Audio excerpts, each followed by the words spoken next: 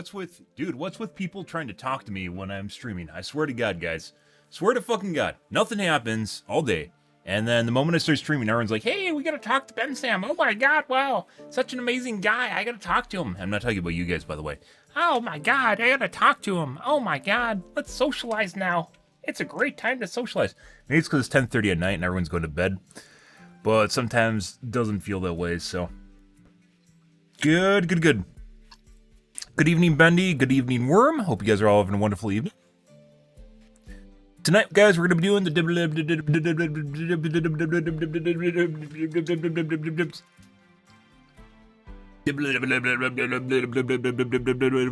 booty calls, I guess. Not really, though. Dude, women generally don't. They never initiate. Not never, but almost never initiate.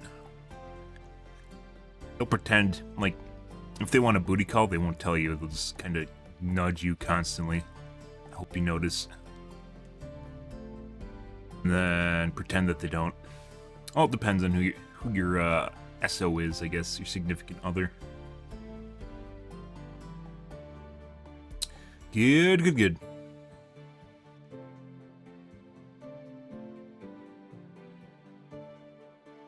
Hope you guys are all having a wonderful evening, though, guys.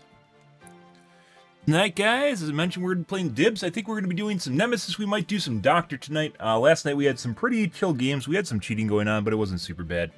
Last week was a lot worse. So maybe we'll try some Doctor tonight. We have to continue playing him to try out his anti-looping perks, which I haven't really, well, not anti-looping perks. We have to try out his purples. Which is something that you're capable of using all the time. Discipline. You need that guy. You need that guy, guys. And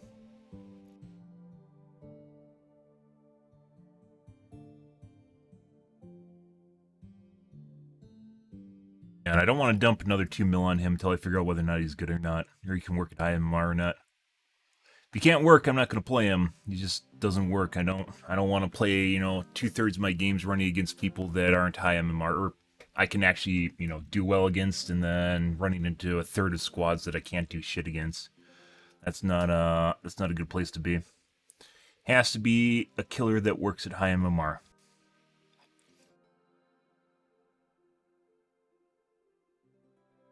Oh my God, Shrine of Secrets. Wow. Totally worth 2,000 iridescence for 100,000 BP. Fuck is that, guys?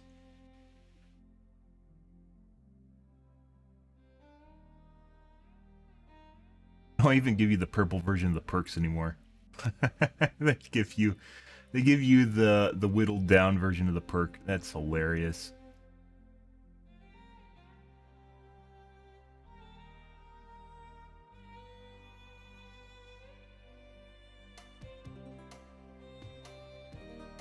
I assure you, they lessened the grind in the game. They didn't. Maybe if you play Survivor. Killers you still have to grind everything out on. Yeah, pretty sure, especially Killers, the grind is now harder than ever because of add-on costs. Effective add-on costs are higher than they were prior to the anniversary update. And you have to grind out perks on all the Killers anyways, so...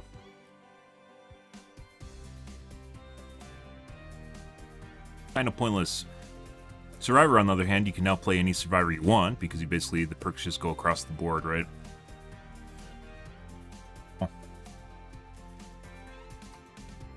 Add-ons, though, for every killer are very important, and you dump a bunch of BP into that. Never-ending grind there, guys. Let's take a look at the tubes here, guys. I think we got a couple videos, because it is Sunday. Let's see what's going on. I think there's a Smarter Every Day I haven't watched, too. Couple, because he doesn't pop up my feed for some reason.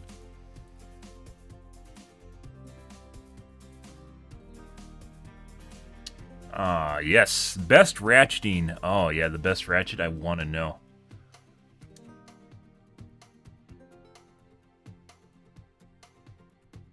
I'm pretty sure we have some Smarter Every Days we haven't watched.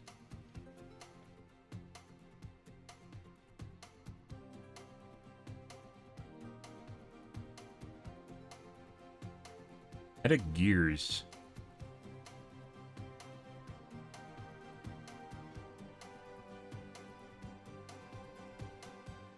Might take a look at that. I'm curious what that is. Can I save a theme park that's 17 million in debt? Yes, you can, because as it turns out with Roller Coaster Tycoon, there's some things that just attract a lot of people and they always earn a lot of money. And they're like baseline rides, like amusement rides. I never played the game knowing that, but having watched a couple people play, you can literally just... There's certain things that people always fucking buy. Adam Savage does what another guy did on YouTube. Okay.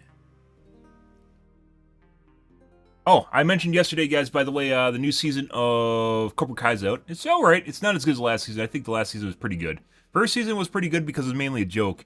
And last season, I think, actually did a really good job of separating itself from kind of like joking material. And I think they did a really good job on it. And kind of separating out the nostalgia. They still go back to the nostalgia trips, but they actually flush it out, too. I think it's a pretty good example of what a joke kind of meme TV series can actually turn into.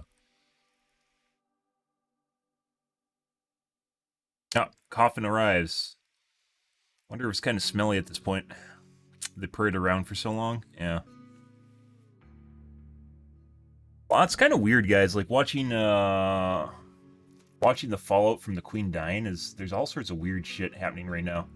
Just shows you how much the times have changed in terms of people just like trying to shit on her. Because she was a member of the Imperial, because the British Empire, right? She's a member of the British Empire. Aside the fact, UK today is not what the British Empire used to be. That's like saying like Germany's Nazi Germany today, or the US is equivalent of what it was back when we burned witches and shit. People are fucking stupid, and the more like social media, the more I'm seeing like kind of like the dog piles in social media, the more I'm starting to realize that people are just fucking dumb as shit. And oftentimes will work off of base instincts trying to do stuff that it will work to their advantage, right? Yeah, it's fucking weird. Absolutely weird as shit.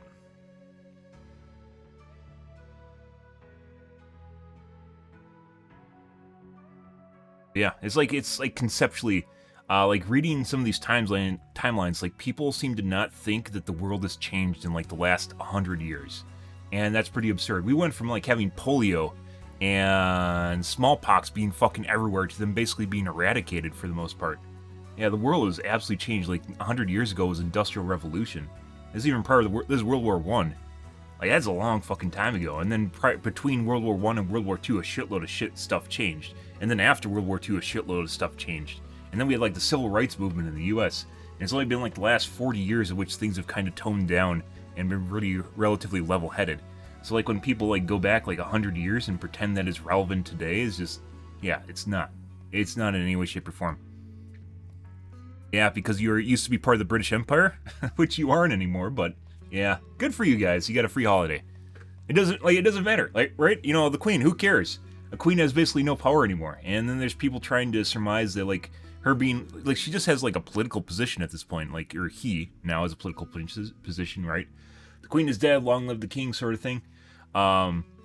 Just a political position. He could use it for power, but basically their version of like Congress in the UK basically took over. Their prime minister took over, and I'm pretty sure the majority of people in the UK would not be comfortable with the king or queen ordering around their Congress.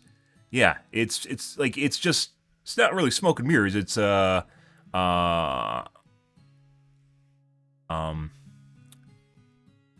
tradition. I guess you could say it's tradition. It's a holiday. It's something that's happened. It's part of your past that you honor, and it's not something that's relevant today. But there's all these fucks that are on Twitter right now that are asserting like the British Empire just like took over their country or something. You know, something that happened maybe 80 years ago prior to World War II, 100 years ago, something happened prior to World War II. Or World War One at that, like all this weird stuff, like when the British Empire was basically dying at the end of the beginning of the 19th century, 20th century, so that's the 1900s. The end of the British Empire was basically at the end of the 1800s, and the beginning of the 1900s is basically when they don't have any. You know, it was after basically they lost one of their biggest countries ever, which was the U.S. Right? You know, the Revolutionary War in the U.S. was 1700s, I think, and then Civil War was in 1800s, 1840, I think, and Civil War, Revolutionary War was 1780 or something like that. Yeah, that's a long fucking time ago. People pretending though that the world has not changed in the last 100 years just really irks me. It's like it's pretty common now. It's like with a lot of social justice issues where people pretend that stuff that happened 100 years ago is what just happened to them today. And I can't, like, I don't understand. Like, there are steps that, like, life has went through along the way with the civil rights movement, right? Women can vote now. Women can vote. People of color can vote. Everyone can vote, right?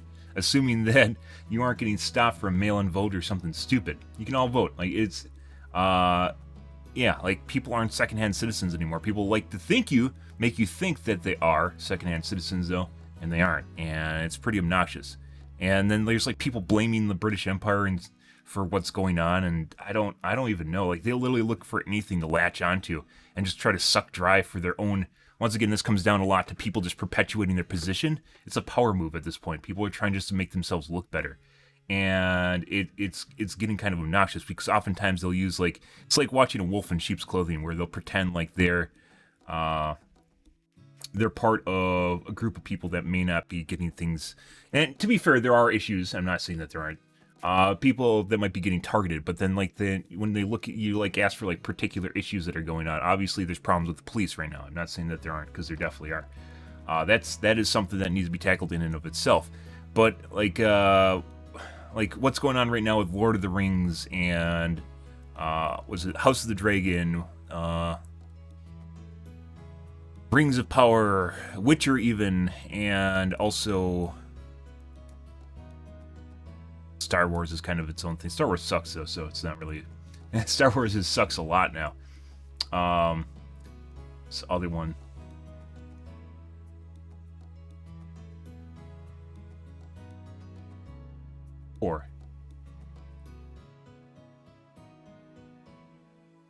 Wheel of Time. Yeah, Wheel of Time I basically scrubbed from my memory at this point because the books were so fucking good, and the series was absolutely horrid.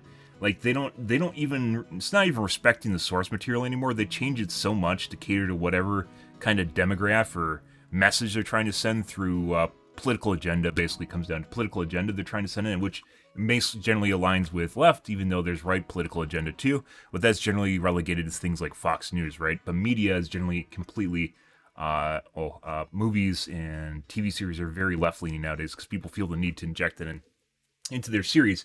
And then you spend hours of your life just literally listening to someone stand on a soapbox and just lecture to you over and over again. I can't stand it. It doesn't do it to me, especially when it's hypocritical. People don't understand what hypocritical means anymore. Hypocritical, double standards, stuff where you look at one side and you go, hey, that's not right? Like that used to be the thing with equality, right? You look at people, the civil rights movement and such, you look at people that have the right to vote and you're like, why don't I get the right to vote? What the fuck's wrong with that? Am I not a human being? Like one of these things, right? It makes sense.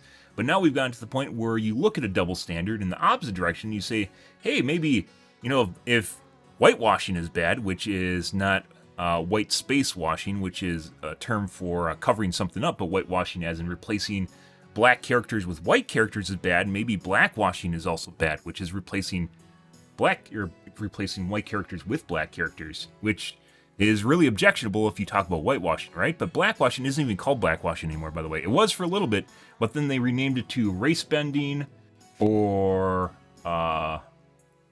what's the other one? Race changing. Race swapping or race bending.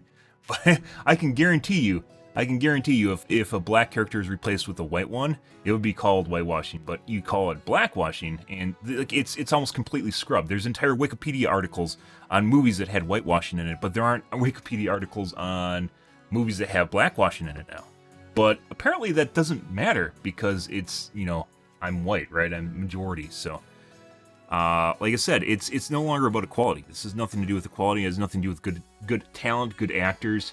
On House of the Dragon, for instance, it's really kind of like the fans are rabid right now, and people are just saying, isms phobes, so people are racist, right? If they don't like House of the Dragon, because they point out that not Targaryens, Valyrians that are in there, they have black Valyrians. We talked about this the other day. They have black Valyrians in there, but it doesn't fucking make sense because their entire family is like inbred as fuck.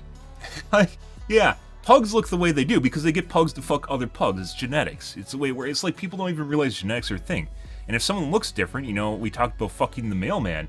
if you fuck the mailman and your kid looks, quite a bit different than you do, your friends are probably going to go, hey, maybe something happened with your wife. Obviously adoption's something nowadays, but in House of Targaryen, like they don't even make up a story for that.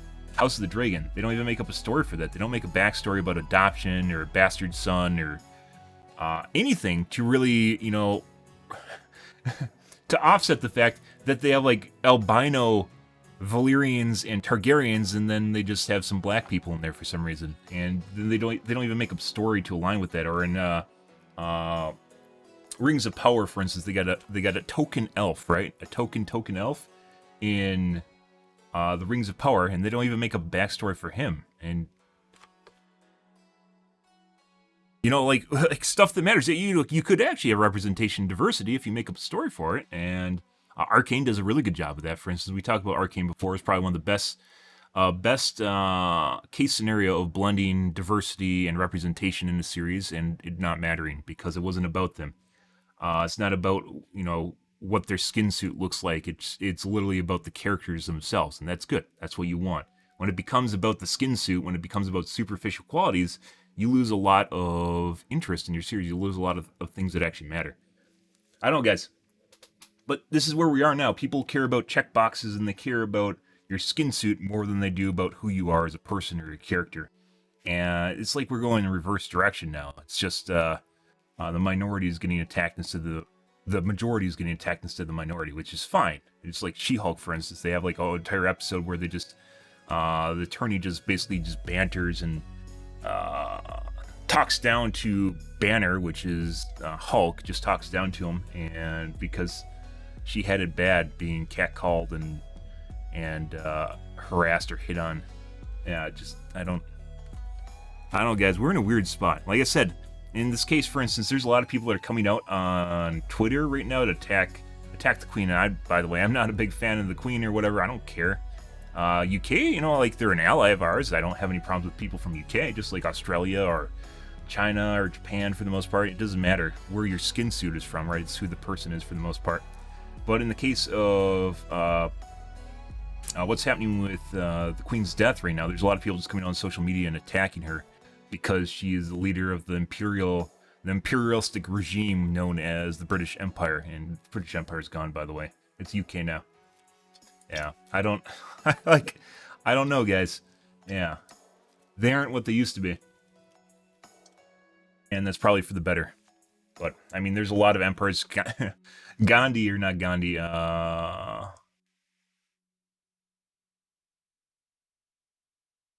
Genghis Khan.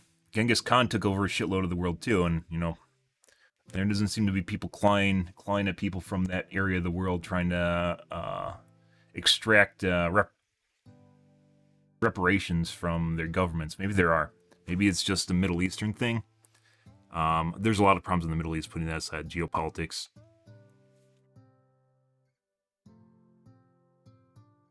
But yeah, I don't know. We're in this a really weird spot, guys. People are really fucking weird. And it's like, it almost feels like people don't want to unite. They don't want people to forget the past and move on with their lives. They want to keep bringing up the past in order to, and don't forget, I'm not saying that the past isn't important, right? But at the same time, they're literally just trying to make people just beg and grovel and act like I wasn't part of World War II. I was born in '84, right? No part of World War II at all. And stuff that happened in World War II, not even my generation. My grandpa fought in a couple of my grandpas fought in World War II. But I personally have not fought in World War II, and not even directly related, besides meeting my grandpas. Not directly applicable to me in any way, shape, or form, because I didn't experience it. But people act like they've experienced what their ancestors did, and then get angry about it, despite the fact that they didn't. I don't know. I don't know, guys. I'm going to go get my coffee. I'll be right back, and we're going to watch Project Farm. Be right back.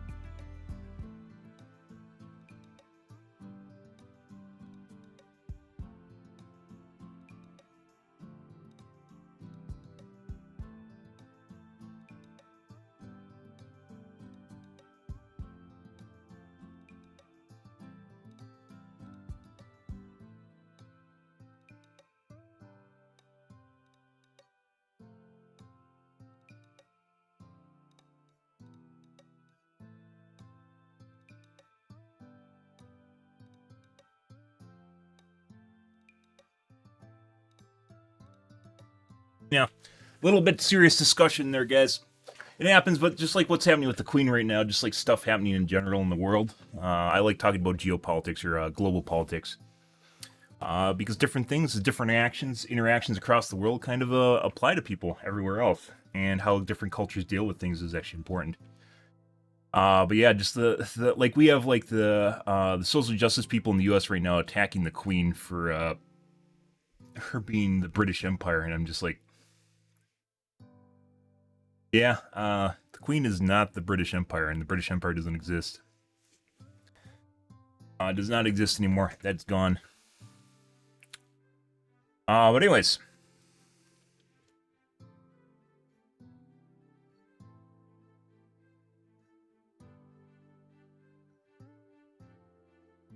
Let's take a look at some Project Farm here, guys.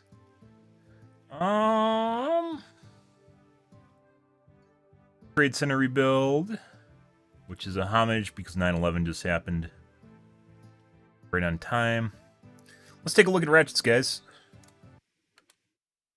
Is that $150 ratchet worth the extra expense, or should you just go with the $10 ratchet? Maybe. Well, let's find out. In the first test, we'll compare the working arc swing of the ratchets. Then we'll compare back drag. Finally, we'll test the failure load of each brand. All the ratchets we'll be testing are a 3/8" drive. The least expensive brand we'll be testing is made by Performance Tool. It costs right at $7. 39 gear teeth. Includes a comfortable rubber grip handle. Drop forward steel construction. The Performance Tool ratchet is made in China. The Performance Tool ratchet weighs 232.5 grams. Manufacturers sell ratchets using marketing information about arc swing and tooth count. They're trying to convince you that their ratchet is the best for working in a tight space. So let's see how the ratchets actually compare working within a 30-degree space. We'll see how many left to right swings it takes for one entire 360-degree rotation. Gear slop, tooth count, handle width, and excessive tolerance are all factors. And a Performance Tool ratchet only has 39 teeth and feels very loose and sloppy. 39 back and forth passes for one 360-degree rotation. At a price of only $10 is this Pittsburgh Pro, which is sold at Harbor Freight. Comes with a lifetime warranty. So I think his first one was found on Amazon? The Pittsburgh is made of a composite. Chrome vanadium gears. Ooh, the Pittsburgh it looks has nice 72 at least. teeth and claims to have a 5-degree arc swing. The Pittsburgh is made in Taiwan. The Pittsburgh weighs 250.3 Taiwan, grams. in terms of general, in terms of quality, is generally above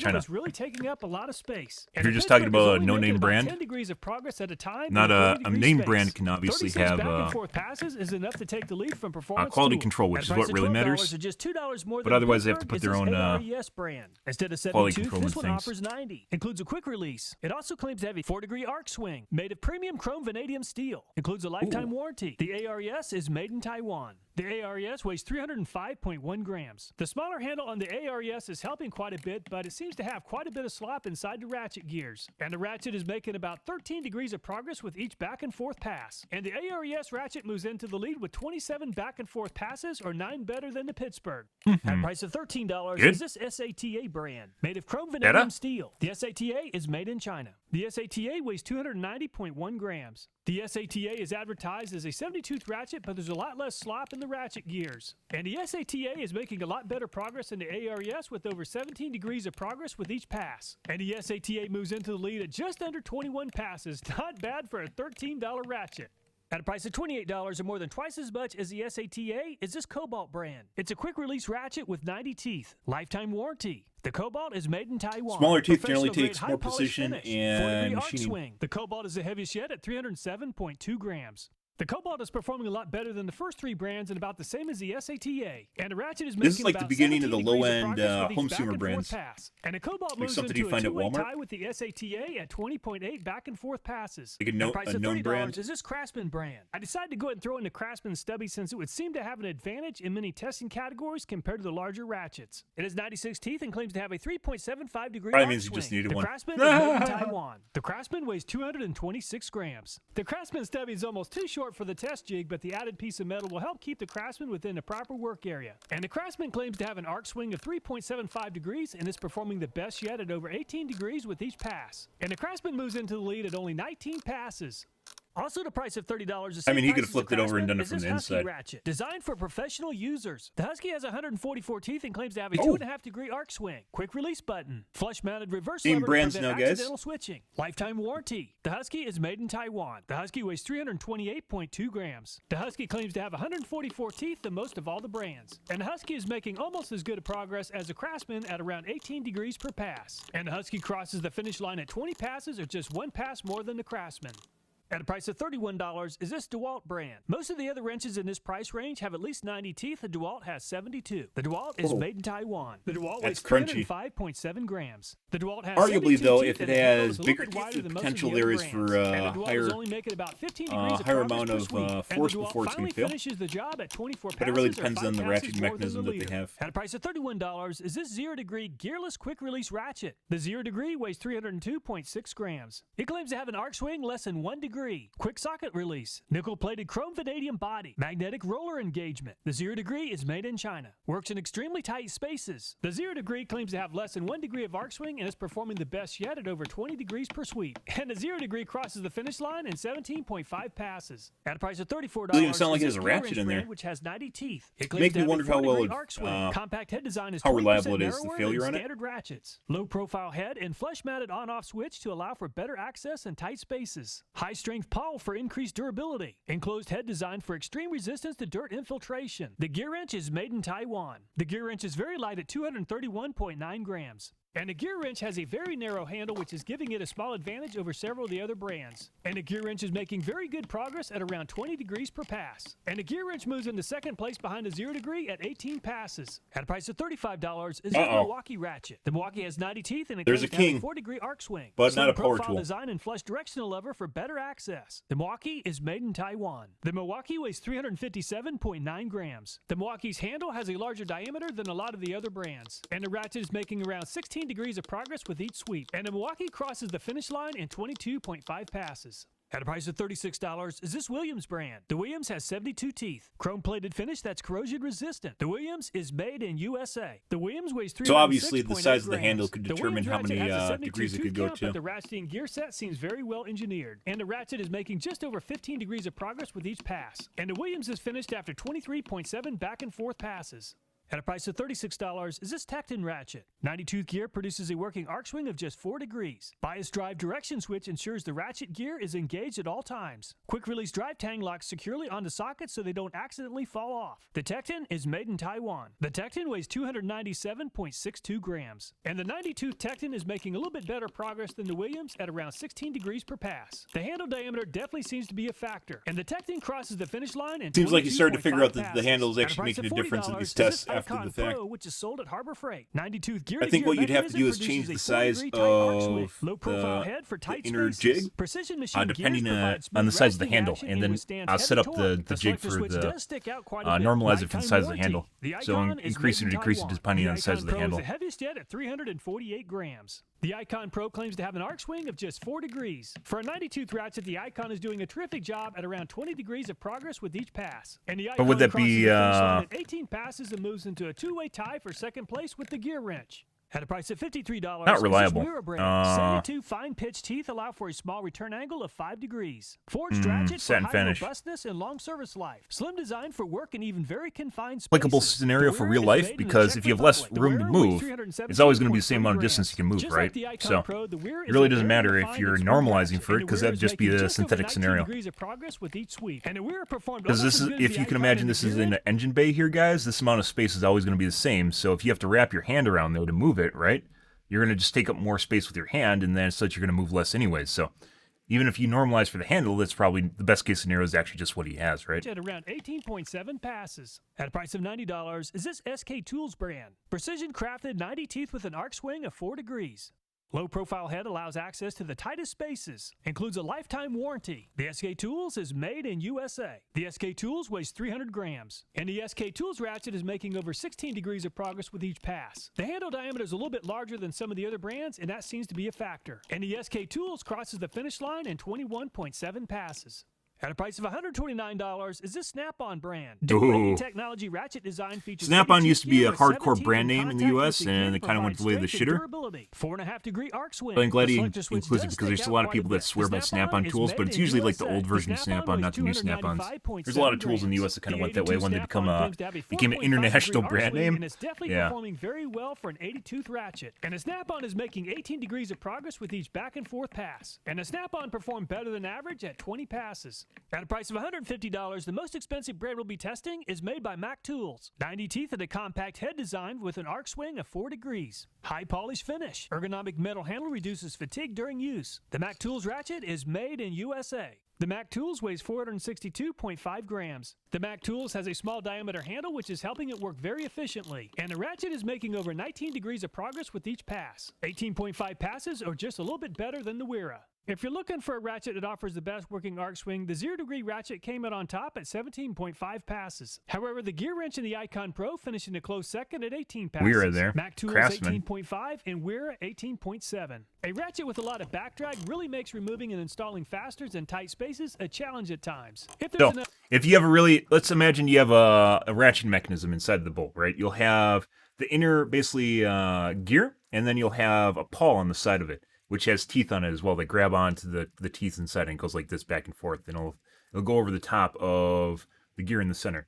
So depending on how tight this is, you can make it really tight, which would help with strength of it. But at the same time, and it'd feel better. But at the same time, if you try to go in reverse because it's so tight, it's gonna make the nut back drag, as he calls it. Enough space, you can use your finger to apply some pressure on the side of the socket to allow the ratchet to advance, but that's not always an option. Yeah. Let's test the back drag using a 7/8" socket, fishing line, and a scale. And a performance tool ratchet needs 698 grams of pressure to rotate the socket. And the Pittsburgh seems very loose compared to the other brands, and that really helped it in this test at 148 grams. Just like the Pittsburgh, the ARES seems very loose and it has a very low back drag pressure of just 238 grams. The SATA performed better on the working arc swing test than the ARES. This is very applicable, by the way, because if you're taking off a bolt, eventually you get to the point where you have to take it out with your fingers. But some wrenches or some ratcheting wrenches are so tight that it'll get to the point where it feels like you need to take it off with your fingers, but it's still very tight on the nut, and that's a problem. Back drag pressure at 200. Then you have to keep going like this, putting it on, going back, putting it on, going like that, go back and forth. And the Craftsman is very stiff at 729 grams. The Husky requires a lot less pressure than the Craftsman at 389 grams. The DeWalt is even stiffer than the Craftsman at 799 grams. The 0 degree performed very well in the working arc swing test, and it performed great in this test too at 298 grams. The gear wrench tied for second place in the working arc swing test, and it performed extremely well in this test. The 0 well gear, at I don't think even has gears in the it. Milwaukee seems As stiffer than the average name and has a implies, back which drag actually could be pressure bad of for 499 reliability. grams. The Williams performed about the same as the Milwaukee at 497 grams. How much you could torque the Tecton thing? performed about the same as the Milwaukee on the working arc swing test, but the Tecton performed a lot better on this test at 278 grams. The Icon Pro tied the gear wrench on the working arc swing test, but the Icon didn't perform as well on this test at 669 grams. The Wera performed very well on this test at 298 grams. The SK Tools has a pretty high back drag pressure at 609 grams. The Snap-on performed almost identical to the Williams at 499 grams of pressure. The Mac Tools has a lower back drag pressure than the Snap-on at 398 grams. A ratchet that offers both a great arc swing performance as well as a low back drag pressure is a perfect combination. The Harbor Freight Icon performed very well on the working arc swing test, but it does have quite a bit of back drag pressure. On the other hand, the gear wrench finished in second place on this test and also performed very well on the working arc swing test. A great combination for working in tight spaces. The 0 degree and the Wera ratchets also did a great job on the Wera's arc looking swing pretty test good and for finished in a 6th name and brand 7th ratchet. place on this test. Ratchet head size makes a big difference when trying to access tight spaces. Does. The gear wrench has the shortest front to back profile at just under 11 millimeters. The SATA is also compact at 12.8,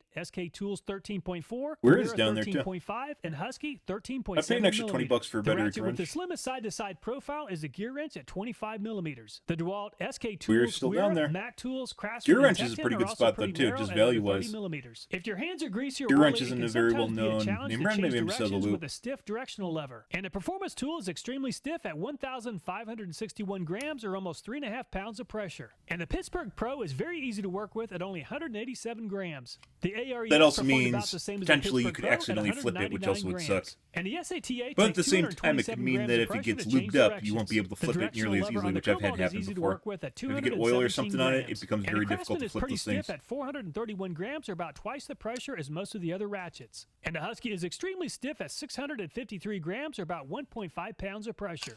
The DeWalt is about as stiff as the Husky at 611 grams. Changing directions with the 0 degree requires 446 grams of pressure or about 1 pound. The gear wrench is very easy to work with at only 181 grams. The Milwaukee is also pretty easy to work with at 226 grams. Changing directions with the Williams requires 314 grams of pressure. The Tecton is pretty stiff at 421 grams. The Icon Pro is about the same as the Williams at 326 grams. The Wearer takes a little bit more force than the Icon at 364 grams. And the SK Tools takes quite a bit of effort to change directions at 970 grams. And the Snap-on takes 503 grams of pressure. And the Mac Tools takes about 100 grams less pressure than the Snap-on at 408 grams. The directional switch on the gear wrench is very easy to work with at 181 grams. However, the Pittsburgh Pro performed almost the same at 187 grams, Gear wrench is still down there. 199, Cobalt 217, and Milwaukee 226 grams. When considering working arc swing, back drag, size of the ratchet head, and directional switch pressure, the gear wrench is pretty amazing. But the real question is, can it handle the higher torque loads compared to those ratchets with bigger heads or bigger price tags? To test the failure load of the ratchets, I'll use the Proto-Torque wrench tester, which is accurate down to 1/10 of a foot-pound. And the Performance Tool ratchet gave up early at only 58.4 foot-pounds. The ratchet head begins stretching before the drive finally broke. The ratchet head is made of pretty soft metal and there's a lot of damage. The Pittsburgh has a pretty large handle, so I'm going to have to use a really large cheater pipe.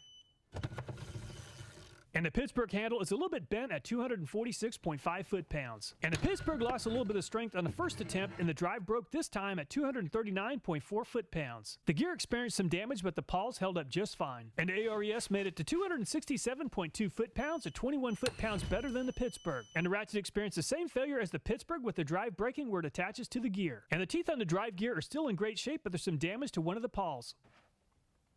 And the SATA made it to 258 foot-pounds before the drive broke. The gear in the pawl held up just fine. And the Cobalt's going to be very difficult to beat at a very impressive 285.9 foot-pounds. When the drive broke, the directional switch ejected itself. However, the teeth on the gear and the pawl are still in great shape. And the Craftsman stubby can take quite a bit of torque, making it to 262.1 foot-pounds. I accidentally hit some of the damaged teeth with the angle grinder, but the unground teeth experienced a lot of damage. The pawl also experienced some damage. And the Husky performed very well, but it came up a little bit short of the Cobalt at 283.4 foot-pounds. The drive broke, but the gear and the pawls held up just fine. And the ratchet head on the DeWalt is a little bit more compact than the previous brands, and the DeWalt gave up at 230.8 foot-pounds, or about 55 foot-pounds less than the Cobalt. Just like the other brands, the drive was a source of failure. And the 0 degree made it to 250.9 foot-pounds, a lot more than I expected. Just like most of the other brands, the drive was a source of failure. Instead of using a gear and a pawl design, the 0 degree uses several steel pins that fit into slots. Unfortunately, the high torque load did cause some damage to several areas of the plastic. I had to stop the test on the gear wrench temporarily at 262.6 foot-pounds to straighten out the handle. The handle is straight, so let's try it again. And the very compact gear wrench is also the strongest yet at a very impressive 286.2 foot-pounds to take the lead from the Cobalt. The drive on the gear wrench broke, but the gear and the pawl are still in great shape. And the Milwaukee ratchet seems to be built just as well as the Milwaukee power tools I've tested. 312 foot-pounds, very impressive. And the drive broke, but the gears and the pawl are still very impressive. And the Williams performed very well at 273.5 foot-pounds. The drive snapped, but the gear and the pawl are still in great shape. And the Tecton performed almost the same as the Williams at 273.8 foot-pounds. The drive broke and the teeth on the gear experienced some damage. And the Icon Pro is up there with the Husky and the gear wrench with a very respectable 284.5 foot-pounds. They're all around 280, aren't they? Shape, but there's a couple of teeth on Most the of gear them are around 280. amount of damage. The Wearer is almost as compact as the gear wrench, but is not nearly as strong. 202.7 foot-pounds. The drive held up just fine, but the gear and the pawl experienced quite a bit of damage. And the SK Tools broke a 267.9 foot-pounds, which is very close to average for the ratchets. And the drive broke, but the gear and the pawl held up just fine. And $129 Snap-on snapped off at 295 foot-pounds, which is good enough to move into second place behind the Milwaukee. And the gear on the Snap-on held up just fine, but the pawls experienced some damage. And the Mac Tools broke a 251.3 foot-pounds. Other than the broken handle, the ratchet held up just fine. And the Milwaukee is heavier and larger than average, but it's also by far the strongest. Gear wrench just does pretty good. Poor the Wearer got shit on here. And I would actually say there is a applicable scenario for this, which is putting cheater bars out. Cheater bars are not uncommon for for your automotive work. When something doesn't come loose, yeah, the cheater bar comes out, so you can put a lot of torque on it. Gear wrench is actually looking very good. Very good. Good.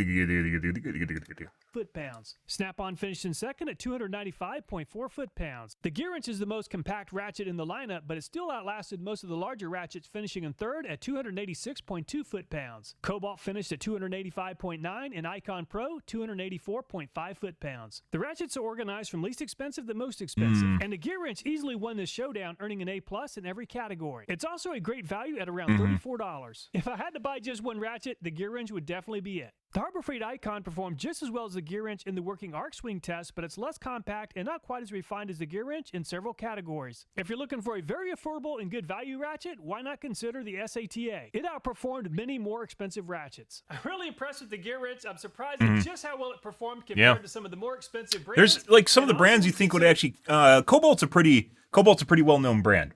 Just like Craftsman, DeWalt, Milwaukee mainly for power tools, but Milwaukee also seems to do relatively good across the board, regardless of power tools. Just is pretty good. The Wera is, I think, a German brand, generally pretty good too, and just kind of flunked out there at the end on the torque test, which actually does matter a lot. So Wera I was kind of gunning for there, but then at the end of the day, it just didn't work out. Just how compact the ratchet is, it performed extremely Gear wrench I've well. never really heard of as a main name brand, but considering how well they're performing in tests, I don't really care if it's name brand or not. So thanks so much for watching. Please take care. Pretty and look good. Forward to next time. Pretty good stuff. What are you doing for the consumer is so underrated. Yeah, I'd agree.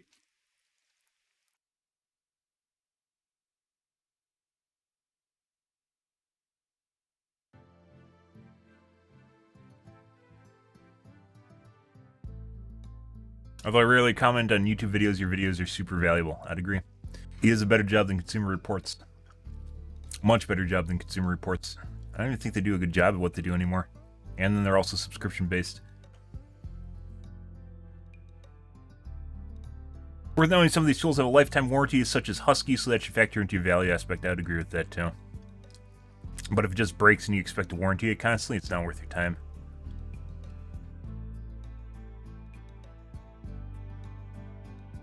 Bunch of brands I haven't heard of. Best around the world. Fellow in New England.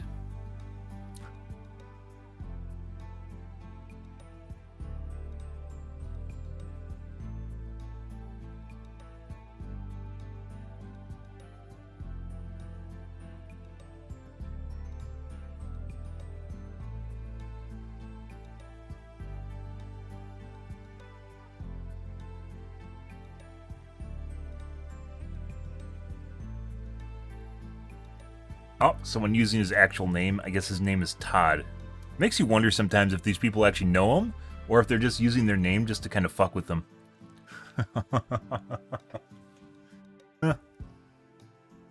Friend from real life, or just a rando online that somehow found his name.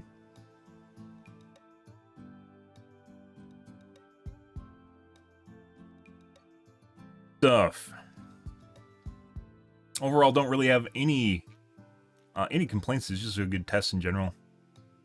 I like the angles, how much you can swing the ratchet back and forth on an angle. Then he has back drag too, which is also very helpful. And obviously the load failure, critical load failure, also matters. You're sitting there on a fucking vehicle, guys, with your cheater bar going like this thing. Yeah, you don't want the thing to snap off. So that actually does matter a lot. I think any of the ones up towards the 350 were safe. So Wera wasn't doing too hot though. Good stuff. I think Smarter Every Day had some videos we didn't look at.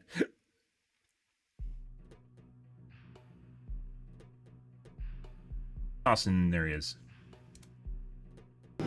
Holy cow. I've already seen this.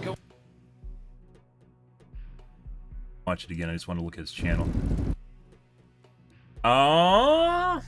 Kodak Film. Yeah, for some... Oh, that's really long. We aren't going to look at that. Did he re-upload these or something? For some reason we didn't get to see these.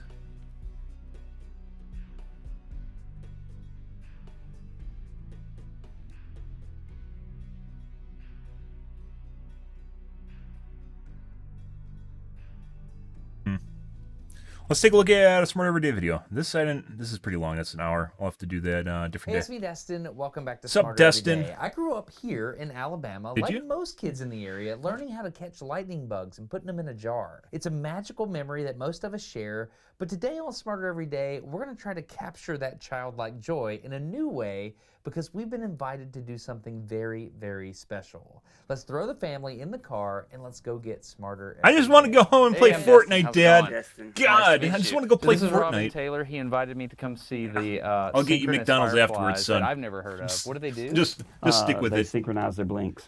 On or off? Well, both actually. They all turn on? No, they turn. They will. The whole forest will turn on. They'll blink at the same time, Really? and then they'll go off, and then they'll blink at the same time. and I then didn't they'll know go that off. was a thing. That's the thing. I had it's no an idea. incredible thing. So it's just going to be a creek when we get up there, but it's real lush vegetation. Go play Fortnite, all Dad. around the creek, and it's just a perfect moist hardwood forest, and that's what they love. So. The fireflies love the moist hardwood forest? And this species is pretty rare. We just found Got these some about 4 discerning years talents, ago, guys. just because we went looking. I thought I'd seen a couple out here before at a house that was improved, and they cut down all the trees. Mm-hmm. So my son and I just said, well, let's go check out upstream. And they were there. And they were there, and it's getting bigger every year. So. All right, let's do it. All right, you ready? All right, who's out? All right. Who's going? Is this everybody? This is everybody. Okay, let's go find some. You do. I've got 4 or 5 flashlights right here. I feel too. like we're on an adventure. We are. It's like Jurassic Park. I don't have to hold the flashlight. I know. The firefly's going to eat them. Jurassic I Bug. hope they will. This feels a little bit magic, doesn't it? Yeah. Are the fireflies only gonna be out at dark? Hey, Yes. kids. This feels like a real adventure. Oh, going off road. Did you really? Guys, do y'all know how beautiful Alabama is? I want to go play Fortnite. As soon as we I got have in to the use woods, the I realized it bathroom. was very, very dark. So I adjusted the shutter speed on the camera, which made some of the video look really blurry like this. The last couple of nights, this area on this side of the hill Some has been phones, going by the pretty way, good. he probably didn't even look into We this, but got some all phones these are fucking fireflies that are amazing gonna come at out, nighttime so, videos. This is absurd. Absolutely absurd. I was looking at my brother's phone. He was taking photos. He has like a low-end Galaxy. He doesn't even have like the high-end. He doesn't have like a Galaxy Plus. He has like one of the low-end last generation Galaxy models. And he was taking like nighttime photos with it. And well, not nighttime. It was like borderline nighttime. And it literally looked like daytime in the photo. It was absurd. Absolutely absurd. And that's pretty crazy. We're in a day and age where you can actually do stuff like that, guys. Don't turn your lights on until Mr. Robin says so. We're kind of in his house. Okay? We're in the Lord's house. We are in the Lord's house. I want to go play Fortnite. Is it on? When are we getting McDonald's? It's the camera. I'm I sorry. have to use the I don't bathroom. understand nature. I mean, these things they'll be dormant. I mean, just you won't see anything, and all of a sudden, somehow they know when to start rising. And Really? yes, they'll just all of a sudden they'll start coming up. That was weird. I've never seen that. What happened? There's a firefly right there. Look at him blinking. Yeah, he's going crazy. Is that normal? Yeah, That's normal. yeah. They're gonna, and it may be a snappy sink or not. We got Grr, some grr, behind us. Do you see the one to your left? He's directly to your Like left. 5 here. FPS. Yeah. Oh, interesting. The camera can't see it. How interesting. So this is the camera I was using that night, and I use it No. all the time. That's but it 'cause the doesn't alligators ate 'em. record things in the darkness very well. So No. in order to show you what I was My seeing, phone isn't very I good. wanna A lot of make phones few aren't very lightning good. This is one of the bugs reasons I and actually do a want little to, visual like, I like display. new phones All right, because they're here they are. cameras. You ready for this? I'm so excited about this. Okay, so this is a stick, and this is a lightning bug, and this is fishing line. So this is what I grew up thinking lightning bugs did. They would flash in such a way where they would kind of ramp up, and then they would sustain that light for a short period of time, and then they would fizzle out. They would kind of burn out. So that would be the signature, I'm calling it the light signature of the lightning bugs that I used to see growing up. So I thought this is what Special all effects lightning bugs budget right did. there, guys. However, this is what I saw in the woods with Robin. So we've got a second lightning bug here on the other end of this stick, just because it's fun. This is what it looked like that night. This lightning bug. What brings all the was viewers to the more yard, guys. interesting. It would just flash arts and crafts. quickly, and it was like on off. Maybe I on, need to do off, that more in on, my off, stream. And it was a continuous pulse, but it happened Some of the over e-girls? and over Yeah. and over. I Whereas need to add this one art and over crafts here to my was stream more of and a sell slow them. pulse. This one was just flashing rapidly, which I thought was really interesting. It was this moment in my life that I realized there are different flash patterns for lightning bugs. This is something I didn't know as an adult. So this is a pretty cool aha moment. I bought this book by Lynn Faust. She's an expert in fireflies. Has a really cool graph on the inside that shows you all the different firefly species and their different flash patterns. Isn't that awesome? So you can see that different ones do different things. And the one that we are seeing here is this one right here, Photurus frontalis. So you can see pulse, pulse, pulse, pulse. I think this is amazing. So that's what I saw, and that's why I was so excited in the woods. And the challenge now is to figure out how to use a camera to show you what I'm seeing. Do you see them? I came up here because I saw a whole bunch down there Where? behind you. 5, 4 Really? Down in FPS. here. Oh, I see them too. Holy They're starting to wake shit. up, aren't they? I can already tell the cameras aren't going to do this justice. Oh, they're all around us. Yeah, they're gonna come up everywhere. Look right there. Like oh 4 my FPS. Goodness, are you serious? Look up there. Do you see that? Sir? They're synchronizing. So the video cameras I was using just really couldn't pick it up. So I started taking long exposure photo shots with both my film camera and my digital camera. And these long exposure photos allow the light over a number of seconds or even minutes to reach the film or the sensor. And this gives you a better idea of how these things were all around us in the forest. But what it doesn't do is convey the blinking or synchronization, which is what was really stunning. What? They're all around us. It's amazing. I mean, you told me exactly what was going to happen, but it's happening. Like, we may be able to film this and not see them, and then come back a year from now and see them. Yeah. You know what I mean? Aw, Okay, it's a we're back in the follow-up. woods. And this is Robin. They're starting to come alive back behind you here. So I returned to this spot a year later with my buddy Trent and some cameras that we rented thanks to the patrons of Smarter Every Day. The goal of these more sensitive That's fun. cameras is to be able to capture these awesome creatures as they light up the night. They look just like He an rented a LED Galaxy. blinking. I know. A It's so Galaxy fast. S19. S20, what's the newest one? You wonder how in the world do they do it? Because some of the people have said, you see the ones as far as you can see in S22. one direction, you look the other direction, and they're eventually going to all get in sync. And it's still a mystery as to why they do that. And so the question I have is, they're still out of sync. So, but you can see that the ones that are most close to each other, they'll start syncing up. Yeah. And then eventually, does it spread across the whole forest floor? It will. You totally can. Yeah, this He's is a good he's spot. well You off remember on last year I YouTube had the for other sure. cameras that weren't good at darkness? He's not a mom and pop They're great for video other creator things, anymore, color and content whatnot. creator. Okay, so here's a little guy right here. They don't move that much. One thing that I don't understand is the bioluminescence is chemical. And so they're just giving, like if you think about this like a Oh, I a think so, bipropellant actually. rocket Maybe not propellant, well and off, you touch middle two class. chemicals together. Because he was in the Navy, I believe. They're firing just So- a minute amount. Navy And or when it Air fires, Force? what I think it was happens Navy. to the chemistry? That's my next question. It's got to be using some energy up, you would think. It has to be. Oh man. Can you see him lighting up over here, buddy? Oh man, it is unbelievable. Isn't that crazy? It's like magic out Okay, here. so they are different from other fireflies. The ones that are synchronous in the Smokies, they all turn on and they all turn off at the same time. Here's one flying. See if I can get him. Where are you at? Okay, we got one. So look at this. So Take that light away a little bit. I got him. And I lost him. I got him. Okay. I was trying so hard. Oh, you lost I it. just lost him again. We're gonna get him. All right. I want to look at your abdomen. I can remember I mean, doing this I'm not when I going to was judge. 4. I still do it. When you come back, I can have you a whole jar of them. All right, here we go. Got it. All right, I pick you. Okay, the same search algorithm as when I was 4 works today. You just pick one. You're like, I am dedicated on you. Okay. All right. So we're gonna and a drop.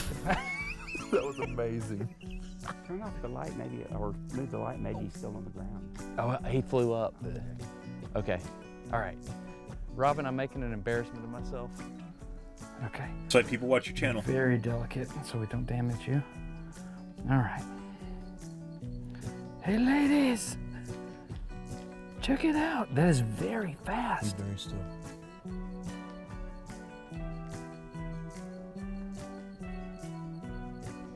Yep. He's like, dude, I'm scared for my you life. knew what you were keeping me from right now. Okay, there he goes.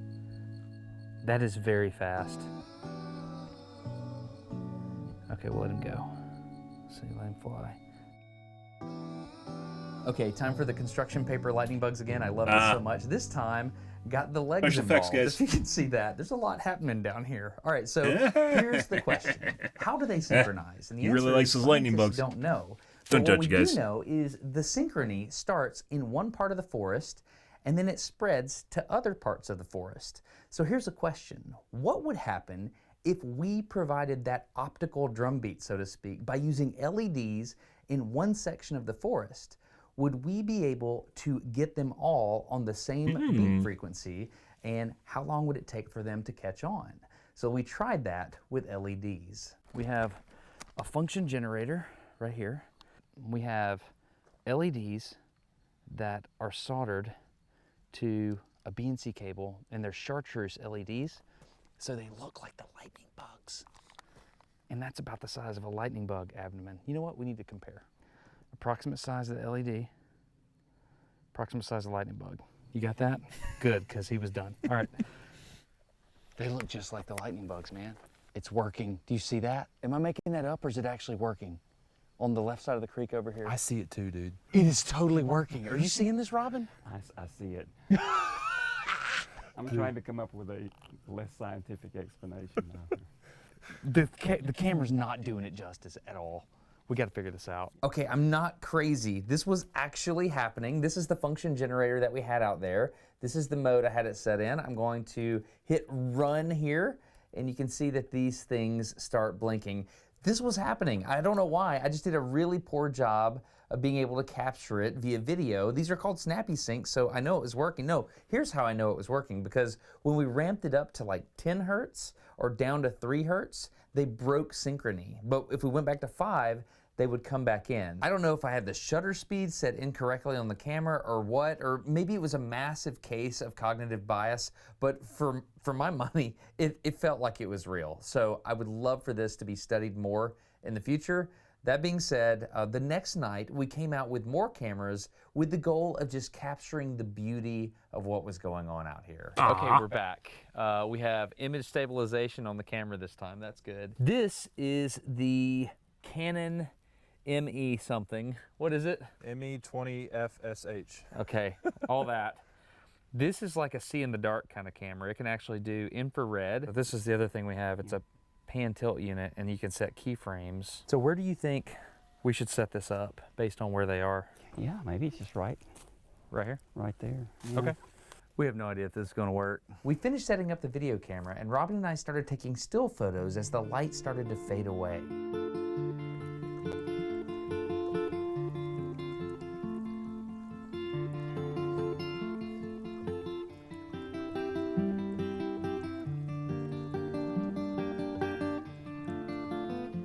Who's in command, guys?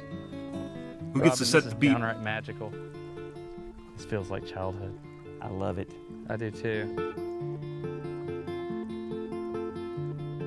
Aww. Nostalgia, guys.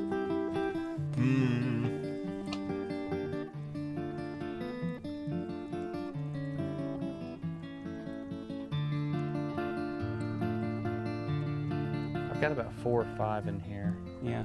I want to let them slowly crawl out. All right, guys, you're free. There you go. Is YouTube connections working again, guys? Let's find out.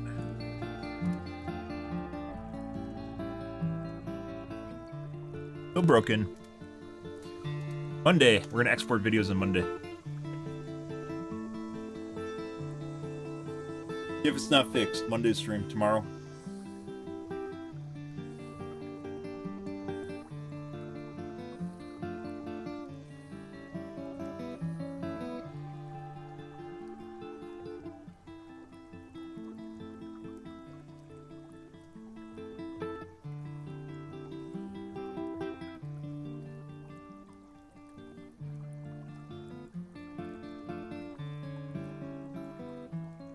It'd actually be pretty cool to see the flight trails. So if they did I this over hope you're time not instead. upset with my videography in this video, but the truth is, this is one of those things you just have to see.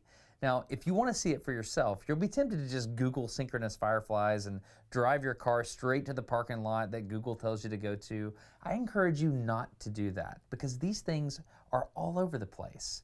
I encourage you to research and figure out when fireflies come out in your area and what environment they like to live in. But I'd rather Google Once you synchronous figure that out, fireflies, get drive away to an from the area, and city just get out of my lights, car. Find a spot just like Robin did and go Could out you Google that? when it's dark. Is that and even make possible? Observations for yourself. There's somewhere We just recording found these about synchronous 4 years fireflies? ago, just because we went looking.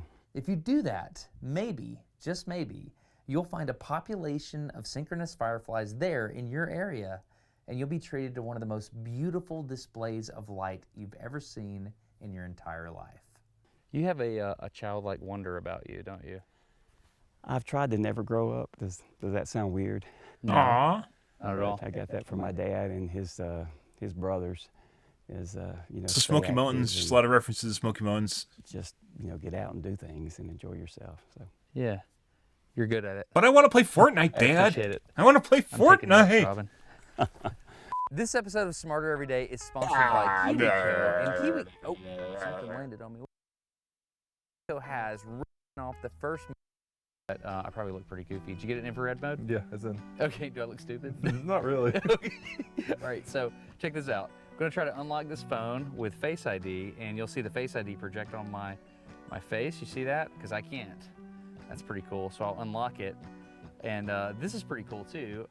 The 3D laser scanner on an iPhone, I can't see this, but it can see it. And so I'm assuming you're seeing stuff on my face. One moment. Let me, Are you adjusting it? yep, I can't see anything. Can you see that? yeah. Okay, so infrared's pretty cool. This camera's amazing. Also, I can still see all the lightning bugs around me. Oh, I'll get out of the way. See if you can see the lightning bugs. Look at that. Mm-hmm. Can you see them? That's the idea. Oh, it's not focused. Okay, we'll work on that and get you some better images. One last thing, this is really surprising to me, but almost 70,000 people have signed up for the Smarter Everyday email list, which just totally blows my mind. That is amazing. email Apparently, list? Email's getting it done these days. Wow. I keep it simple. I don't spam you because I don't like spam email. All I do is when I upload a new video, I send you the link. It's that simple. So if you're into that, then I will send you emails. If you go to the smartereveryday.com website and there's a link to email list up there, or I'll leave a link to the email list down in the video description. But I'm really kind of interested in this whole email resurgence thing. It's pretty interesting. So no pressure at all, but if you're into that, that is now an option and I appreciate it. Thank you to you for watching this video. I am grateful. Thank you to all the patrons that support Smarter Every Day and allowed me to rent these cameras. I'm grateful. I'm Destin. Okay. Getting smarter every day. Good. Have a good one. Bye. Smarter Every Day makes some pretty cool videos, guys. Like his videos. Destin makes some pretty good videos. I know Destin personally. That's why I call him Destin. Yeah. We aren't doing any uploads tonight because export from Twitch is still broken. That booty, though. Good booty. Let's take a look at the Reddits, guys, and then we're going to move on to some dibs. Email resurgence, I'd guess. I prefer email. Depends on what's going on. I treat SMS oftentimes like email. Discords I'll treat like email where I'll check it periodically through the day, but I won't actually just like sit on it. I hate just fucking having my attention just ratcheted to something, just like connected, just chained to something. That just bugs me. And email is a good way to manage your business or time expenditures depending on what you're doing. Understand that. Current state of Overwatch community. They're still bitching about pay to win. Lucky Heroes behind the battle pass is terrible for players. They're free tier, just grind for a few hours. It's not a big deal. It's not a big deal, then why don't they just give them to them for free if they've always done? Because it encourages people to buy them.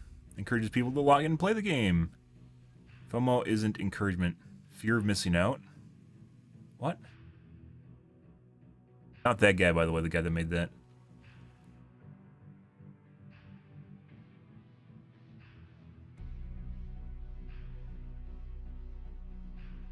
Why Battle Pass is, even if it's cheap, like $10 per month, is a big deal. Okay. Don't care.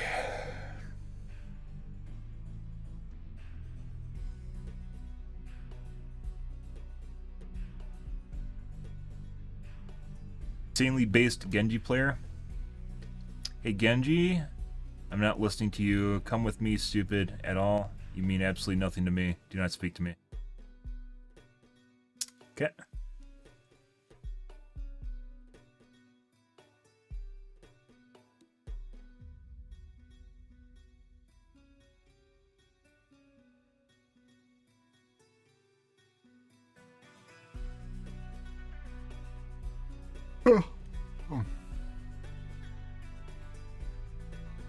Indie Reddits. I want free things. Give me free things. I want free things. Don't do loot boxes. Give us free things. Don't monetize your game so you can make money and stay in business. Give me free things.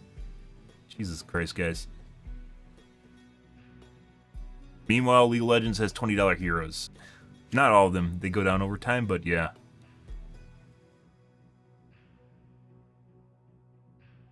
Sure they know. They used to be 20 bucks on launch. I don't know how much they are now, though. You just want to buy the new hero.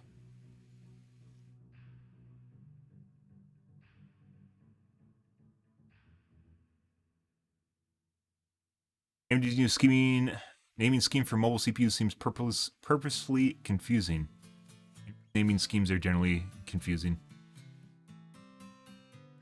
You're crafty, don't care.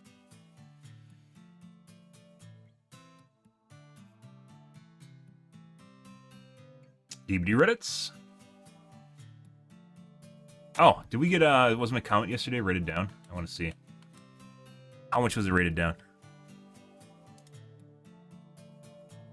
0 points. Aw, no one saw it. Darn, guys. Ooh, as an asterisk, too. I mean, is less than 0 points? Yeah, I talked about how survivors should actually run perks that help them against tunneling and camping, and apparently it didn't go over well. Imagine having to run perks to stop something from happening in the game. That's crazy, right? Survivors, stop camping. Also survivors.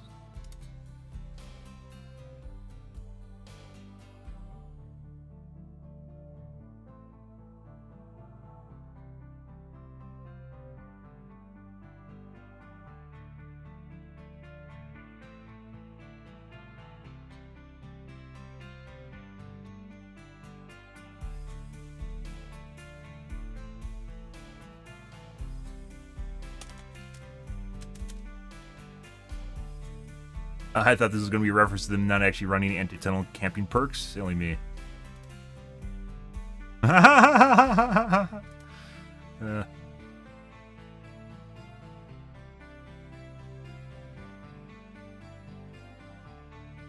See if that's a 0 tomorrow.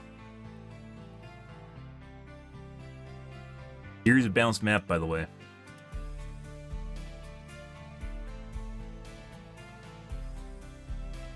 I've never had any problems with Erie.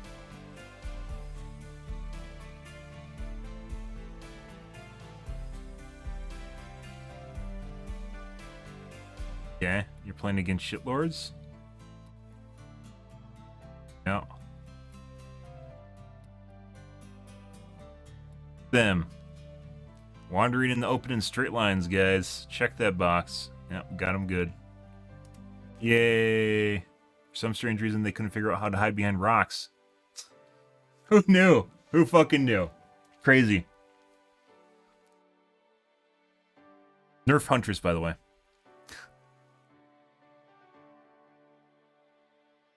Oh, excuse me, Nerf Nurse. Yeah. That was Nurse, by the way. Nerf Nurse.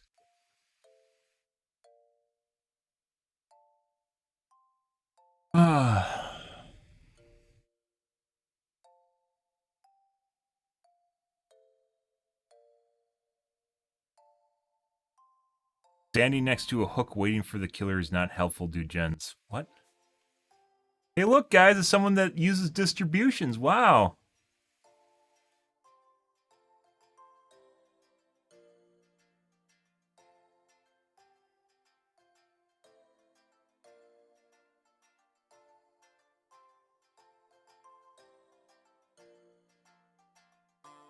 Dude, There has to be people in my community that fucking watch my stream. Who the fuck else have you ever seen talk about distributions on Twitch? Especially in Dead by Daylight. Literally no one. This is standard deviations.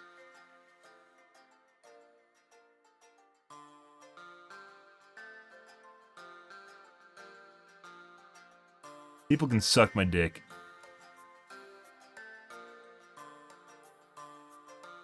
Was there's a good one today?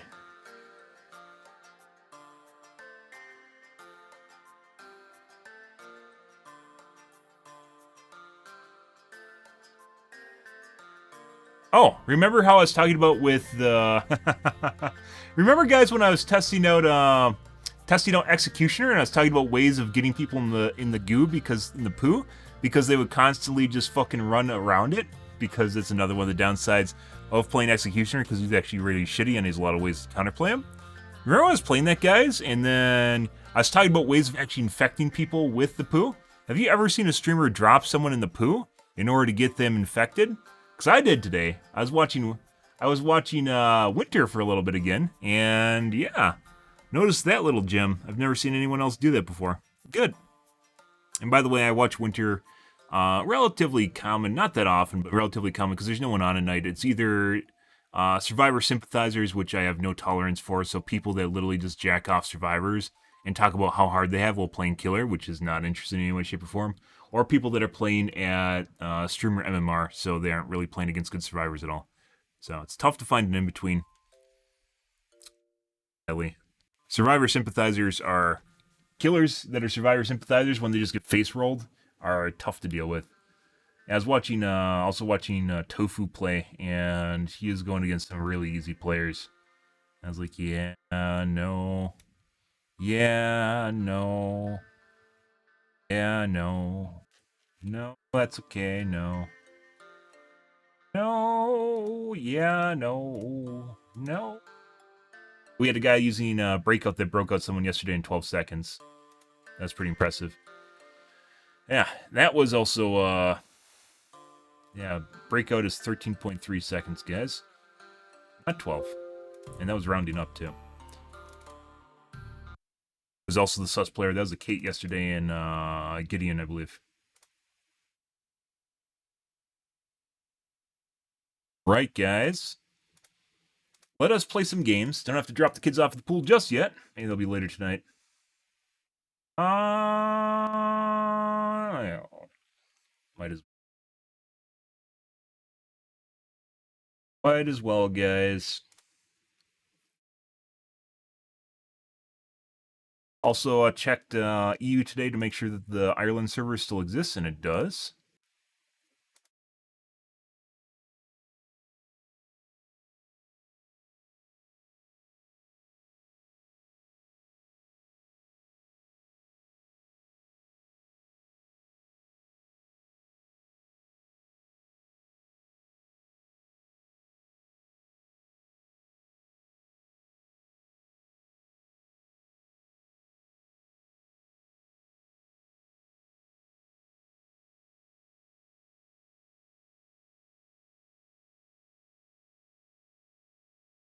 Good. Good.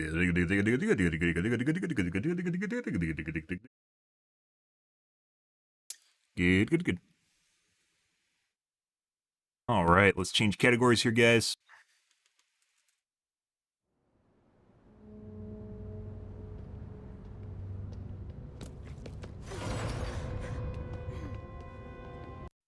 I'm going to wash my coffee cup out, be right back, and grab a soda.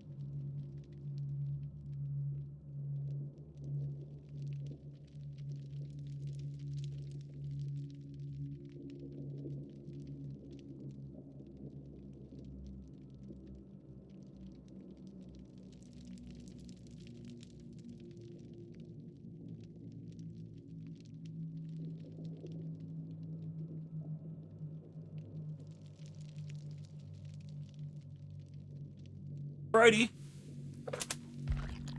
Dead by daylight. Dead by daylight.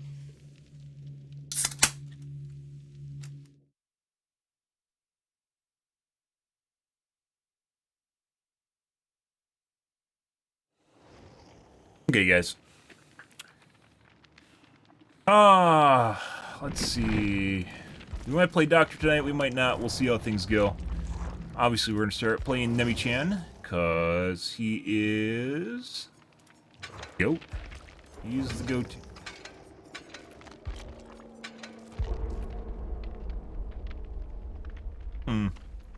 Slane is already interested. Look at him go. He really likes when I play Dead by Daylight. Every game I play, he likes it. He loves it. That's his way of showing appreciation, by the way, guys.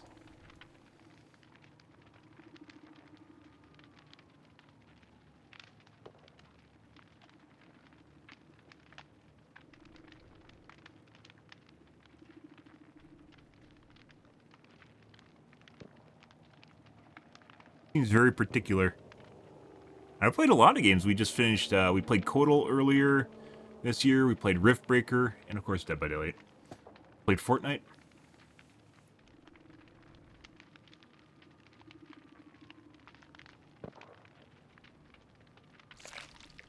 Yeah, you loved it, see? Mm-hmm.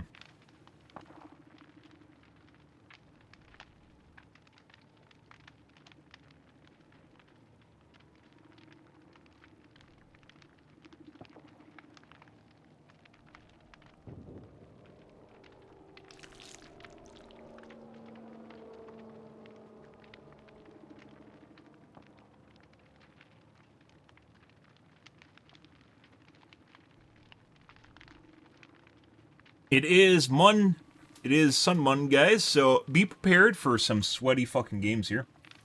Be prepared. As mentioned before, I don't think we're going to reach rank 1 before resets, because of the kind of games we've been getting, so. Yeah. Also appears as though we got a longer than normal queue time.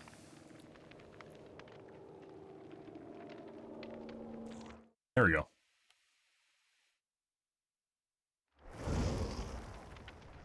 Oh my god. Left. Good for them. Weird stink came into the room, guys.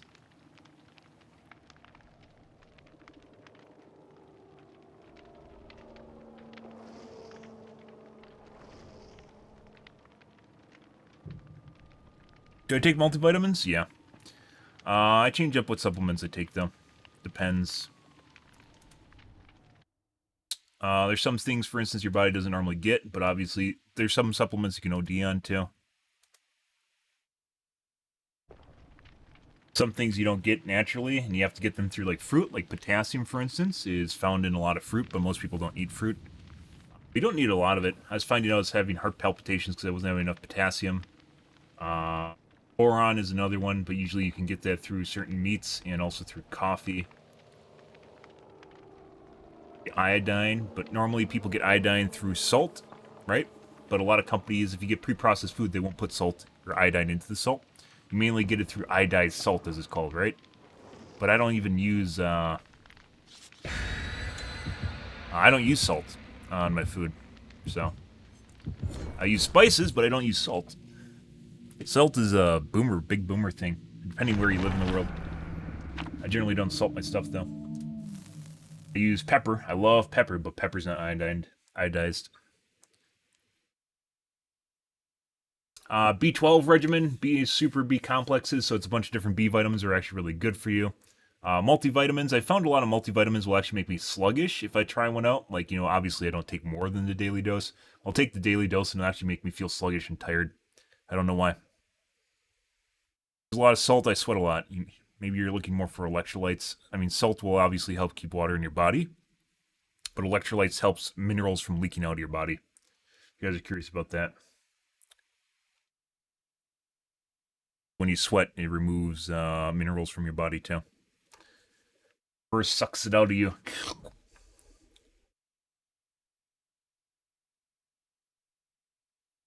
Electrolytes, sodium keeps water in your body, and electrolytes keeps minerals in your body. I mean, you can do both, right? Like Gatorade, for instance, will have sodium and electrolytes in it. Usually when you get an energy drink of some kind, not energy drink, sports drink, it'll have, cold one, guys, it'll have both sodium, usually a little bit of potassium, sodium, and also electrolytes in it. Let's go break a cuck doors. Ah, I need to poop now. Thanks, Dead by Daylight, for giving me angst. I appreciate it.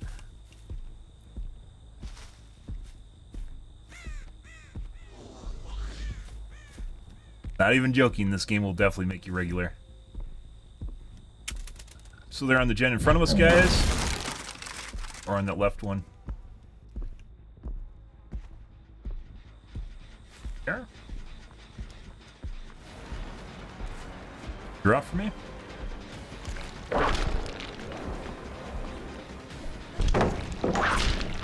Hit. Tapper gen.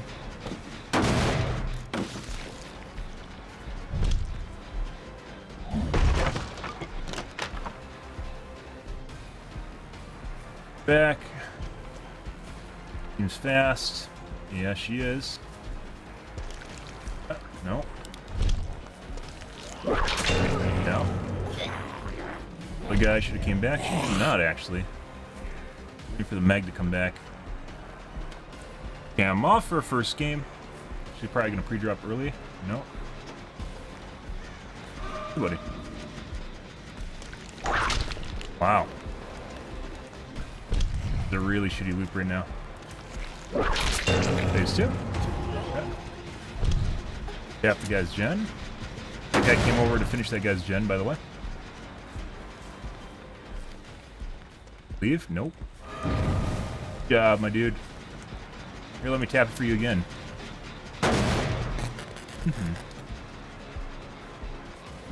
Feels an awful lot like we got a pre-made. Nope, I don't need to actually whip anymore.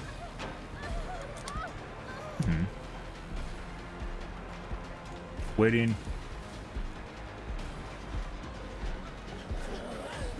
Bye, I don't care. He's fast. Oh. Pretty sure we got a cheat lobby right out of the gates, guys.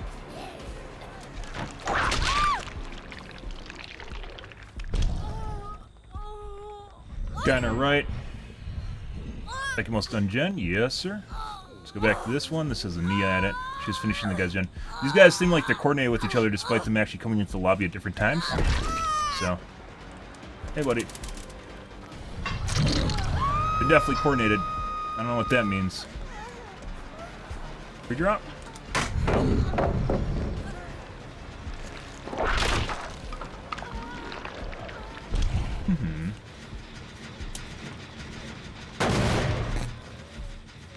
Good.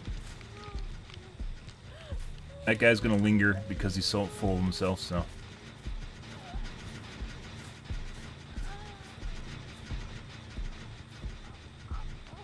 Guy right there. Just see her come to tap the gen. Is he gonna start the gen behind us?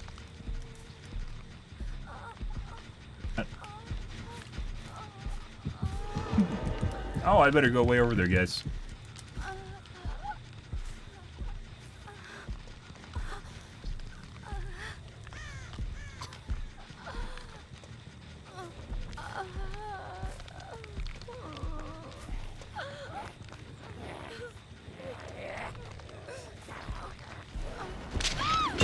There we go. Oh no. You like to unhook her? Yeah. Keep going.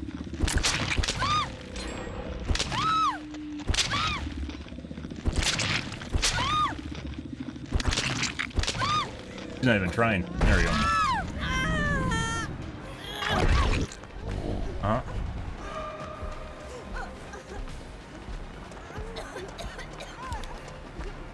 Nope. Now your turn. Clean up aisle 2. Bye.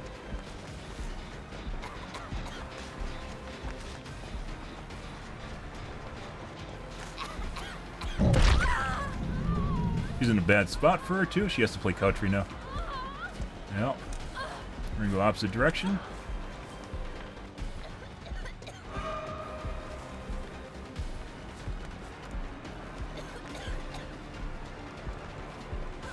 Oh, she's dead now.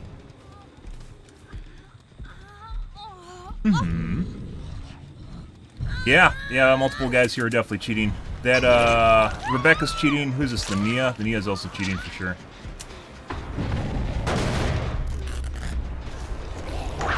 Okay.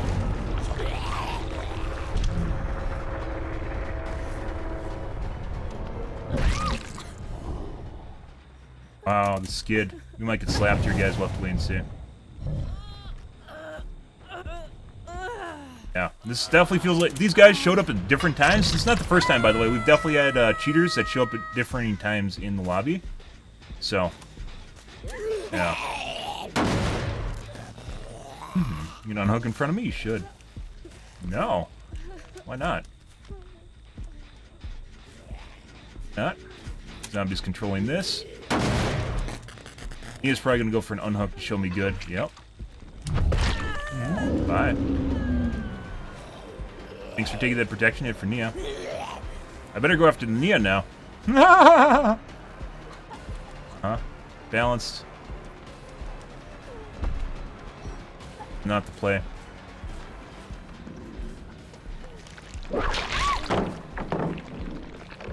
Leg, my dude.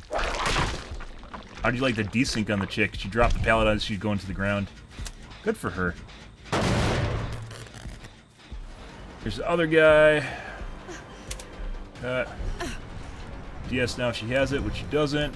Let's see. Nope. Let's go back here.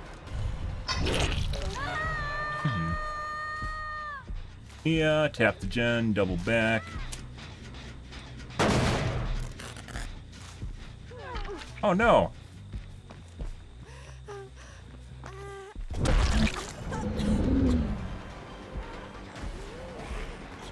Bye.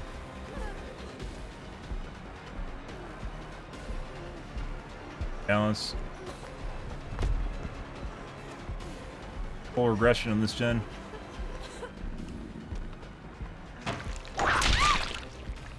She's dead. Yeah, this is definitely a cheat lobby, guys. This guy's not cheating. Well, actually, I don't know. I don't think this guy's cheating. Rebecca was cheating. The Nia's cheating. I don't know about the Meg. Nia's definitely cheating. Give more time now. We'll tap the Nia's gen. She got off right away. Of course she did.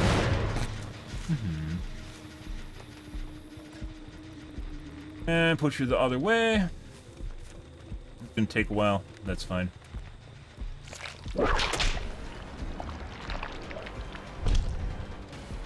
Just got a W key. Once again, this is what happens when people cheat, guys, so there's no way we can actually hit her. She's just too fast.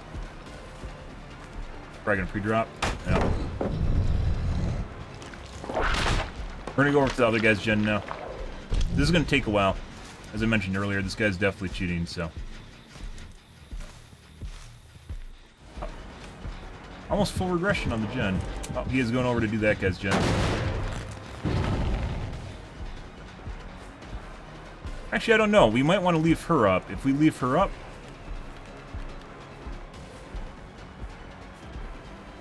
she's more likely to actually attempt...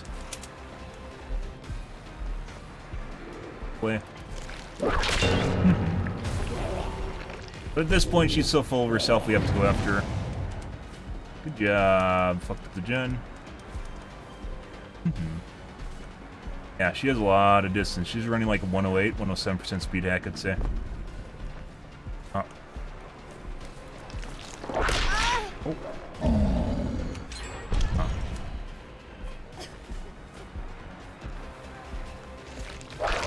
Oh. Fuck off, bitch. She finished the other guy's gen. It looks like she disabled the zombie. There she is. There's zombie just standing next to the gen right there.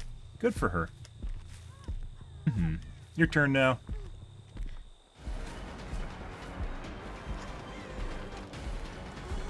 Oh. That was a delayed whip for some reason. Leg. Hey, buddy.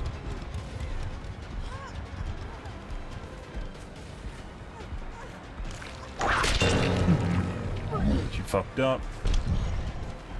Pre-drop. Oh. A bloodluster. Actually, I don't need a bloodluster. Thank you. Weird packet problems, guys.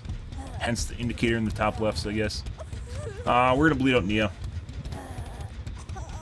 So I'm not gonna go looking for her, and I'm not gonna let her have a chance at hatch, so. Now wait. Ah, look, the Rebecca has 108 millisecond ping. Ah, I see. Ah, that makes a lot of sense. Ah, the Cheryl is a 104. Ah, I see. Like I said, these guys didn't join the lobby at the same time. 2 different people. This definitely feels like a coordinated group, specifically 3 people. This Meg, the Rebecca, and the Nia. Cheryl might have been a 3rd party, or a 4th party, excuse me. But it feels like this is a 3-man, and there's only 2 people that joined the lobby at the same time, and 2 other people joined at different times too. So I guess maybe 2 2-mans? Possibly.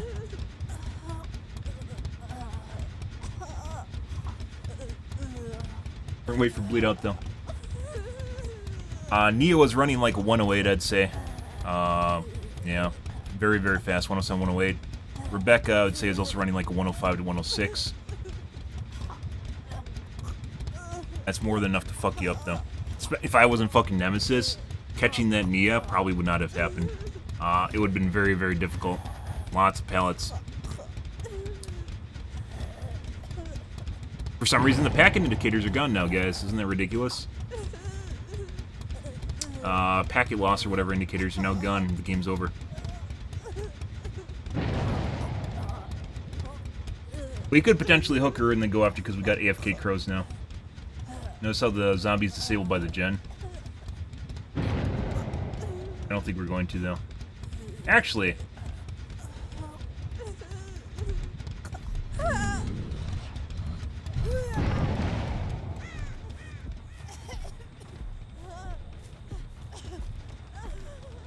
Packet indicators are back again. So maybe you just use more bandwidth when you are moving?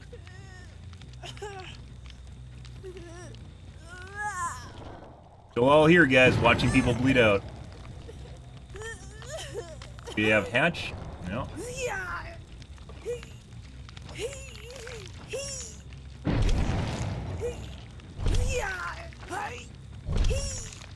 Not leaving. We would have had to have hooked her earlier.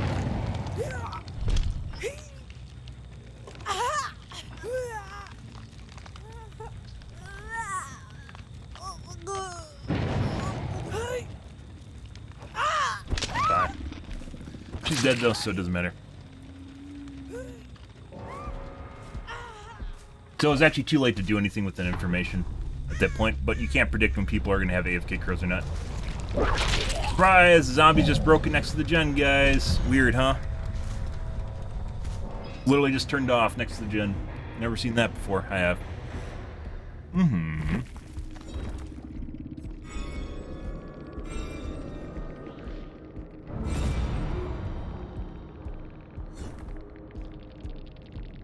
Love you too.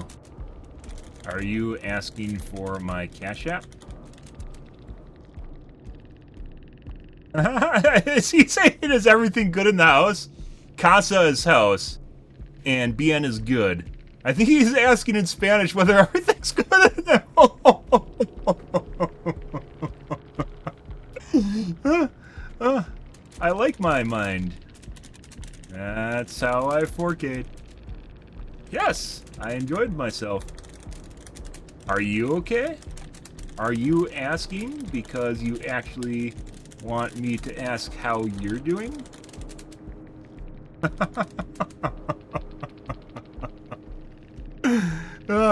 That is Meg. So Rebecca's cheating and the Nia was cheating. What do we got here for perks, guys? I didn't even see the dead heart on the Nia. 2 OTRs. ODSs. BTs. Thyself. Right.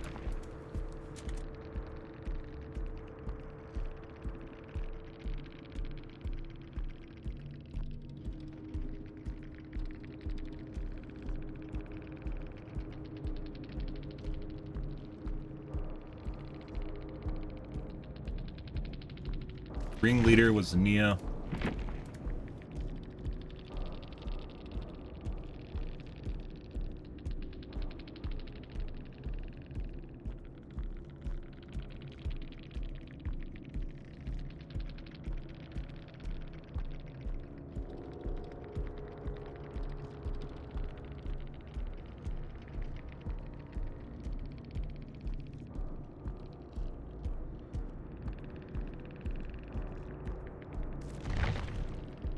Rebecca and the Nia were on exactly the same page. The Rebecca went to finish the Nia's gen in the corner.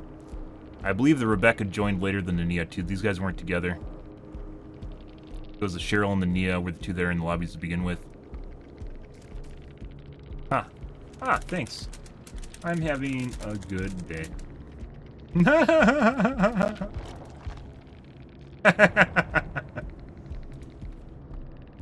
Good luck in your next match. If you want to sit there and use passive-aggressive sarcasm, you can, and I'll just take it seriously. I'll just take you seriously. It must suck. It must suck when you're trying to insult someone and either they're too stupid or too smart to take your sarcasm for what it's worth.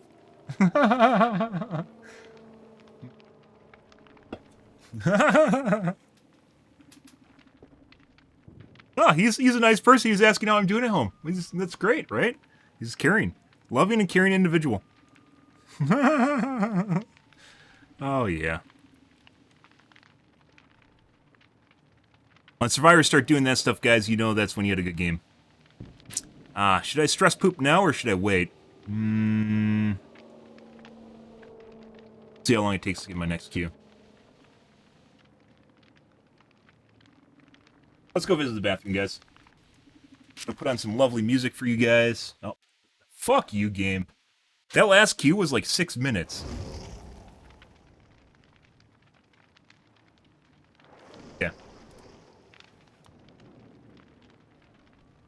Yeah. 3 globes, TTV.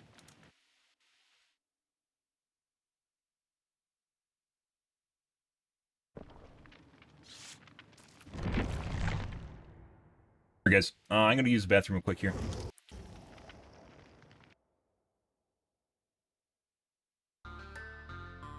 Got some lovely music for you guys.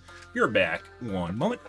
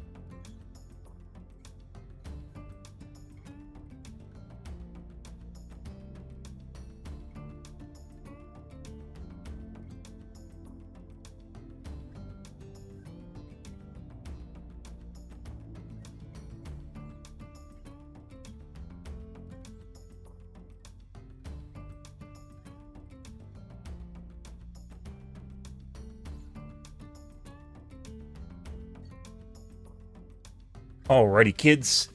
On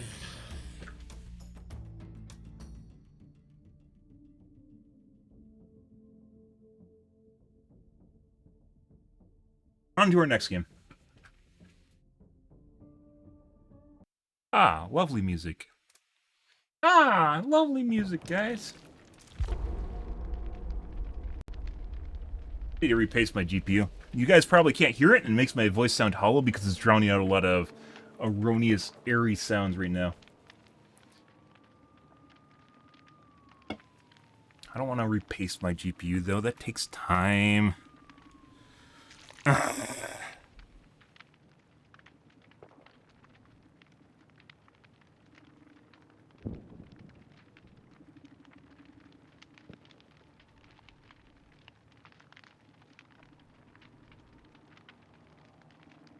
Do do do do do do. Do do do do do do do. Do do do do. Do do do do do do. Do do do do do. Do do do do do do do. Let's see how long this queue takes now. That last one was very fast.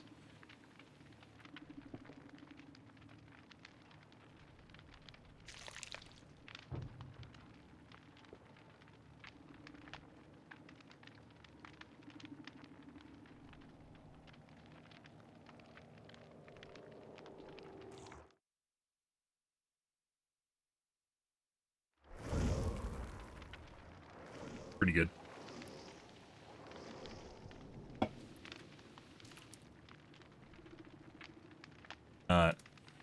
We got a red pink. Oh, that's an anonymous name. Next game.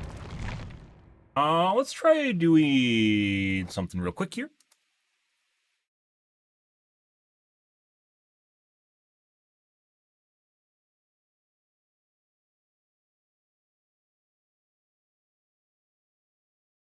Wish there was a Steam name randomizer that just constantly randomize your name. Huh, maybe there is. Well, I mean, putting aside cheats. Cheats that do that too.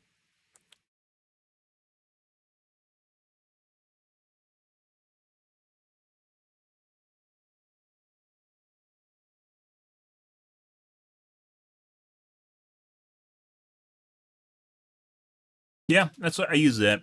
We've talked about that a little bit before. So one of the issues with that is, if someone is in my lobby that is cheating and they can see my name, if they see that I have anonymous mode on, they might just preemptively think that I'm cheating.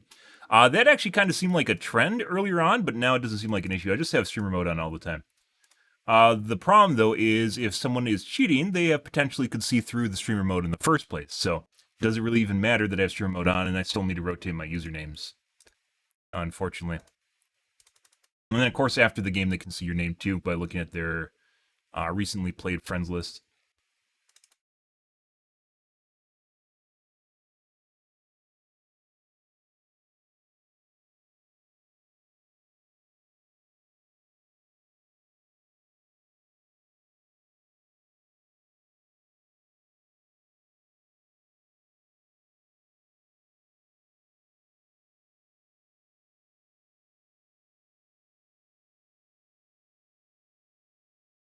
Well, it's supposed to, but you understand that when people cheat, it doesn't always respect the rules the game has. So, regardless of the fact that you can't see your name in the lobby, doesn't mean that someone that's cheating can't see your name. So,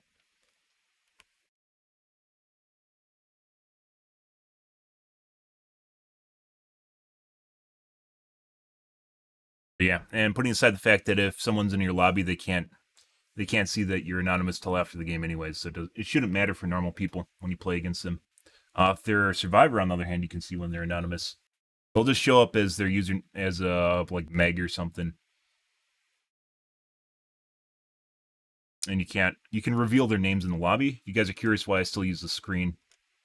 I can reveal their names in the lobby, so I can see if they're anonymous or not, and files.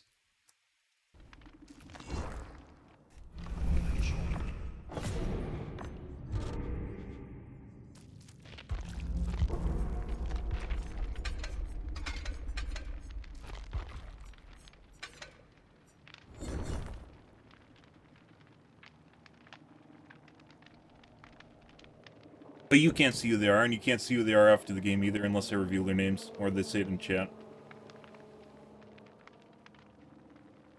Which is great for keeping drama down. We've had people messaging people in the game to tell them that I told them that they're cheating or their friends are cheating or some stupid shit like that, or to just talk shit. People are fucking weird. Why would I have someone like that watching my stream? I don't know.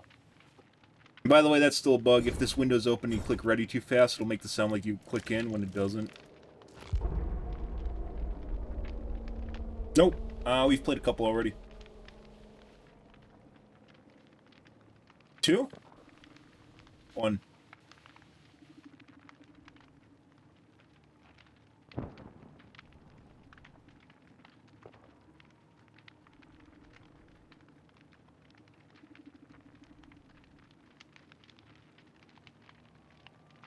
think 1.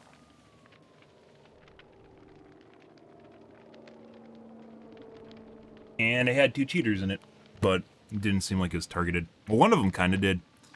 The other one did not, which was the neat.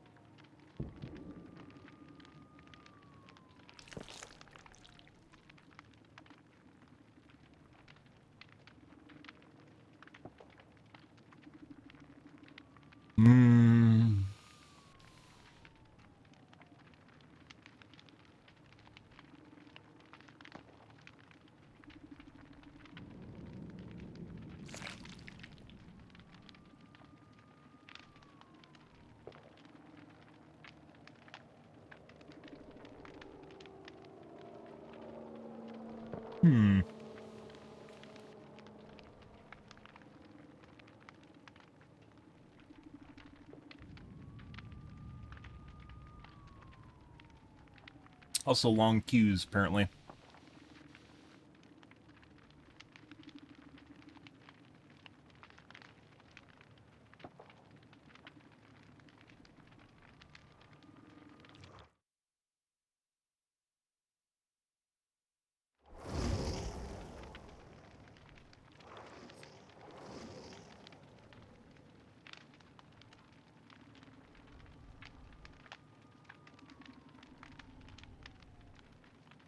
Possible TTV.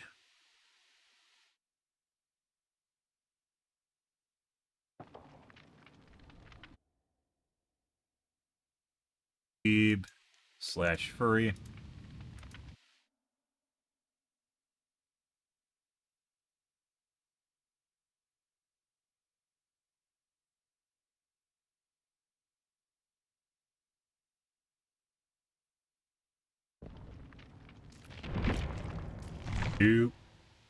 Next game.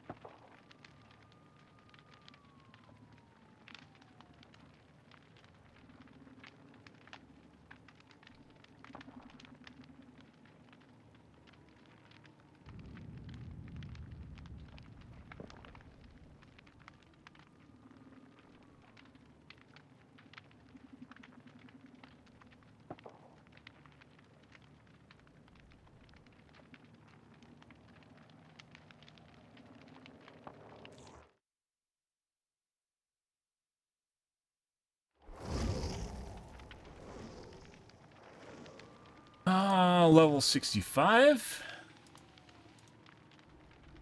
52.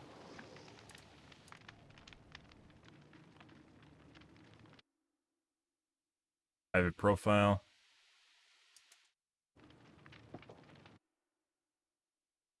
Private profile. Russian. Game.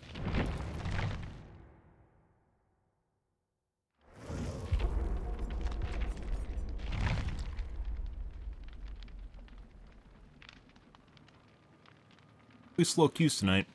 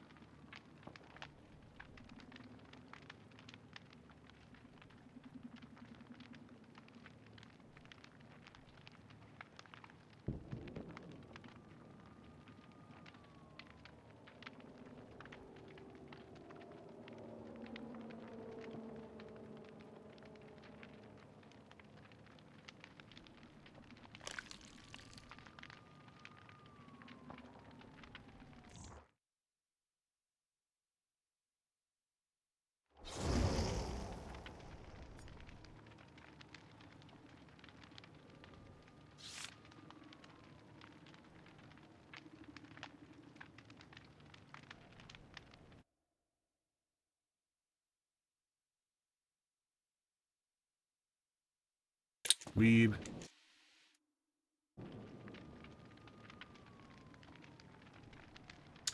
What?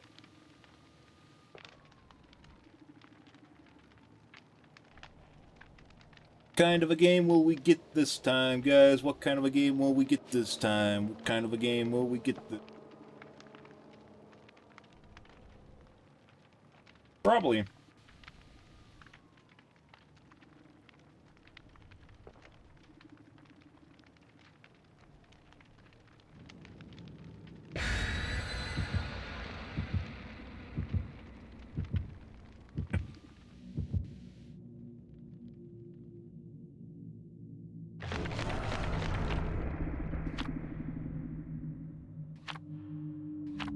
Alrighty.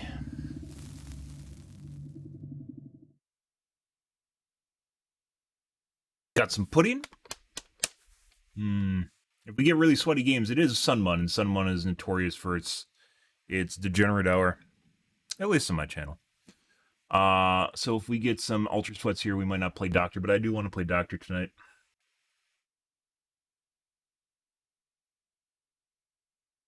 See how this goes.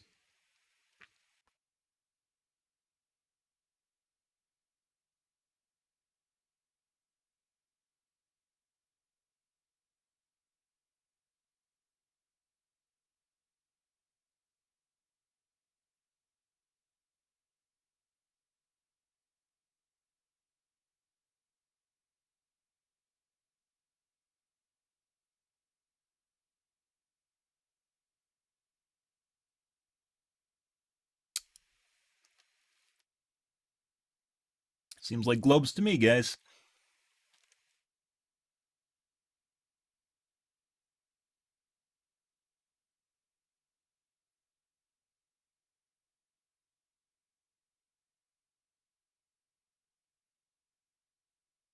I.e. council players. Based on our load time going on here. Someone has a toaster. Or are we going to get a disconnect?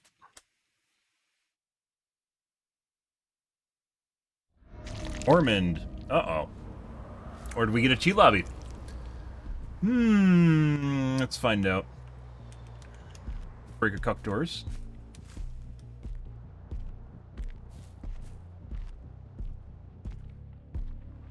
I feel like doing Kill Shack Gen first. Doors down.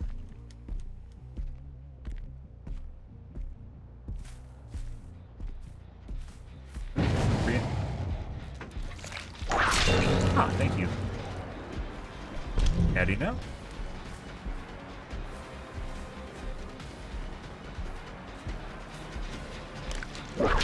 Ooh.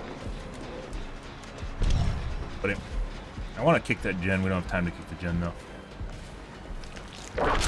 There's two. Might even be 3 people inside there.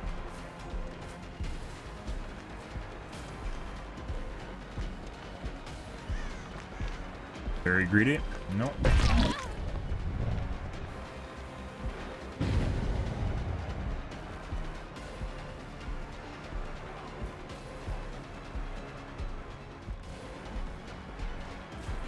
Oh, we lost Chase there for a bit.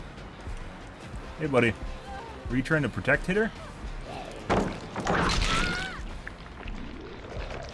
Let's do one of these real quick. Meg's gonna probably come back and tap if she's spicy. That's what we want.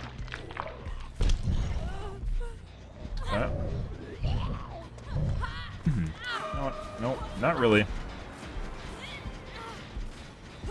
Possibly, actually should have went front hook by center so we'd have control of the central gen. And then... Zombie looks broken. We're gonna reset him right away preemptively. Egg.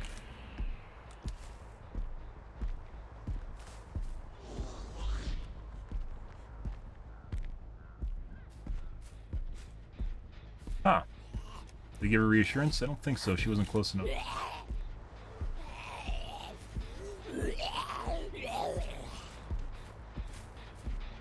Back. No. No. Goes.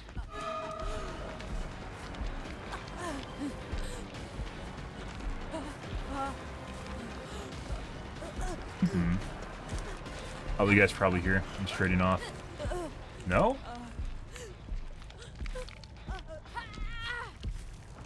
There we go. That's exactly what we want. Oh my god. Good for her.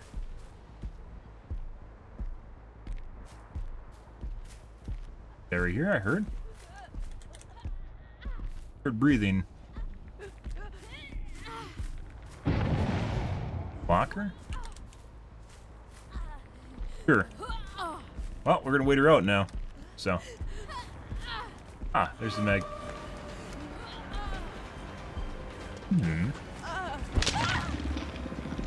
Wait for Zombie Chan to come over to the rescue.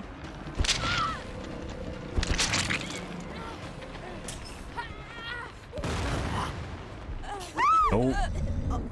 I wasn't blind, my dude. Going, guys.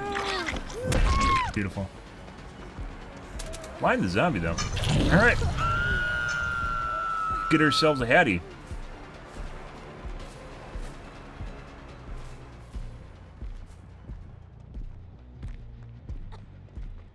The other guy from Central Gen's gonna go over there. We don't have time to tap the gens, so.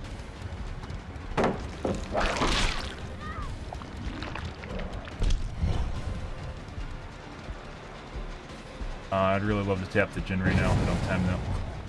She can't make that.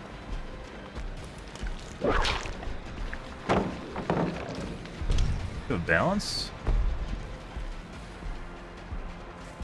Too greedy on that. Pre-drop, pre-drop. No! Why wouldn't you pre-drop that? No. I'll stab this right away. They're 99ing a bunch of gens for some reason. DS? Nope, she's dead. Fuck's there? Hook over here. That's really weird.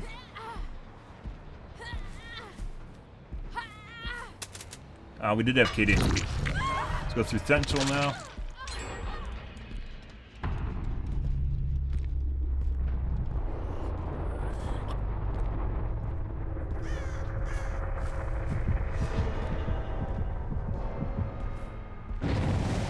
Check central, or side.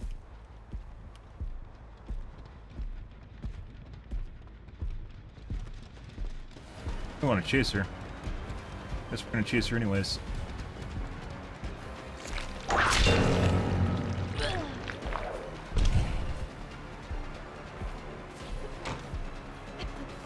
W key. Lithe.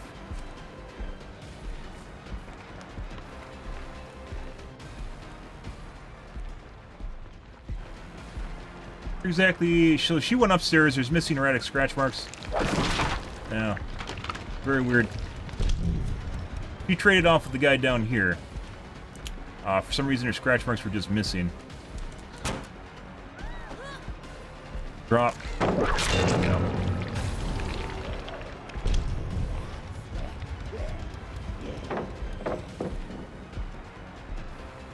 Seeing erratic scratch marks. Window. Gotta break it. Otherwise she's gonna come back up here again. Lots of distance. Yep, she's going upstairs to do the same thing. That's why you have to break it.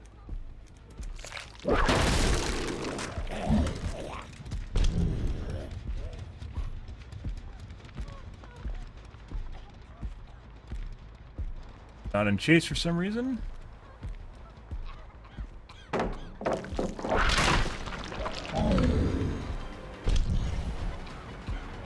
Gonna wait. Doesn't matter. I don't know why I just hit a wall right now. That's pretty obnoxious. Down. That took way too fucking long, guys. Got some sus shit going on here. That one hook was very painful to lose in front of the kill shack, by the way. Once again, we probably got a couple gens 99 here. Go over to the kill shack. This is probably tapped. Yeah. Someone came back through and tapped it at some point. Tap.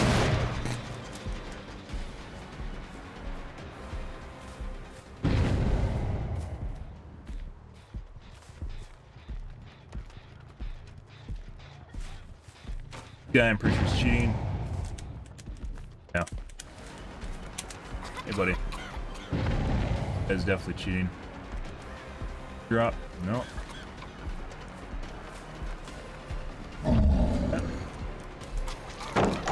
Out. Dumb shit. Tried to get extra value out of that. Yeah. Oh, we got a phase 3 whip. This guy's definitely cheating. It looks like he gets more distance behind shit, too. Yes, she has it.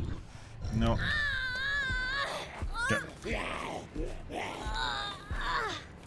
I have a phase 3 whip, guys. Forgot about that.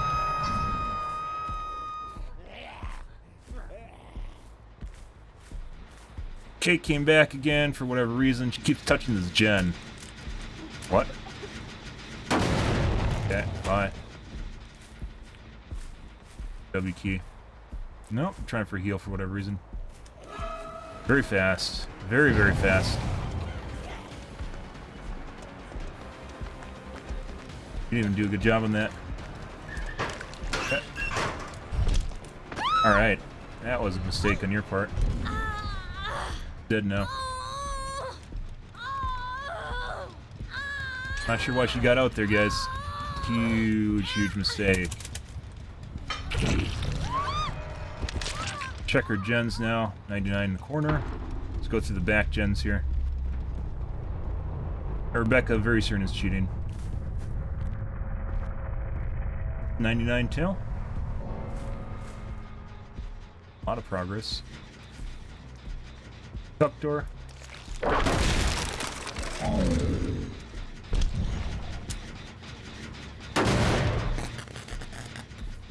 It's like a 106% speed hack and corner boost on top of it.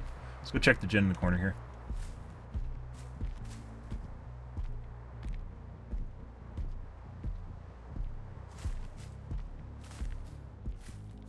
There's the kit.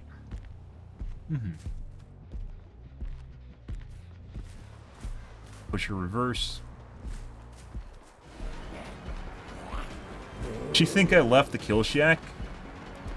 You think I left the kill shack because I was scared of it? Oh, buddy.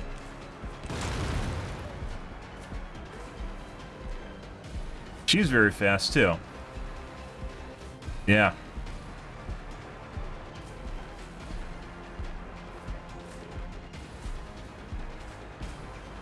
of nowhere. Yeah, she's cheating too. Very, very fast. Notice how she uses W key at this point. Yeah.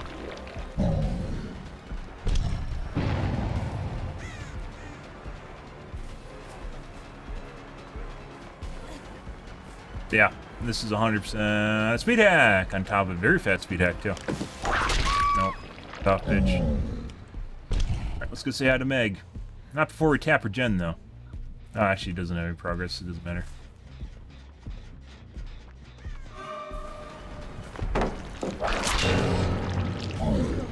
Got a phase 3 whip here, dude. You're not winning that one.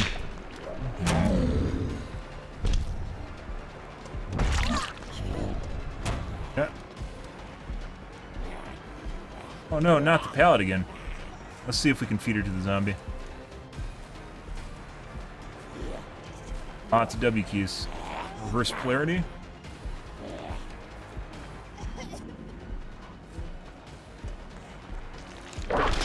That should hit.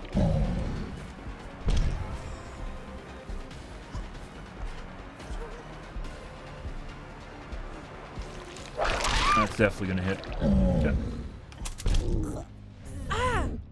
Do we have anything? We got a kill shack. Go to the basement then.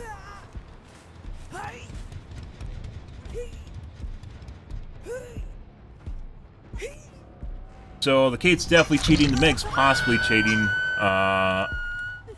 Rebecca's cheating.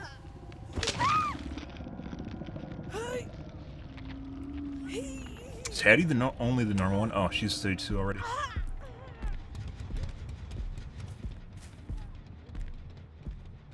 Rebecca's definitely cheating. Like corner boost.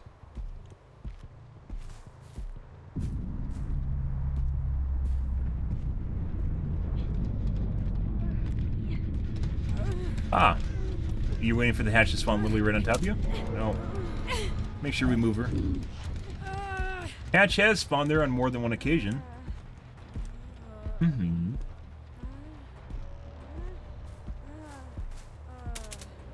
So it was Rebecca, definitely was cheating corner boost. Kate was incredibly fast, and then also Meg, possibly cheating. Stuff. That's why they kept trying to get me on Rebecca. She's definitely their superior to them. Walked into that guy too. Good stuff, guys.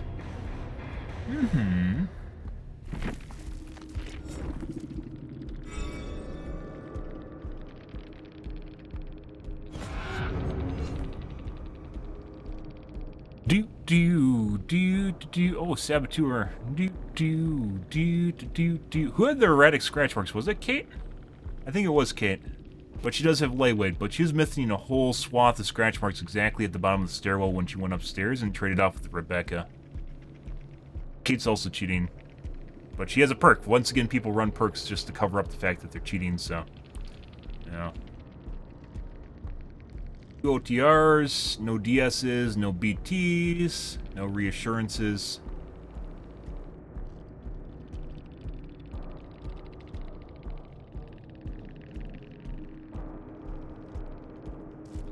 Right.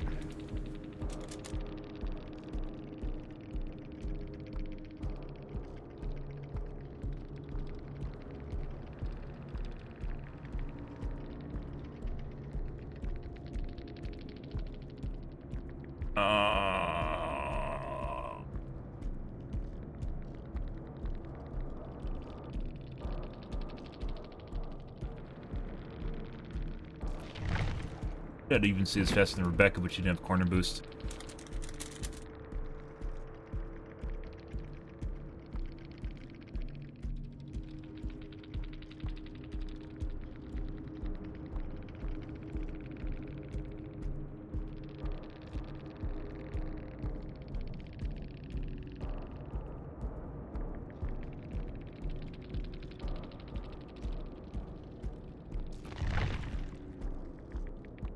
Meg, but we didn't chase Meg that long. Meg, if she was cheating, was running like 105, 106. She wasn't as fast as others, too.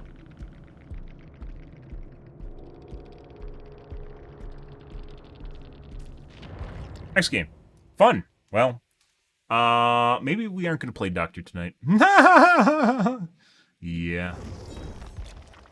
Next game. Oop, we're at 1.9 mil, guys.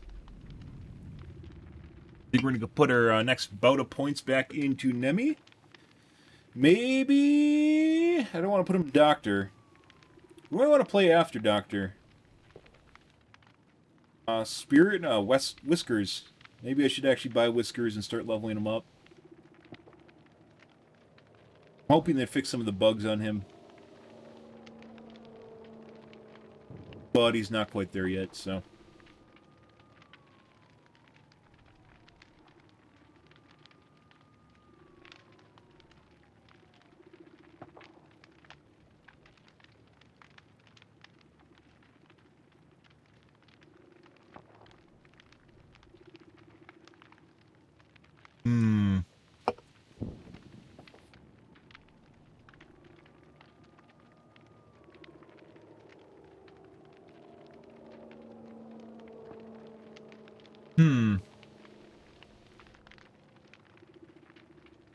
Also slow matches. Slow queues tonight too, guys.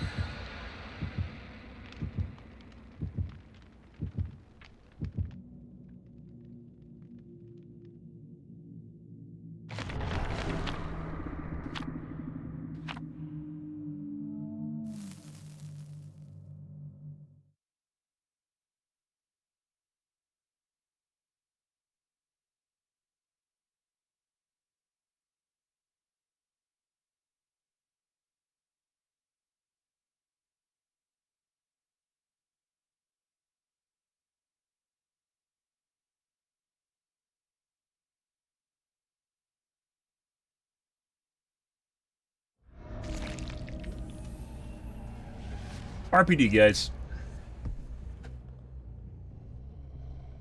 Alrighty.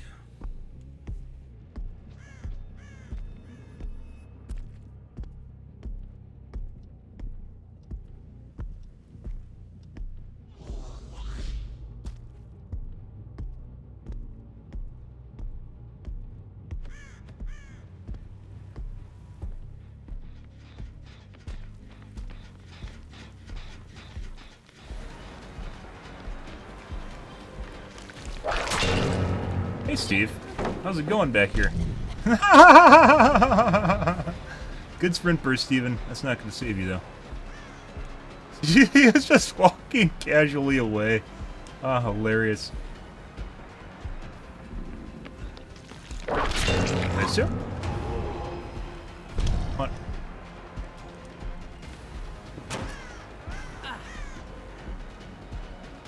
Not sure why you're doing that. You might be lagging, so you might be at a little bit of disadvantage here. Window? You gonna do the window again? How many times we can get you to do window? Oh no.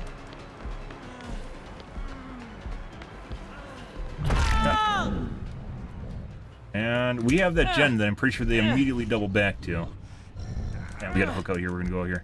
I think we can make that front hook though. Want to? If they body block, we can't hit that. We'll do the back hook.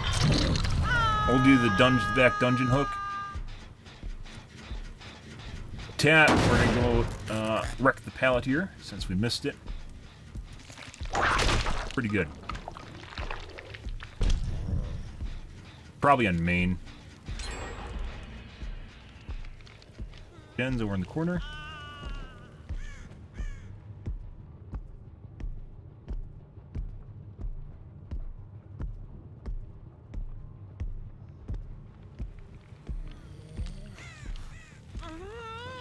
Hey, zombie.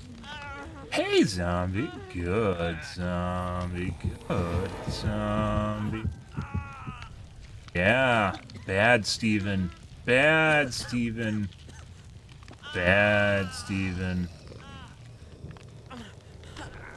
Oh.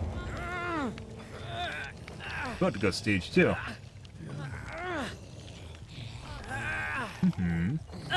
That's exactly what you shouldn't have done, Steven. We're definitely gonna wait for we're gonna wait for a kill confirmed now. In this case, he should not have tried 4%ing there. Friends are looking like they're gonna leave him to die, so we're just gonna wait now. Because that 4% actually wasted even more time on hook. Oh. Yeah.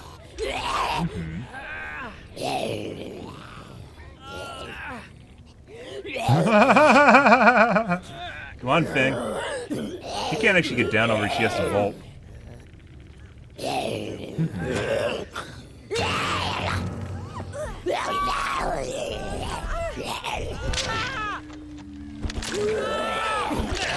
Bye.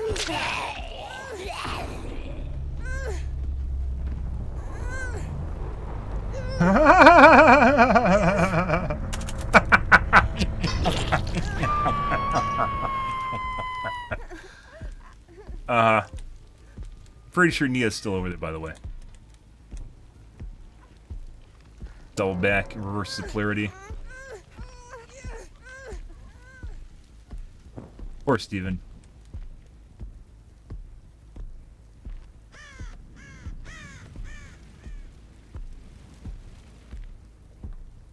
Go back through the front. They're gonna think I'm gonna come from the side more than likely. Hey, buddy.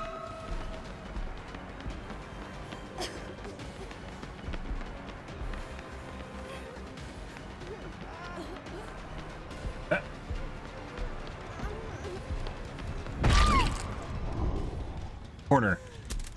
DS now if she has it. Oh, no DS. Surprise.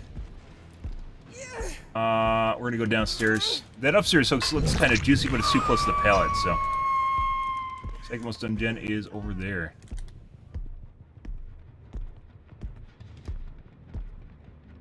I hear her below me right now.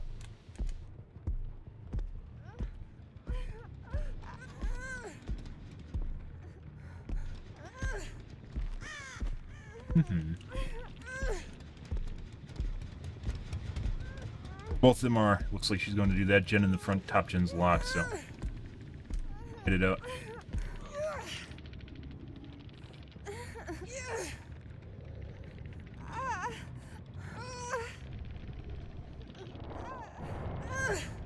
Steve had his fill of DVD for the day.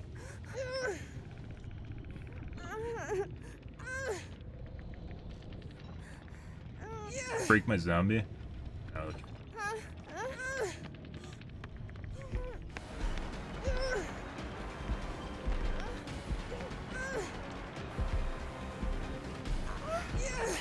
Bye. Let's check this gen that locked earlier.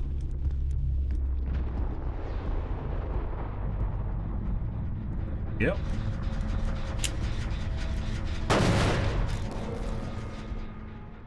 Lockers?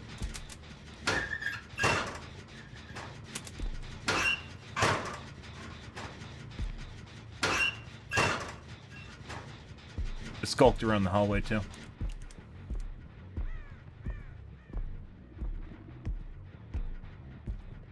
lot of lockers up here.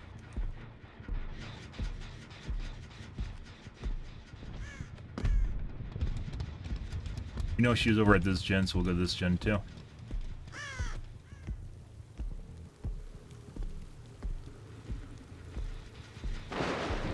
Buddy.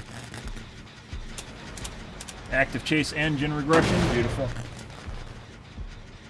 Oh, she should have taken the hit. I don't know why she didn't. That was a mistake on her part.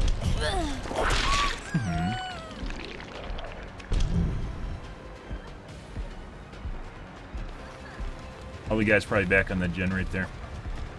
Lithe or balanced, one of the two. Either. Redrop. Down.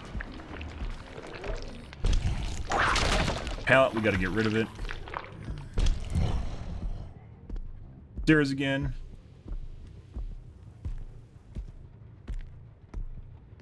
You guys gonna drop for res? We're gonna drop the hole here in a second.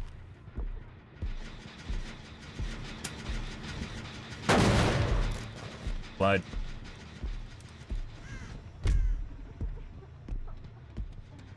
Better way to get up there? You guys still there? First.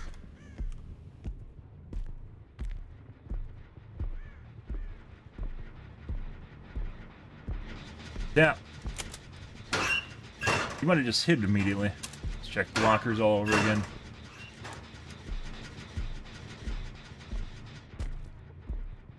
Not going for pickup despite the guy being literally right below her. You could be on the outside gen and ran across the map to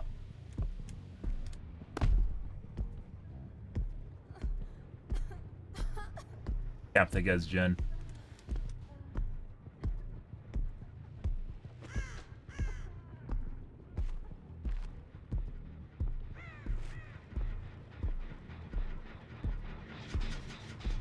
Nothing.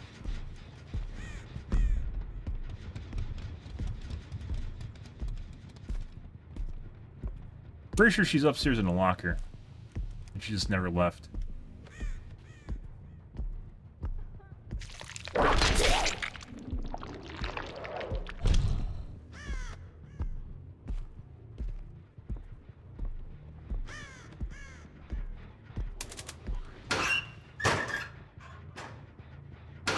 Pick up.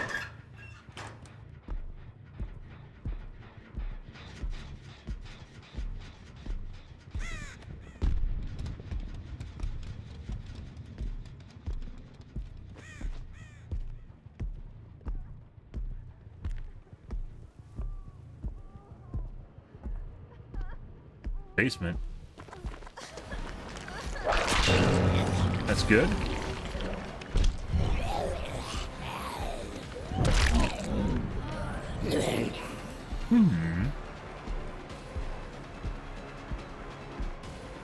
Heal.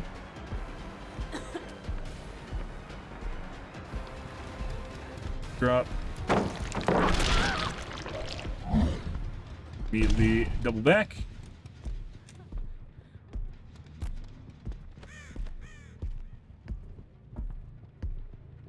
Yeah, I think I heard her library just now. Uh-huh.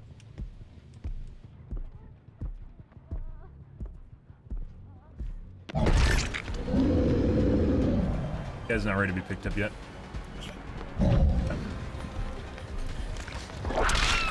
And OTR, not OTR, stiff tick?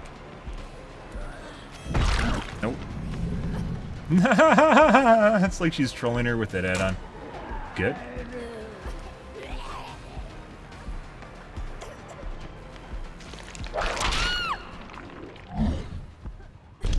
Yep. Got him.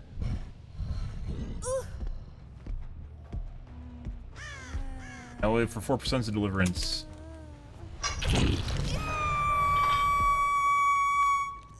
Yeah, zombies never camp. Zombies never camp the hook. Meanwhile, Lots plays at Streamer MMR. Yeah. Should have seen a little bit when he was actually going against competent teams and like getting bent out of shape constantly. That's like earlier this year.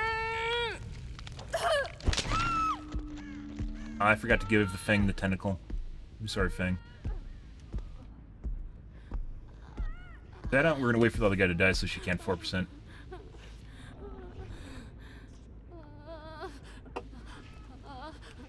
It definitely doesn't have Unbreakable. So we reversed the polarity there, guys. If you guys missed that, the Ada was playing stealth, but Feng wasn't. So we reversed it. So the potential was that she wasn't gonna go play stealth again, to punish her mistake, which is actually unhooking the Feng. Going for pickup on the Feng, which she's regretting now, I'm sure. The idea there was probably she's going to pick up the Feng and then decide that she's going to go hide again. And milk it a little bit more for BP, which is what we depend on. Smart thing to do is literally just let the guy die. But that's where you depend on friends, right? When survivors tell me I don't have friends, it's true. It's not a liability I have. No!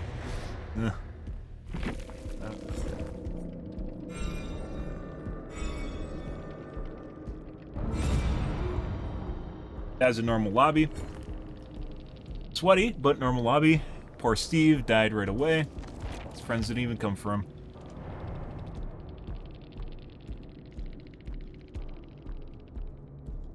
Two OTRs?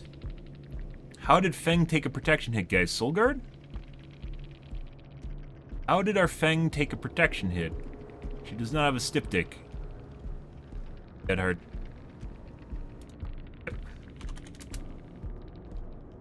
MMR, I just assume ever on comms and Swiss.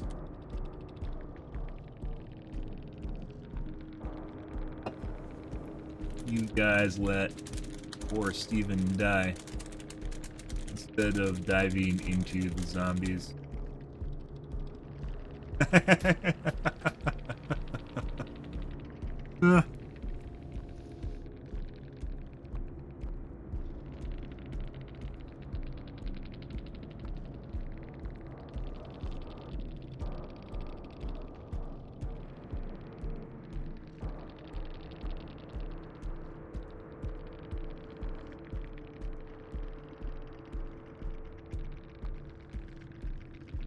Nothing. Nothing, guys. Oh, shame. So she did have Dead Hard. She didn't have an animation, though. But good timing, I guess. She didn't Dead Hard the first time, though, so probably not auto Dead Hard. Stuff. Next game, guys. Maybe we will play Doctor tonight. We'll see. Depends on how our next game goes. So we had 2 weird games and 1 normal one? 1 weird game, 1 normal one. No, 2 weird, 1 normal.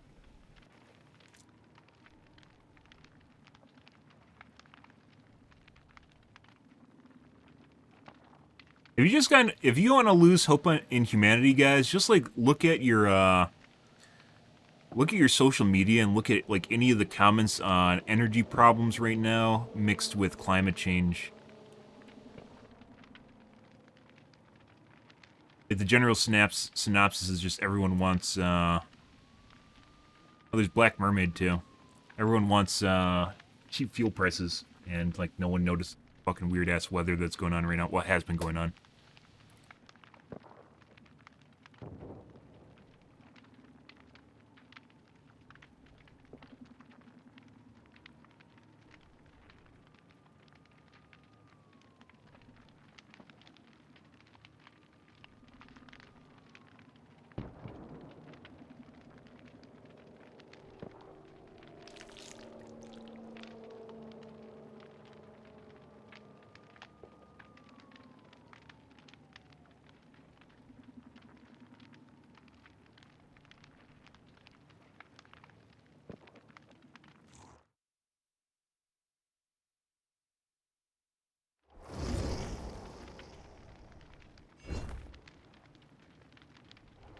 Level 100.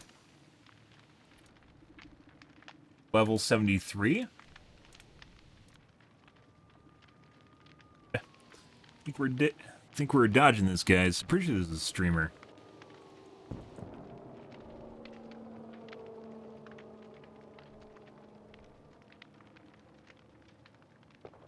Not immediate hits, but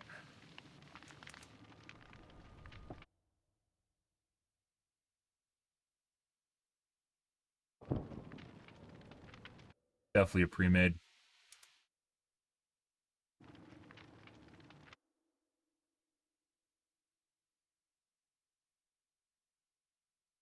Yeah, there's a guy in here that has the name True Talent when he's clearly not True Talent. As one of his past usernames. Got Jund. Tunnel Me, Tunnel Bill. Okay.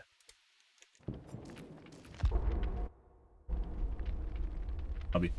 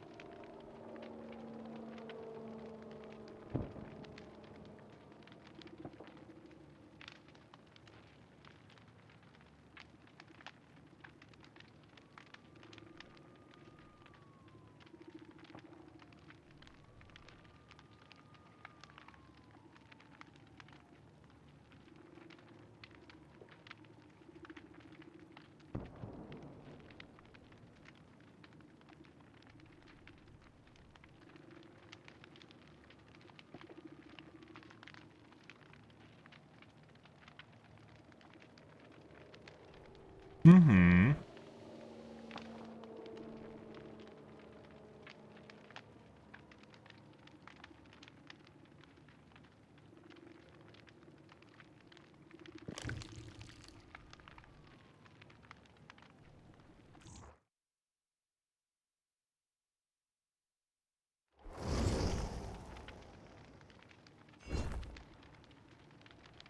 Globes.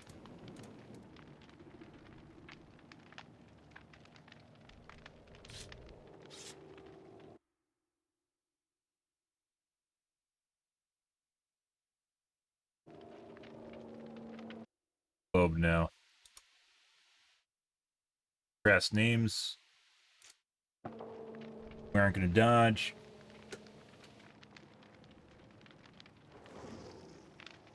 Another globe.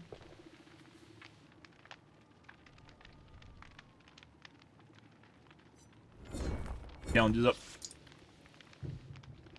Oh, fuck. We're packed on MMR, guys. Or, packed on... BP. I do want to play Whiskers, guys. We are not going to play Whiskers right now, but I'm going to start preemptively unlocking him. Oh, even closer now. How I fucking clicked that. I literally just talked about my BP. Yeah. Okay, we're going to unlock Whiskers, though. And we'll eventually play Whiskers. Not today. Hopefully after they make them less buggy.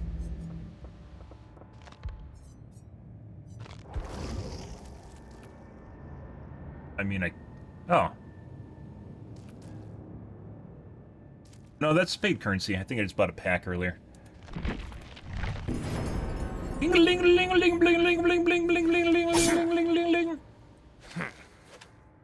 was very exciting, guys. You missed it. I'm sorry. Yeah, Whiskers. Oh my god, Whiskers. Play as killer. Now we get to spend 20 minutes dumping BP. Let's see what perks we have already unlocked on him. Yeah. So what perks do I need that I don't have unlocked purple? Is STBFL, NOED, Overcharge, and also Deadlock. And I think those four are not... If I actually spend points in the killers that have them, I won't need to worry about them in the future. So STBFL. Like, I won't have to grind for them. Do we have Deadlock? I don't think so. That's on Bird Lady, isn't it?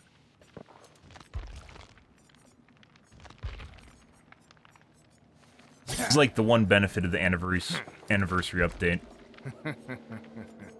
Which I guess there's Deadlock that's yellow. Overcharge probably is yellow too. That's Doctor, I believe. Actually, it might be green or purple.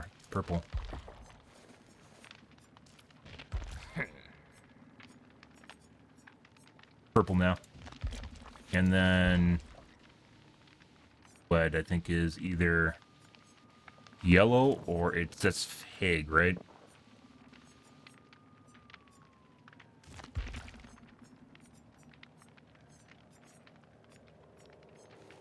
Yeah, I don't think Hague we have any points in.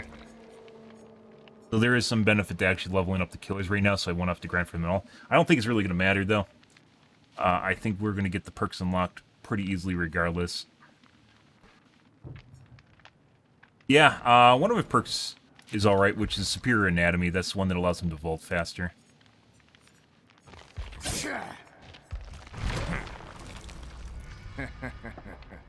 Yeah, those suck. Superior Anatomy is basically a better version of Bamboozle. It allows you to vault 40% faster every 30 seconds. So if you don't need to worry about someone going back to a window, it's actually better than Bamboozle. Okay. Let's start. Doing the do, guys. Should actually be pretty easy to unlock perks. Once again, Anniversary Update actually just made perks harder to get, or made killers harder to play because of BP.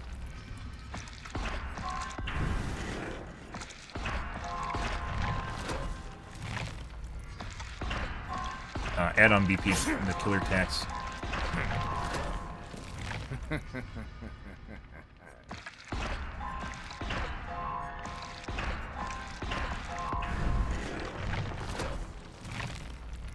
I don't know what level of Superior Anatomy is either. Level we get these at?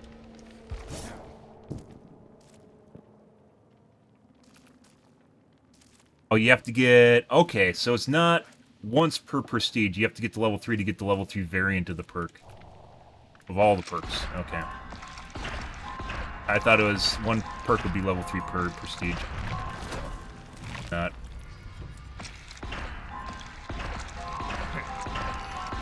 I haven't looked through any of these add-ons, so I'm not going to really look for any in particular.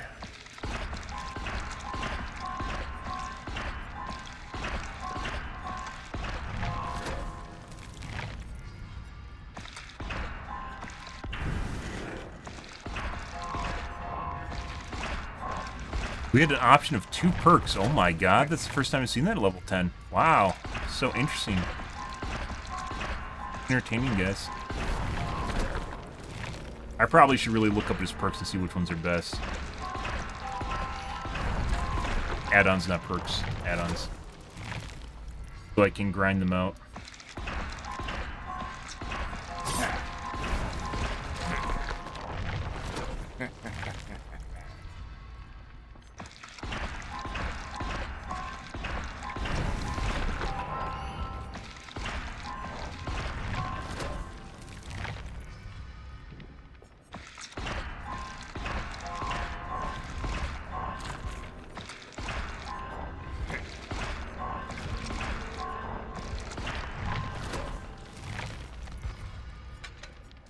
What did we have? We had Overcharge.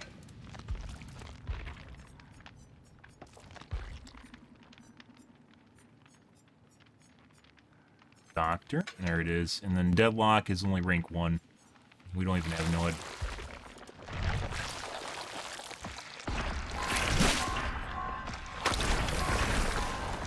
It does seem louder than most killers. His animation sounds.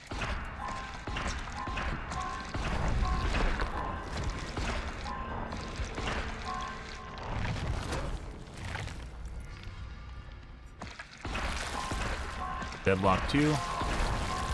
There isn't even any choices here. It's like the shitty part about doing this is just you don't even get to play around perks or stuff you want. Nope, it's just that worthless perk that the community got nerfed, because why not?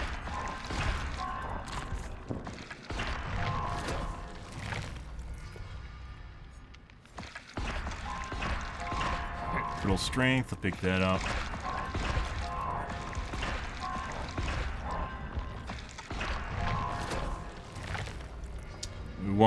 Ideally, guys, we want to go through yellows. There's almost no, like, there is actually strategy to doing the blood web before, especially on new killers, to actually get the perks you want right off the bat. And you can kind of still do it, but for the most part, it doesn't matter, because there isn't choices. You get to level 15, there's still no choices.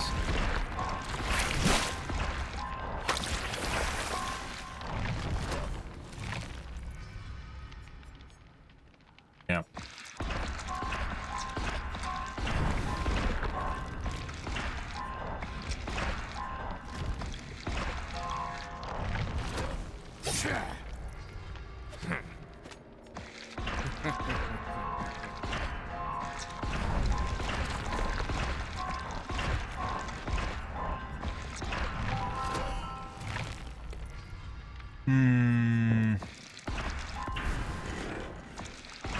Oh no. It's like they designed that to give you 2 options for purple perks, and then it just immediately goes to the next one. You're on.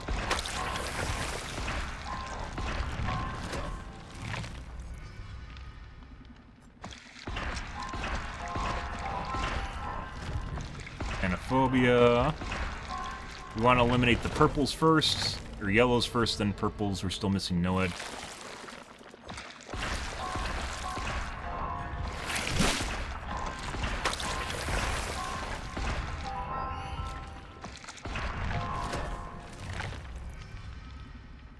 We do want black hand for sure.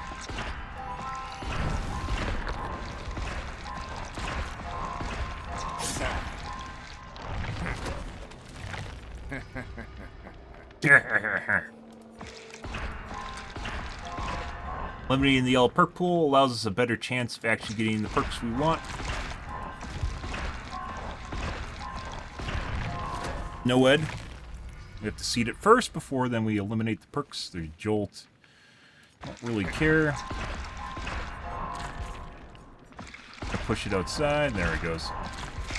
Good.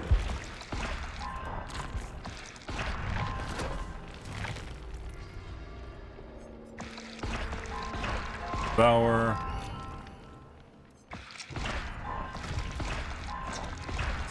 Possibly could actually just cut off the empty. Fenomeno, let's get cool.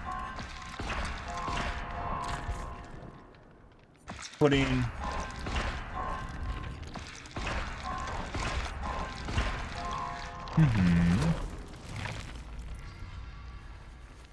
Boozle. Push it over the side, good.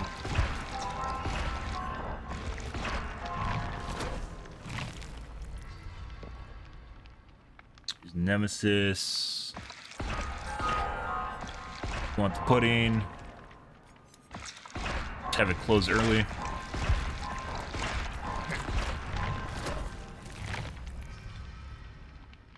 Fearmonger. Better than distressing though, so there's that. Close. Go and do this guy.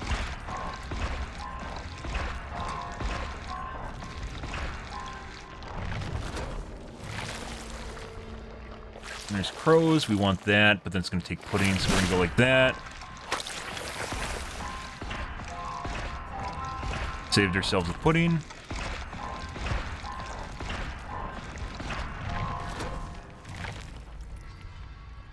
Good. I'll grab the pudding again. Retribution, finish off the perk.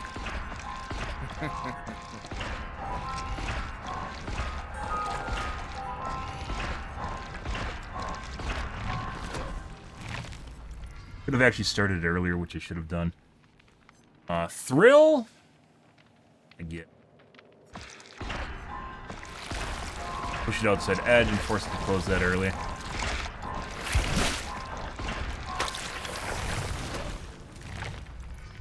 Okay, there's Fearmonger.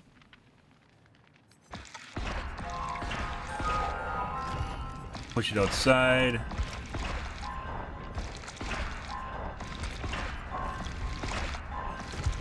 There we go. There's Pain Resonance. Oh, we want a seed because we want to get Noed in here. Depression then.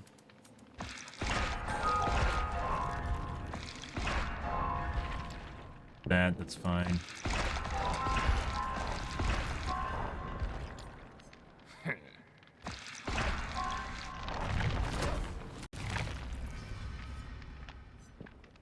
Colorophobia, finish it off.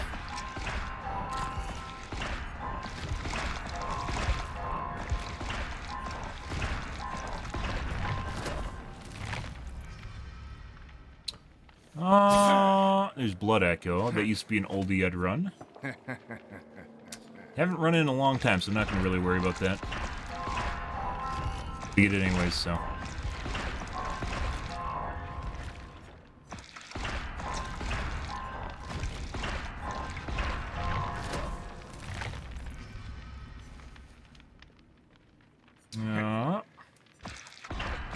Bad Grit, no Iron Grasp.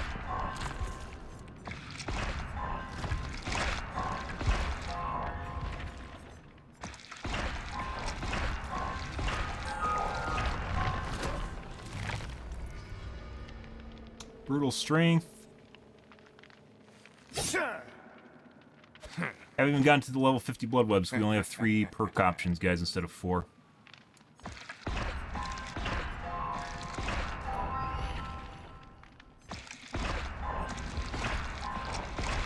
Once again, pretty much everything about the new anniversary update Blood Webs are kind of just shit.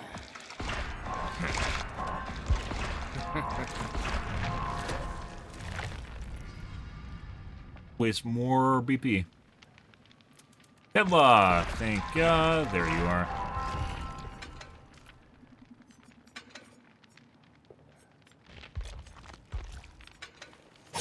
Now we're just missing Noad, guys.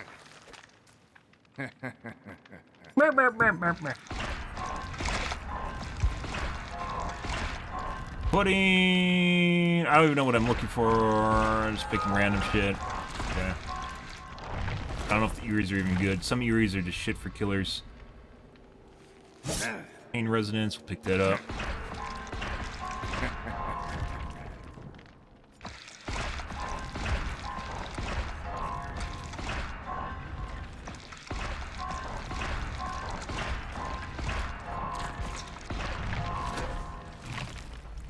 I guess the upside is you don't really, since they made the Blood Webs cheaper, you get perks cheaper.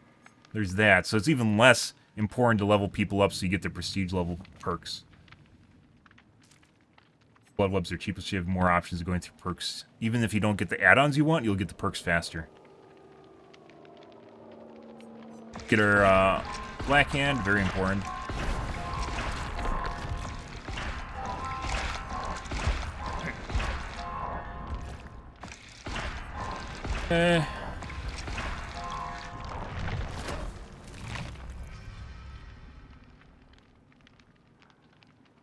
Lots of perks that aren't good, guys. Alright.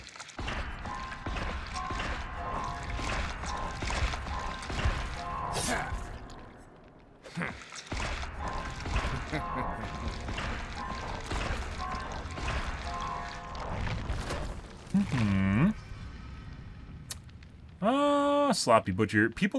There are still people that run Sloppy Butcher. That's incredible. I have no idea why. Absolutely worthless perk. There are so many ways to heal, and it's so...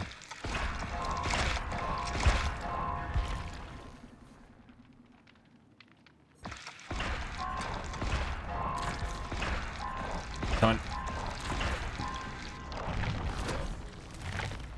So fast that it's pointless. There's no... Absolutely pointless to run Sloppy Butcher anymore. Absolutely pointless.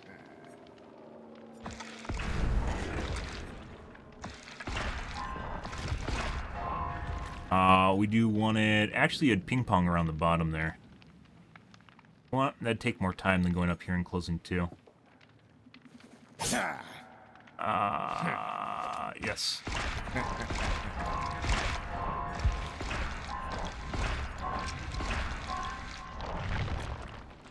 Back to 1, guys! No options anymore. Yay! Yay, guys! Back to 1! Oh my god, wow.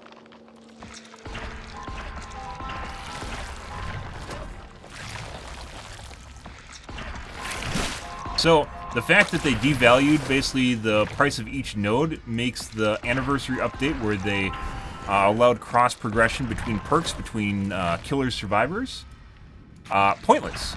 Because you can get perks even faster now than you could before, even prior to the update. So, your perk up speed is actually even faster now because of the node price decrease, which devalues once again the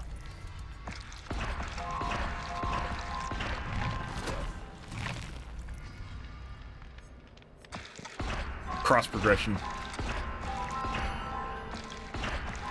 And then it resets you too, so like even when you get to level 50, you just get reset. You get 1 perk per blood web no matter what. So you don't get 2, but you only got 2 at like level 40 plus, and the cheap. So perks in general are just a lot faster than they used to be.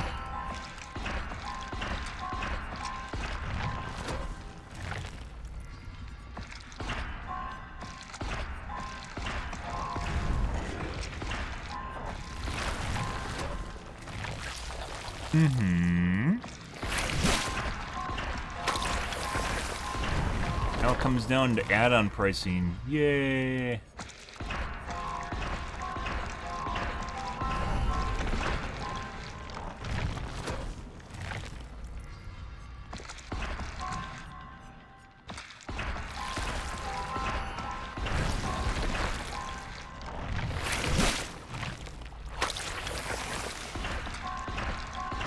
His tentacles are very loud.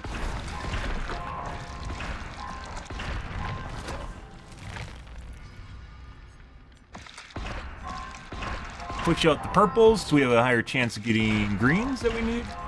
And the purples we will eventually need. No ad.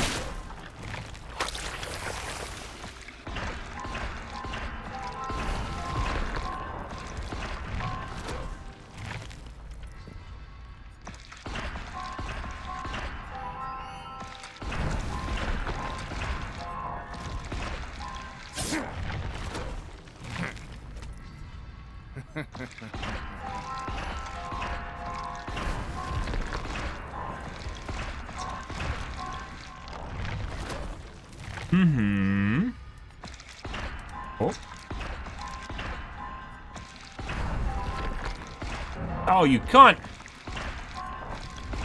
I want that black end, though. That's worth more. That is worth more.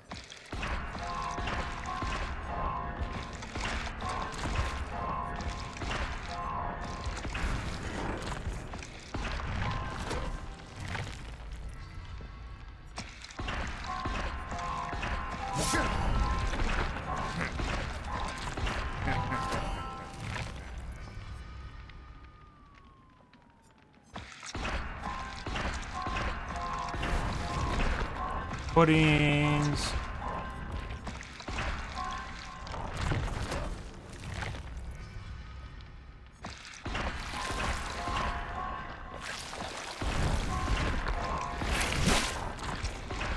Not even options on what we can do, guys. Just take yellow perks, just take whatever it throws at me. Yeah. Bitch, you wanted to take my Shattered Hope. That's a perk I need to work against totems, guys. That never happened in my games. Oh, I needed that perk to go against totems. DGR.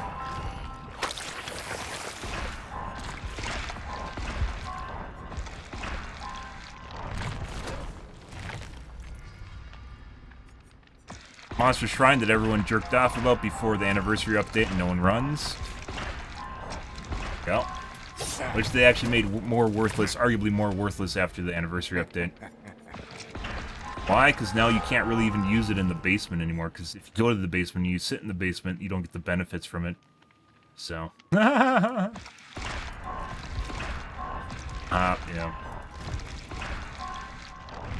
So you have to be a certain distance away from the hooks, whereas you didn't need to do that prior.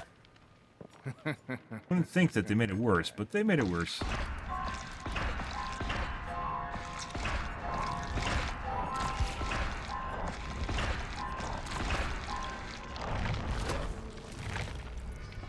Black hand. Want that.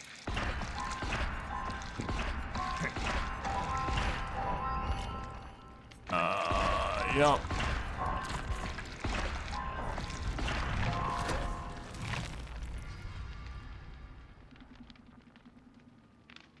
Another one.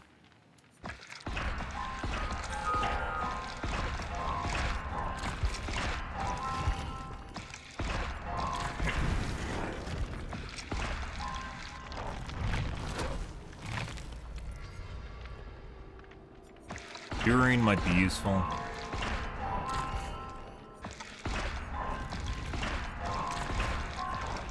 Could have the entity close it off and should have. Bitter Murmur, worthless. Dragon's Grip, worthless. Gotta get rid of purples, so, you know.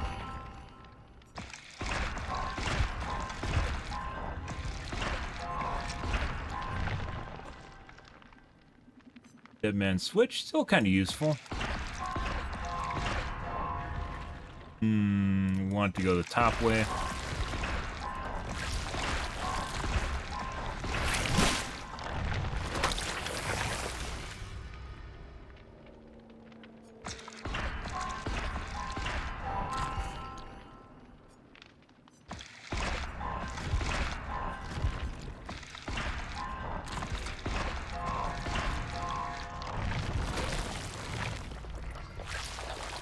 Colorophobia.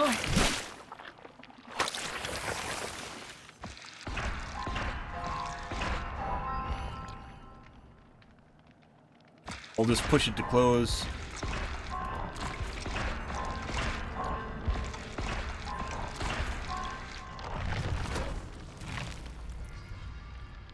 Pain resonance.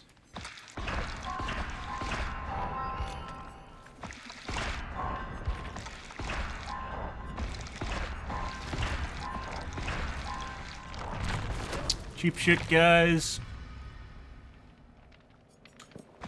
Worthless Tinkerer. Almost done run. I don't even think Tinkerer is ruined that much.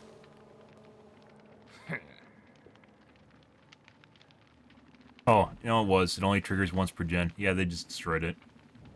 Tinker's just gone.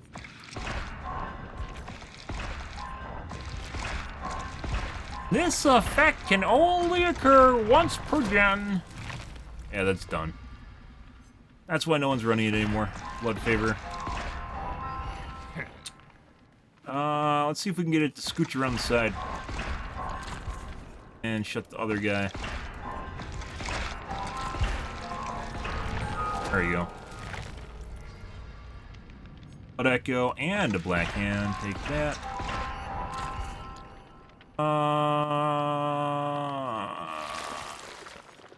Want to push it.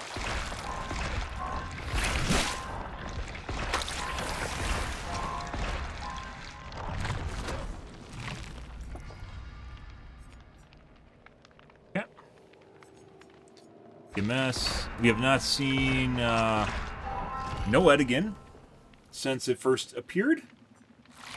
Maybe I should be eliminating greens instead. Yeah. Yeah. Well, I didn't want that green anyways.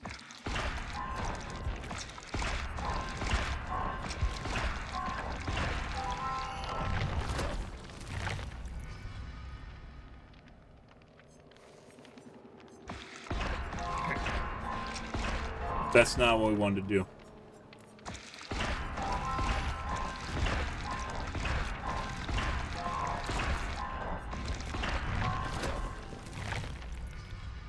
Pudding.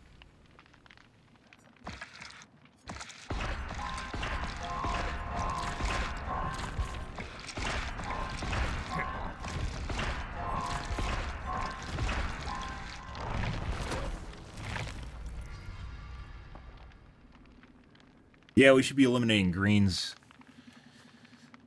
Because I only have one left. It would be different if we had multiple levels of perks here. We don't. We just have... perk that needs to be green right now. It's not.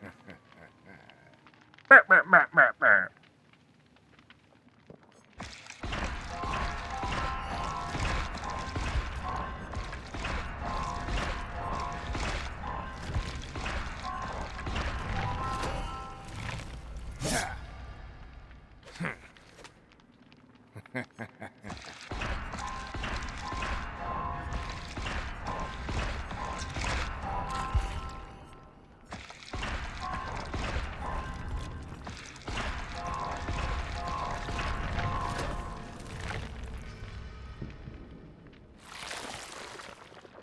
green perks at all. I see.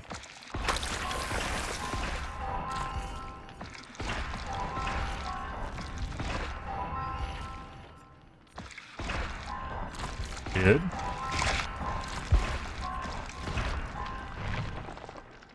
Black hand. Pen minnow. Hi, pen minnow.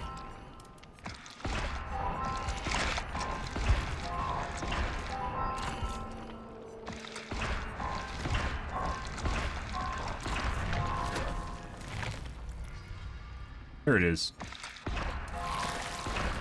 So close, yet so far away. Yep. So we should have went for greens. Normally you want to eliminate the purples so then you can get your greens to purples right away. But all we're looking for is a green right now, so 2 mil.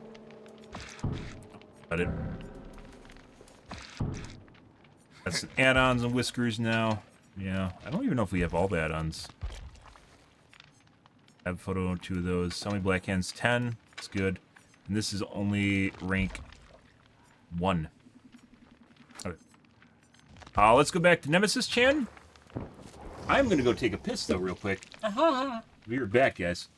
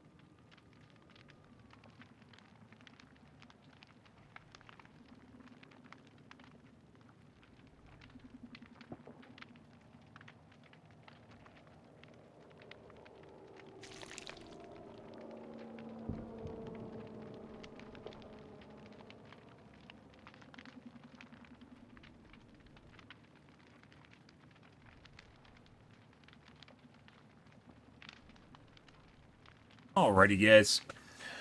Off we go again. Good.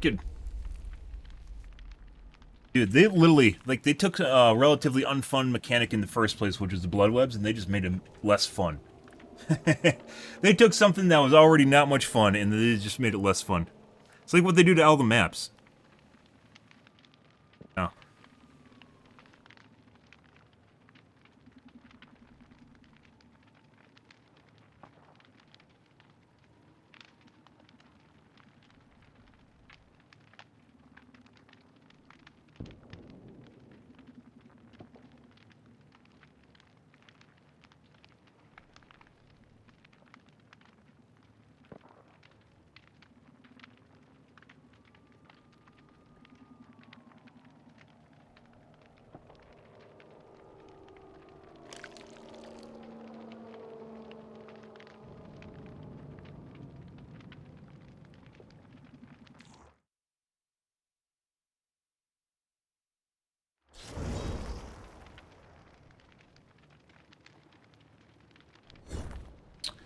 Red ping.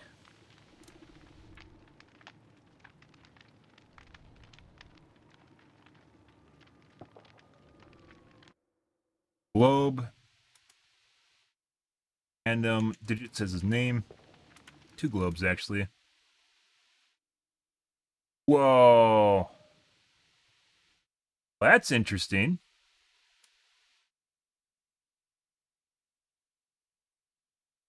Huh. What do you guys make of this?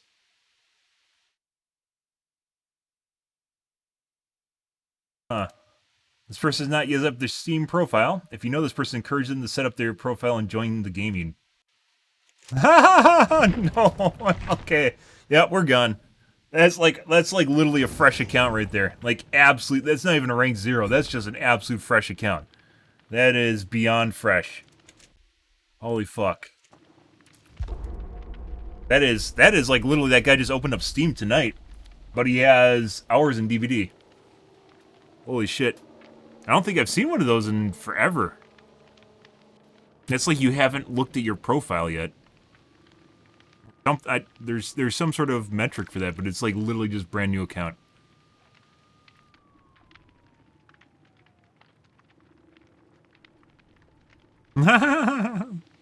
And he has a private profile, so not only did he not set up his account, but he also has a private profile.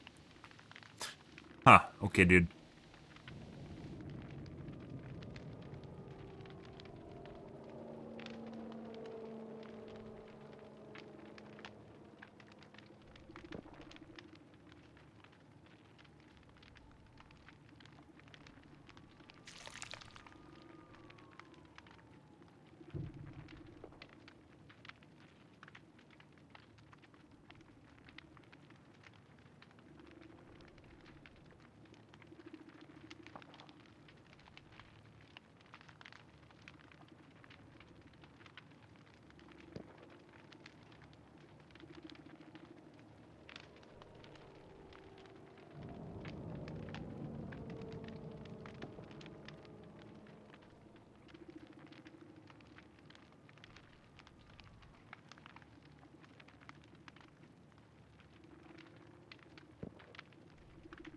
Waiting on queue time.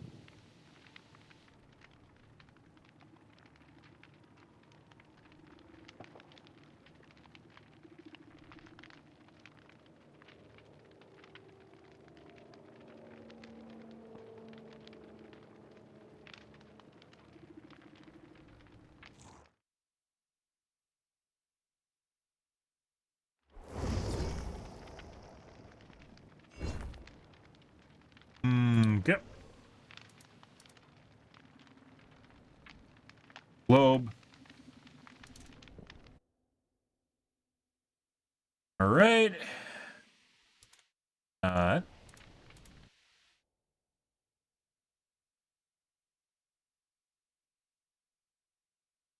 who has a bunch of letters for names. Okay. Possibly.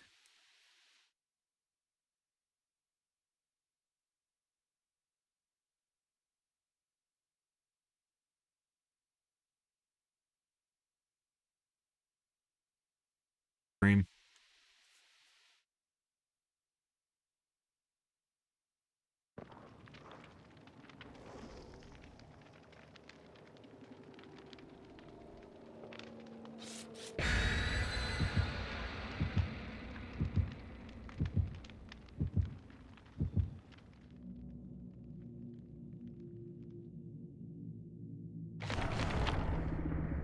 Okay. And there's my pudding. Off we go, guys. Good.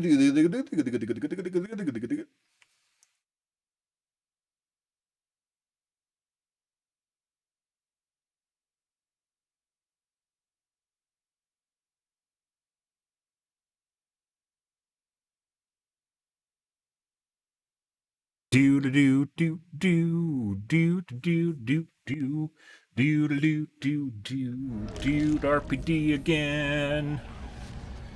Let's play some RPD, guys. We're gonna do, I don't know if this is a different wing, but I don't really care, because it's all a lot alike. Written by me. What's he doing? Another guy out here? There is. There she is. Hi, Ada. Ace wanted a chase, so I'm not going to give it to him. He wants it too much. He seems desperate. Oh, look, the whole team's here. Good job, Ace. You forsook them. Hey, buddy. Nope, we're going after Ada. Blythe. Other window vault? No.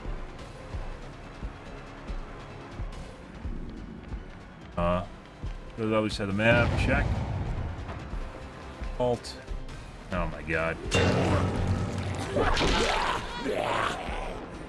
Oh, I should have timed that properly. I could have downed her. Pallet? No. Yeah. She really didn't want to give me that whip. That's okay. Let's go downstairs.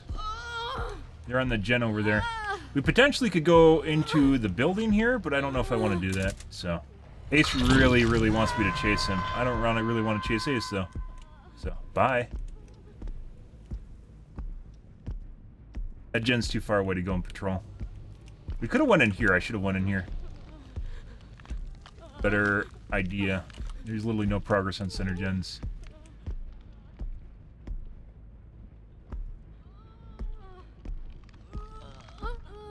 Do it, Ada. Pull it. Pull it.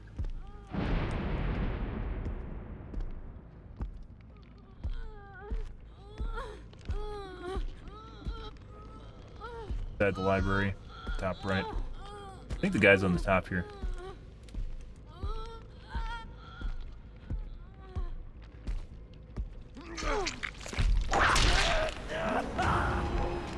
Yep. Blythe.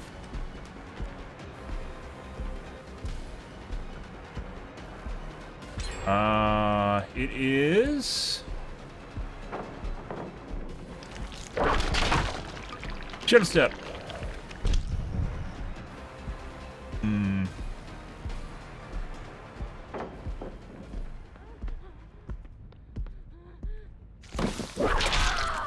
Not have OTR.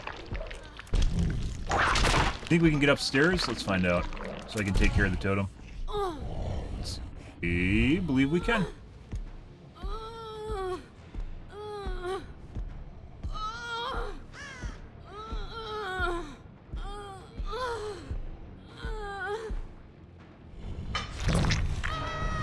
Right. Central.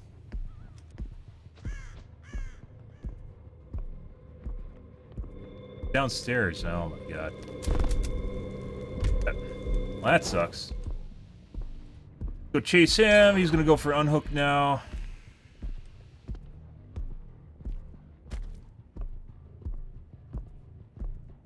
There he goes.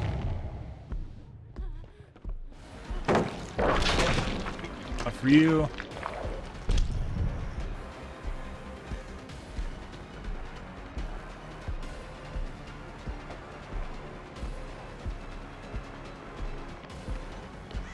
Up. Just tried to hold me. Oh no, not the totem again. Let's go over here to the side.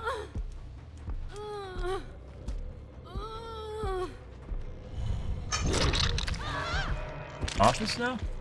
Yes, it is. Tap this.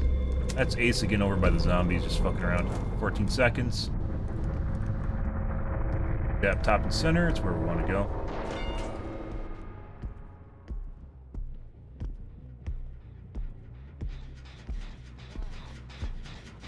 Tap. We're gonna go downstairs. That looks like it is 70-80% on it. Hey, Fang. She looks like she's moving slower than normal for some reason. Oh, no! Ace put down the totem again, guys. Shit.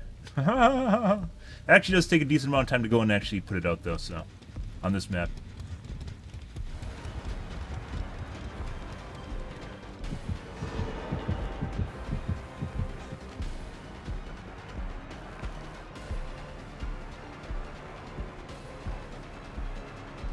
Why I can't hear her right now.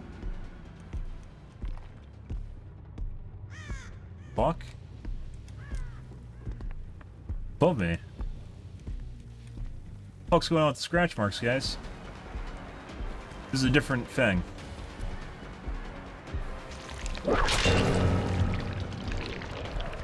Definitely a different thing.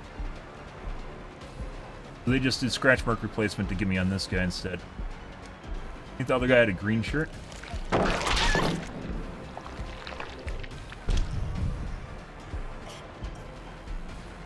Pretty sure this is a different thing. Nope.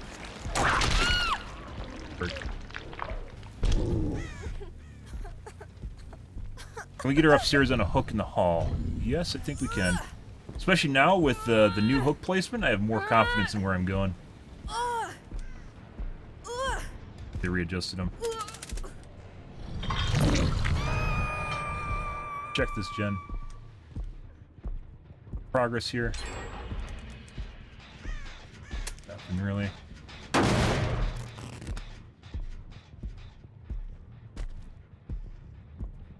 Sure.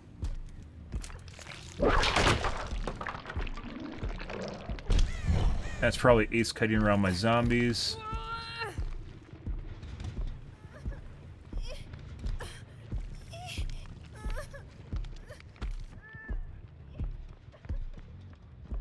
Yeah, right there too. They're coming.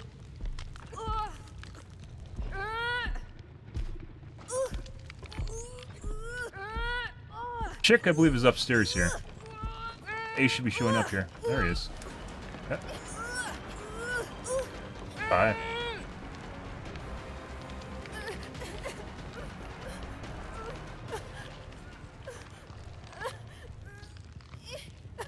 There we go. That seemed to take a long period of time for some reason.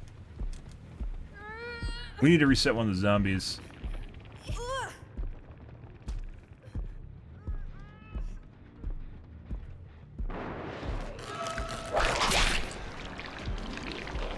Double back now.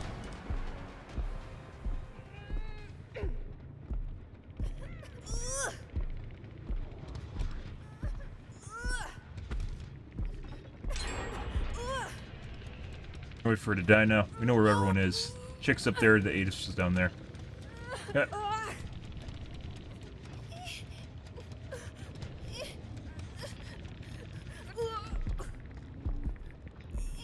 Yeah, he goes up here. Mm-hmm.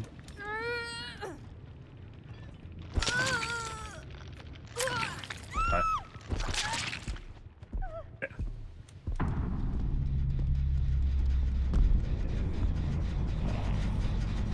Mm-hmm. And they broke my zombies again. Good for them.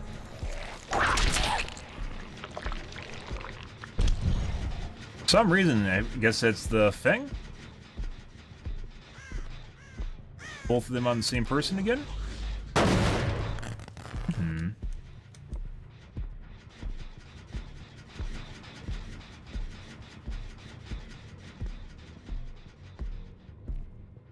Broken? No. Huh.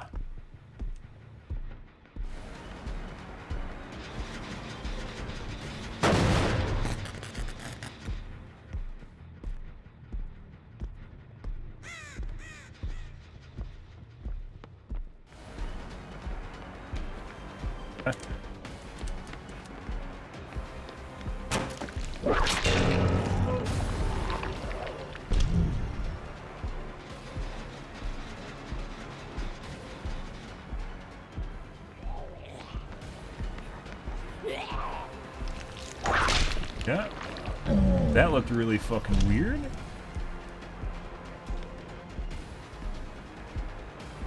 Oh. Up did he go? Missing scratch marks. Not missing scratch marks. Erratic blood pools.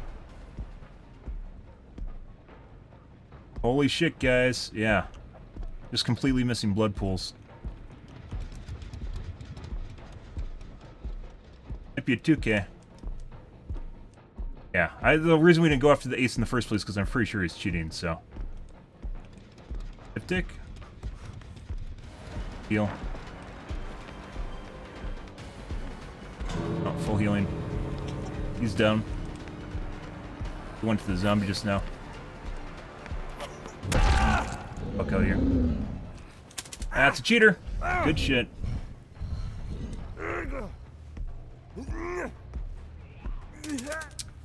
That sucks, guys. Yeah.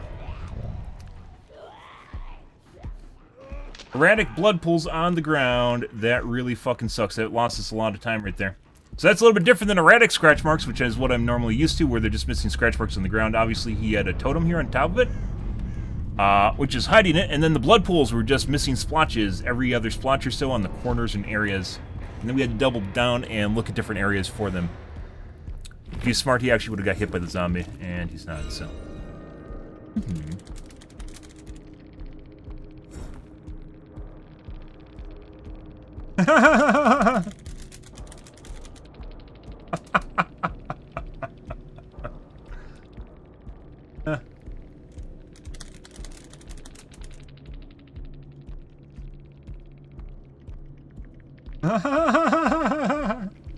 Uh-huh.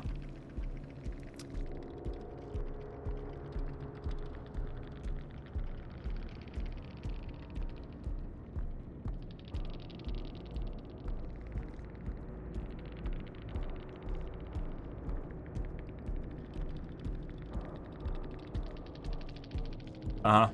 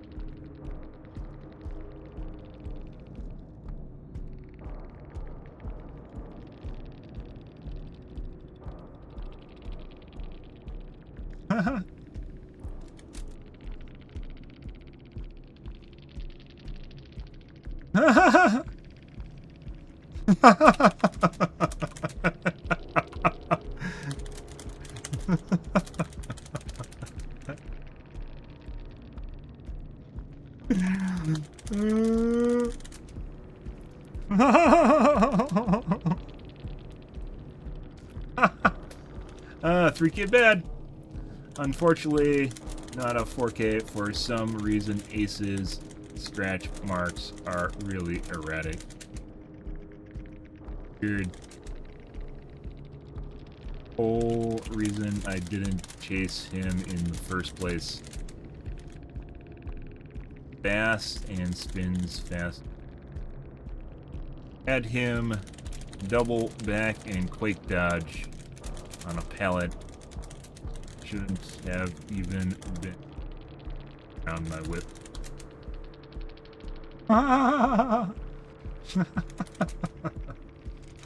You guys are so mad. It's hilarious. You know how often this happens. Yep. If that's what it takes to win. But if you thought all I did was watch hooks, you're mistaken. You have to bait people into getting guns. Smiley face. Face camps will generally get you a 1 to 2K. Normally I have 4K, but that once again didn't happen because of erratic blood pools. Once again, I have a private profile, so it doesn't matter. Okay, working on it. I mean, you're responding, so you definitely are. 3K bad. Imagine needing to run perks other than fun. What does it mean to be so spoiled and titled, you get bent out of shape whenever something you could use perks against. You know, like DS, OTR, kinship, BT, reassurance. You know the stuff you should run when you play against high MMR. Because you get tunneled and camped. Instead, you're either so stupid or entitled that you don't think you need.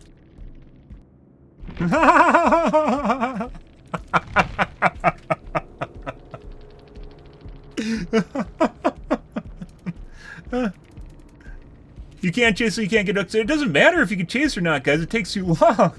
Like, holy shit. Yeah, no shit, the reason you tunnel and camp is because you can't just go for hooks. It takes too long. No fucking shit. And this is another guy. There's one BT, one OTR. Do you have exponential too? Yeah, so we couldn't have even,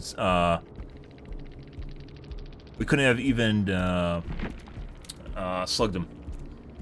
Player is very fast, somewhere 607%. Erratic, desync, player knows positioning, times erratic, blood pools, punches.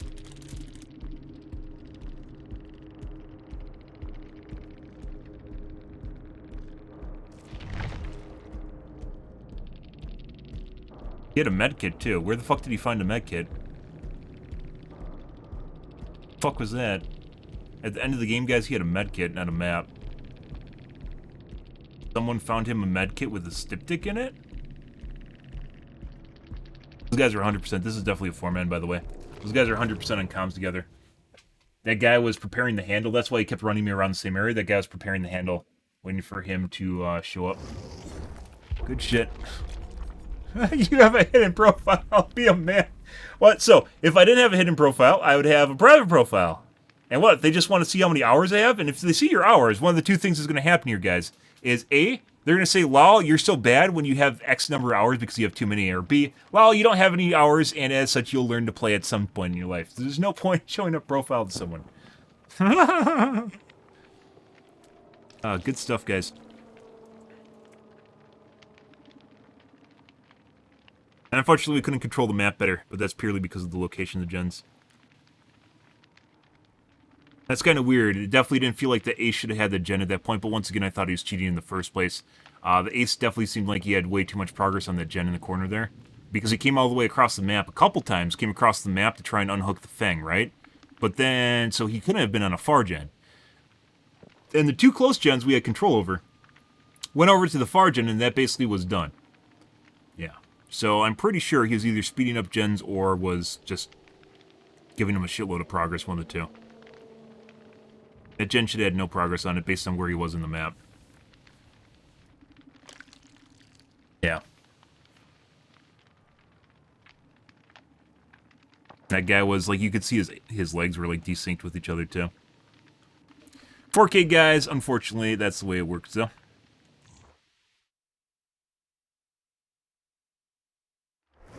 And we wouldn't have been able to slug there. It's like he picked the map, too, because that's, that map is probably one of the best case scenarios for, a totem build.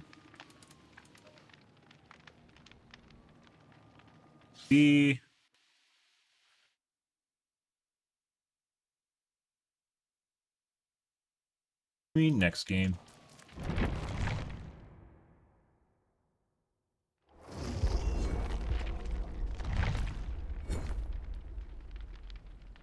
Good. Hope you guys are having a wonderful evening, though. That's hilarious. Do people actually stop talking? Was it, you tried to take control and make like a catch-all? If you guys missed that, tried to make a catch-all, which is just keep typing. That's what I want. What, you just don't, I think the best case scenario is literally just type that back to them and just see what they do. Just literally just feed it back to them and see if it like literally bugs the shit out of them or something.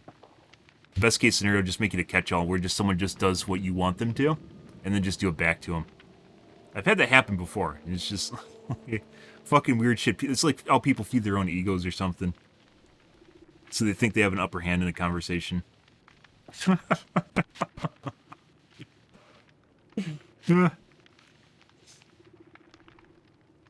Oh, buddy.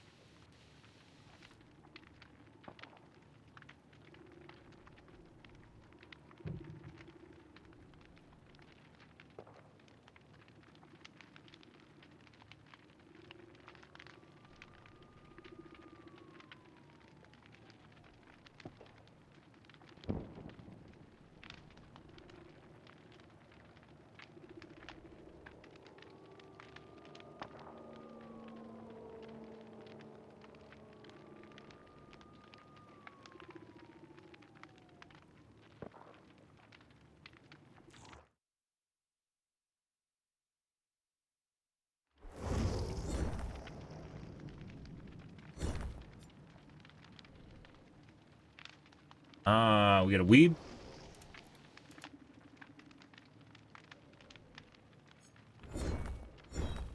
The rest of our survivors.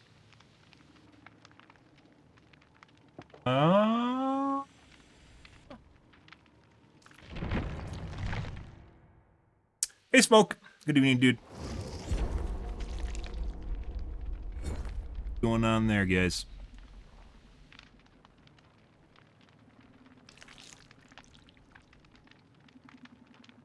Mm-hmm.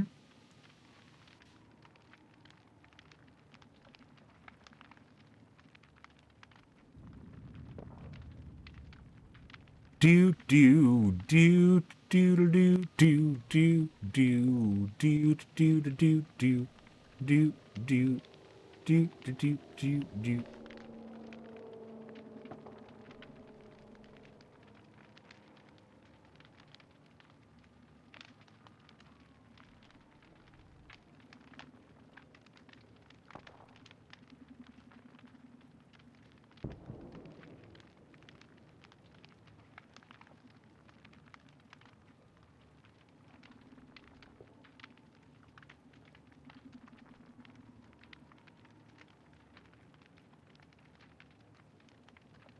Hmm.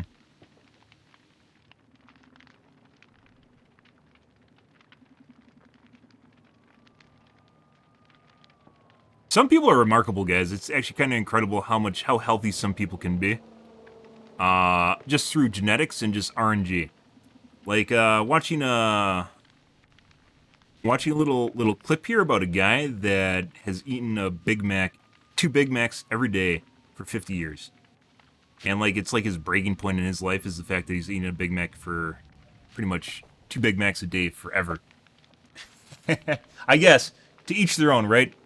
Different strokes for different folks as it goes, but it's actually incredible considering the fact he hasn't died. Like, there's people that smoke every day, right? And they live till their 90s, but for most people that doesn't work that way.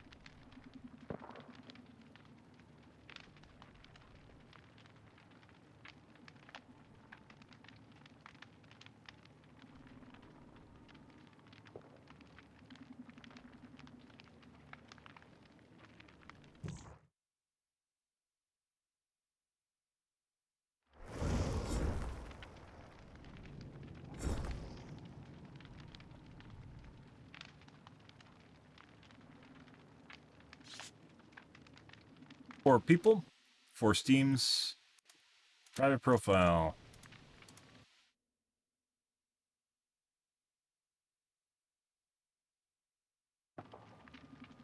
Weeb.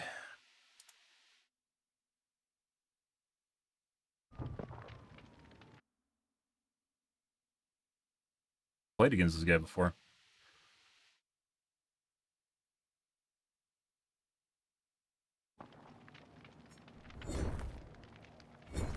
Definitely feels like a pre-made.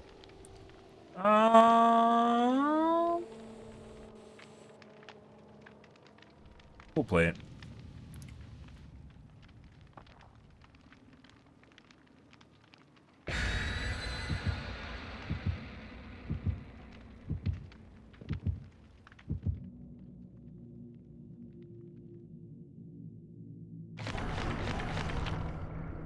We're gonna see Ormond.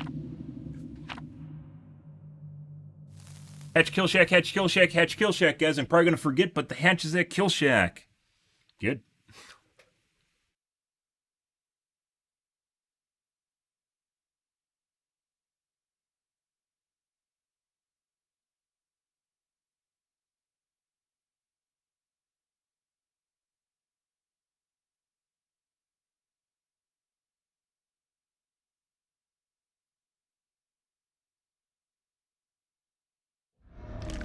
And Red Forest. My zombies are gonna be worthless. Let's cam off.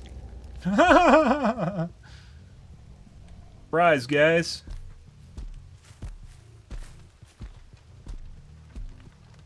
Glypher, and we end up on Red Forest. 2 forest maps, the swamp maps will make your zombies worthless.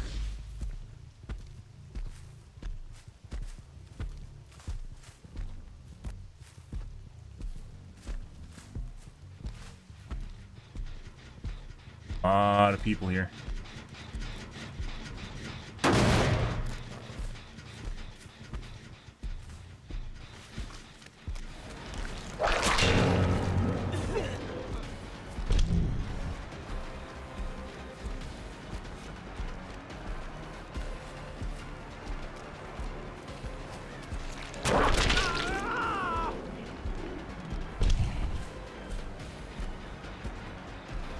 Seems fast now.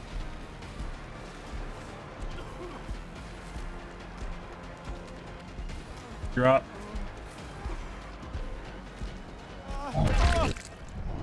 Good job. And Dave popped the gen. Good.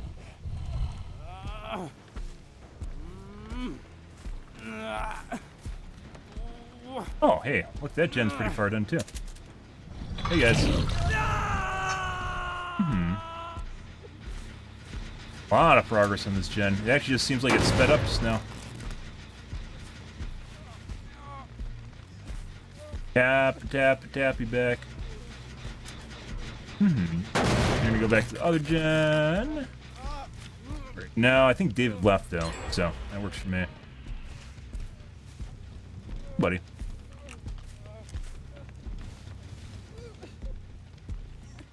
I think we're gonna go for phase 2 because I need to.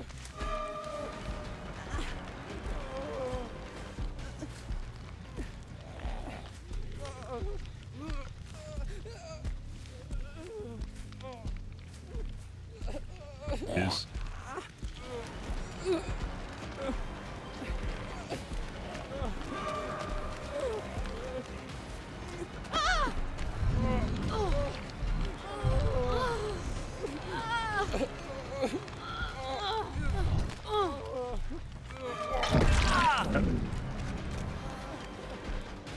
Bye.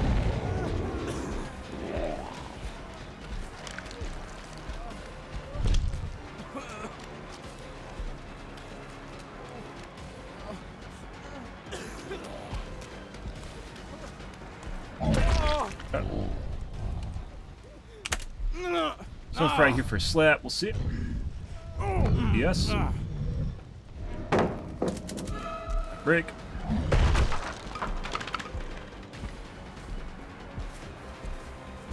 No one was here to save him. He definitely is very fast. He's definitely. It's like 1.9. He's even faster than he was earlier. Yeah, he definitely toggled the shit out of that.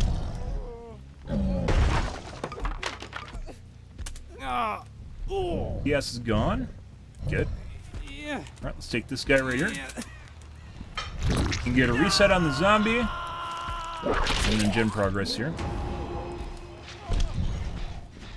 Good. Zombie now. I don't think anyone's there to unhook because they're going to be just doing gens right now.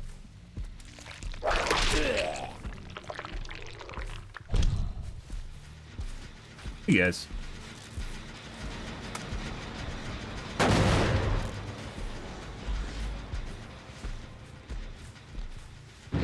Yes.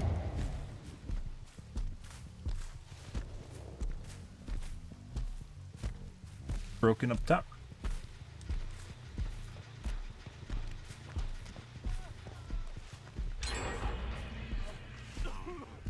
Very fast once again. Oh. Most unfortunate. Pre-drop again. Notice how all the gens have a shitload of progress right now, guys. We can't reach that gen up top anyways, so it doesn't matter. Let's get him out of here. Okay. We'll try. He's probably just gonna pound it in front of me.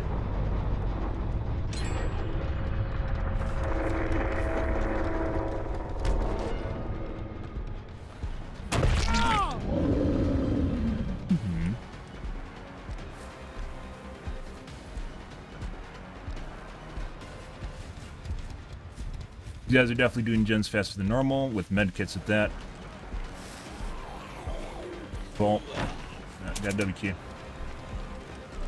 If you're cheating, you have to W key.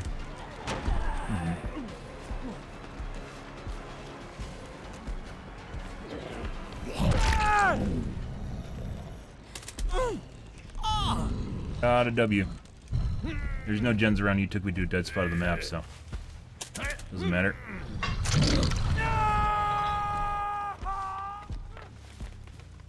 Leave.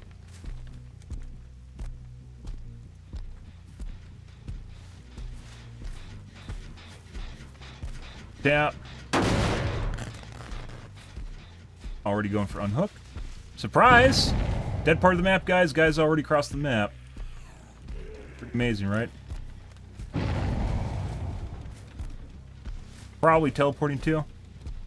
Normally they should be just doing gens, which is what they're doing, but at the same time they're also crossing the map, coming completely across the map. That should hit just now.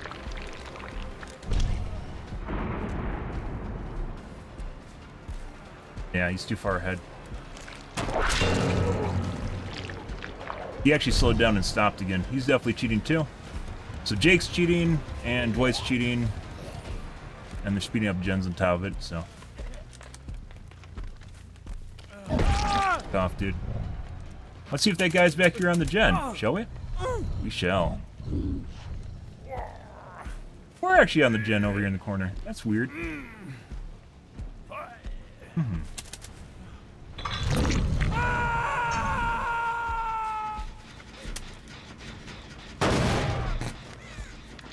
Let's see. Might still be hiding in here too.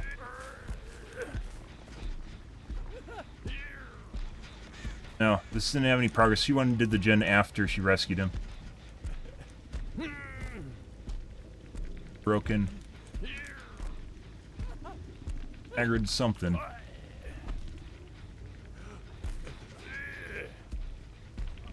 Wait for him to die. Ah, the guy's over here too. That's beautiful.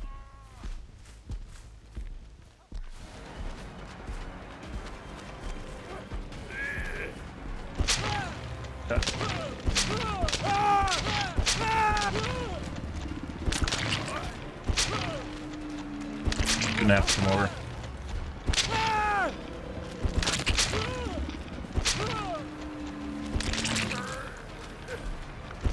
I'm gonna let him die. No pull.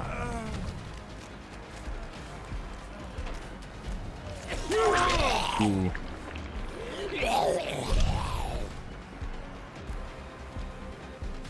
Great as I said that, guys, he committed to the pull. That's fucking weird. Good for him. Oh, now you're dead.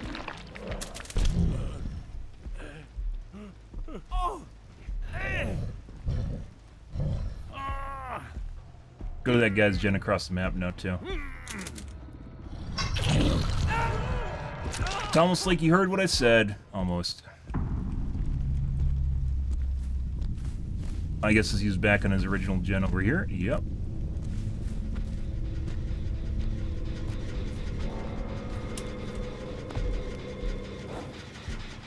That.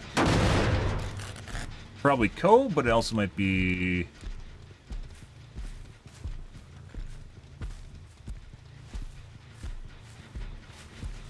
First on this as well.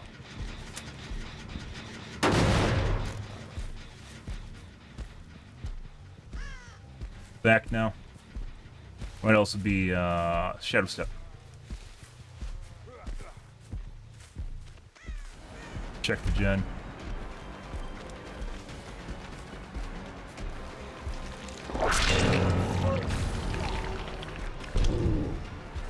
Don't care about the gen across the map.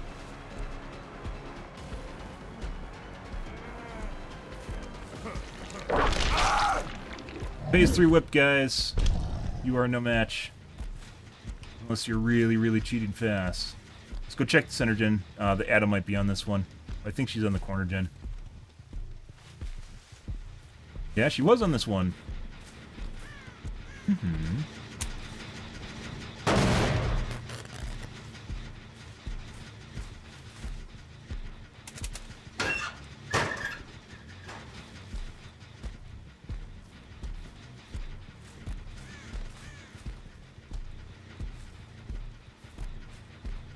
We're gonna leave and double back. There she is.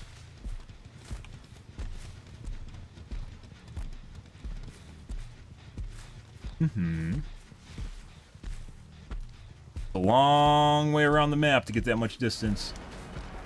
Nope.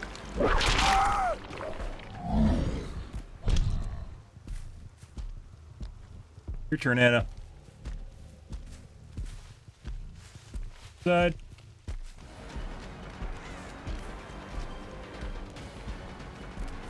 Must have a balanced. Hmm.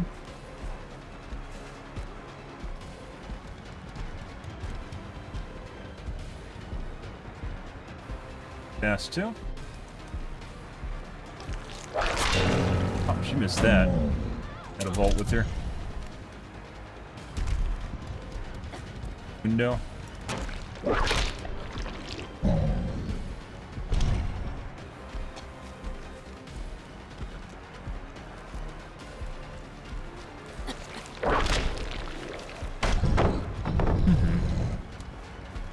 Thought I pulled far enough back, but I did not, apparently. W key window. No. She should have won window just now.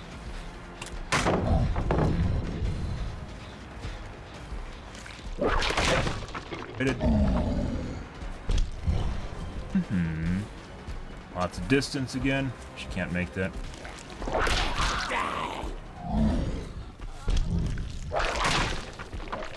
Now we'll wait for David to die. Good. Because he could be anywhere on the map. So. Very sweaty match, guys. So Dwight's cheating, the Jake's cheating. Last two guys, the Adam might be cheating. Dwight and Jake are for sure cheating, though. Dwight is very fast. Who's the first one we killed, Dwight or Jake?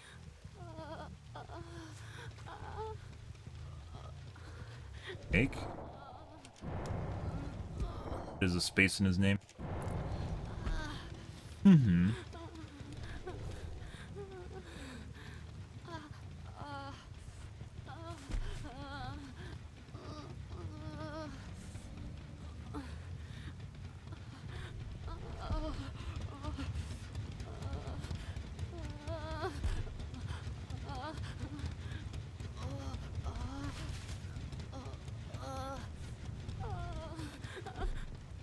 They have a hatch offering? Oh, they do! I forgot about that.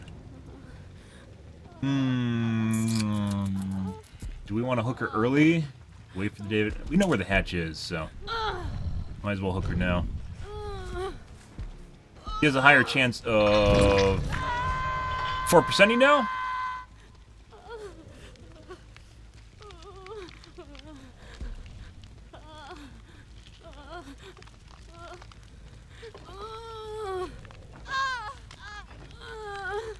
RNG for hatch. Can't kill herself fast enough to save David, so. if the hatch literally spawned right underneath her, she potentially could have got out. So, yeah. Don't want that. It's better to put her on the hook earlier and then get ahead of her than to have the hatch spawn literally right underneath her.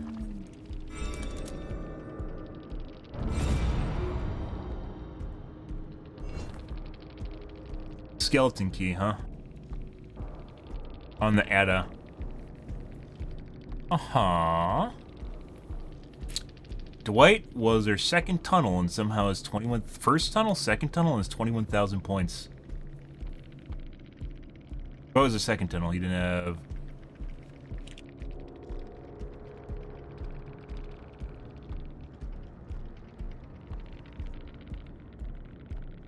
Knew that she had to do that center gen, though, in the middle of that 3 gen. Along with the David. That was kind of weird. Yeah. And Ada was also the one that got across the map insanely fast from the other side of the map to unhook the Dwight.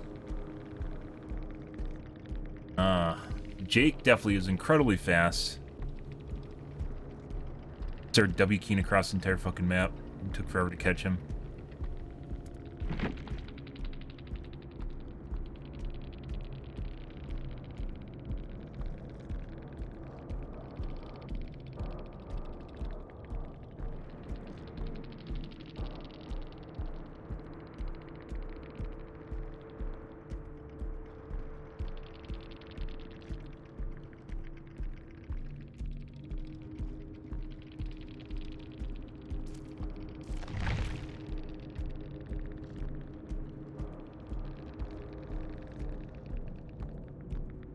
Critical healing.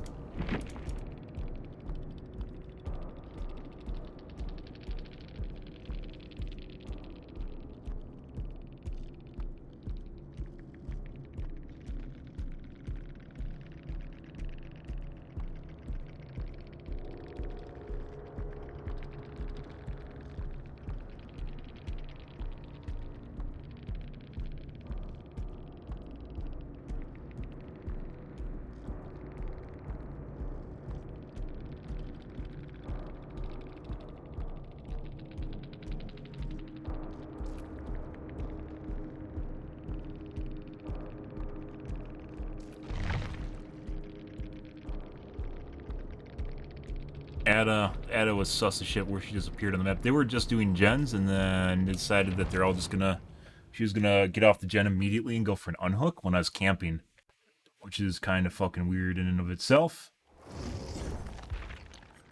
She also seemed faster than the match. Alright, next game. Next game, guys.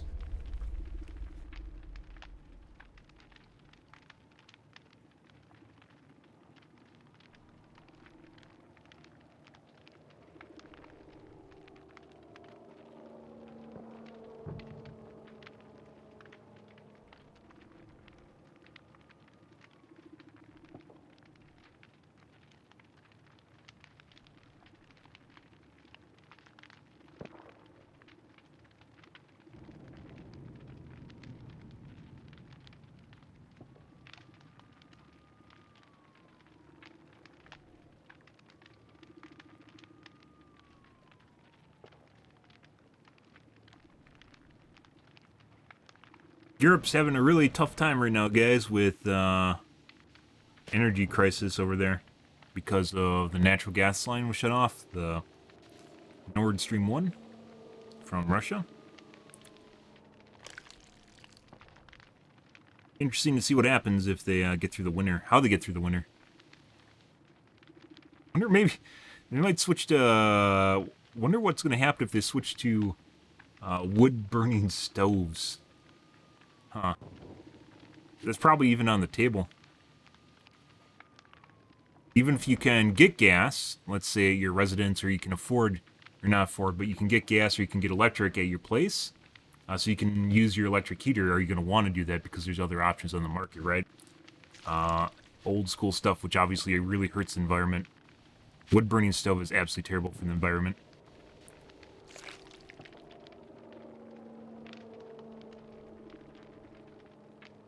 You could arguably make a... You can make a case for carbon neutral wood burning. And the reason for that is because if you buy lumber from a plantation, they plant the lumber that they harvest. So you aren't actually using up, you aren't using carbon up from, you aren't adding carbon, excuse me, to the cycle, because the trees that are planted will absorb the carbon, and then you'll harvest them and use them for wood burning fuel. That being said, it takes a lot of wood to power stoves, so.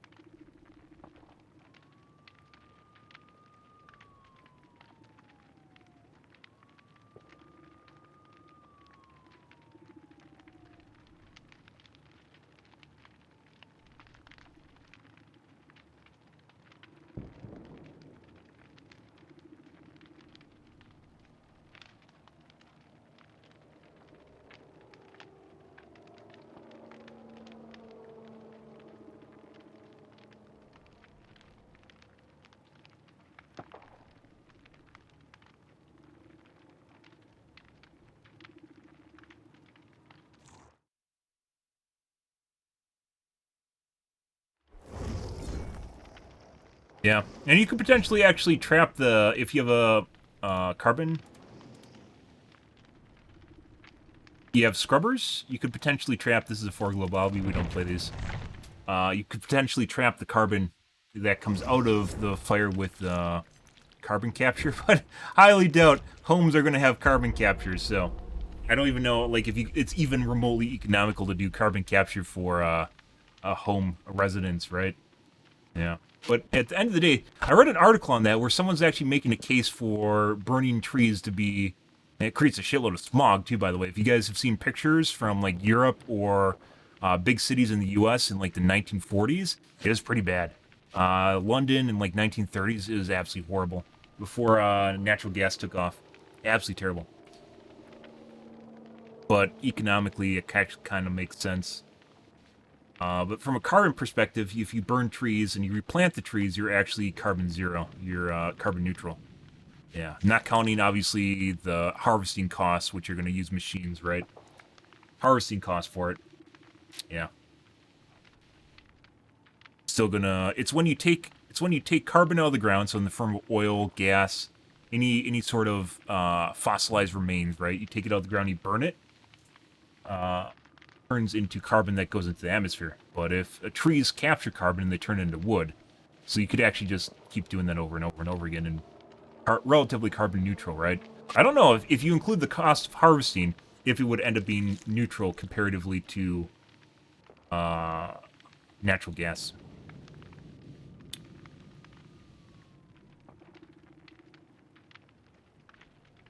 Yeah, I don't know exactly how you use coal. So obviously you end up with the embers right at the end, the charcoal at the end after you burn wood. But how you burn coal comparatively to how you burn wood, I'm not exactly sure how that happens. Like my dad has a couple of wood burning furnaces where you harvest wood and then you use it. Actually, both my parents do. My mom also does. And obviously you get ash from it, but the ash isn't usually something you can just reuse, so I'm not exactly sure how you get coal to use. And if coal's better than wood to burn, because coal can come from wood. But coal also comes from, like, dinosaurs and shit like that.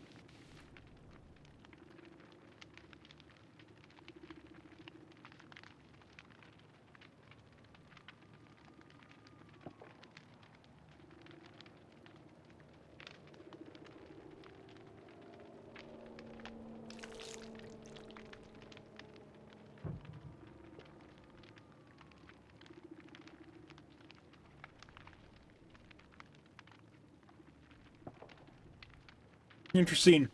I mean, if you're in Europe right now, guys, and you can't afford winter heating, right? You're gonna turn to something like wood burning. I think that's the fallback for a lot of people, right? When they need to heat their homes, is probably like oil or wood burning. There's pellet stoves now too, guys. If you're curious, where you buy a bag of pellets that's basically ground up wood. It's essentially almost an easier version of wood heating. Pellet stoves, but they're usually more costly than harvesting wood too. Anonymous, next game.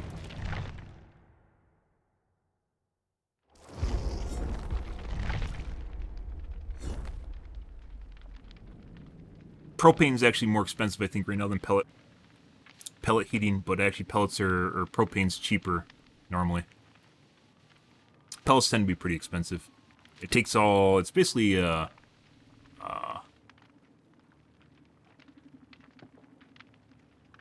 ease of use. It's one of those things where it's taking the work out of doing wood heating, but at the expense of, you know, way more expensive, right? Kind of interesting, cool topic. I mean, not the reason people are going to have to do it, but yeah, I can imagine the amount of pollution is actually going to go up in Europe, which is really bad. Once again, I mentioned this before. Yeah, we might be at like the pinnacle, like World War III, and it has nothing to do with the war in Ukraine escalating. Rather, it has to do with heating. What's going on right now with their natural gas is basically the best form of fossil fuel, and we get majority, like Europe gets the majority of its natural gas from Russia, and obviously they can't do that right now. And as such, they're going to have to fall back to things like coal, maybe wood, and that's probably on a per house basis right now, like a city thing. Coal or oil, just petroleum. Oil plants used to be a thing too. Oil plants were shut down in favor of coal and natural gas. Could potentially do solar, and then, because you can also do solar heating if you guys are curious about that, so maybe something like a heat pump. But a lot of people don't have, like, you know, $10,000 or $5,000 sitting around to invest in a heat pump, a ground heat pump. So, yeah, maybe not. Ground heat pump, by the way, is where you run a line through your ground, and you get because the ground's generally at a relatively normal temperature, and then you can get, basically, you can use the heat or cool things off in the summer or winter, depending on what's going on. And obviously, you got solar, heated water solar, and stuff like that. But the one most people are interested in is photovoltaic solar, where they get energy from it, right? Electricity. But once again, that's also very expensive, and people don't really have money to do that. Germany's still hanging on to the idea that they don't need to reactivate their nuclear power plants, and that's kind of ridiculous. Germany has nuclear power plants, by the way, and they're still slating to shut down some of them, and they have already mothballed some of them, and because of Fukushima. And that was a mistake. Pretty big mistake. It still is, even without the stuff going on with Russia right now. It's still a pretty big mistake, because you need to have peak and baseline power. Baseload power, and nuclear is baseload. And peaking, you could do something with batteries, but at the time being, it basically all just depends on fossils. Tough shit, guys.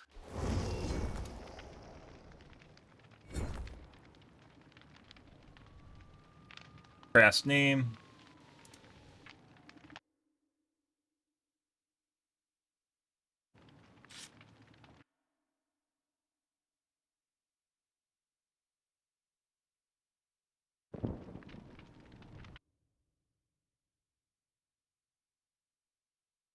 Probably a pre-made.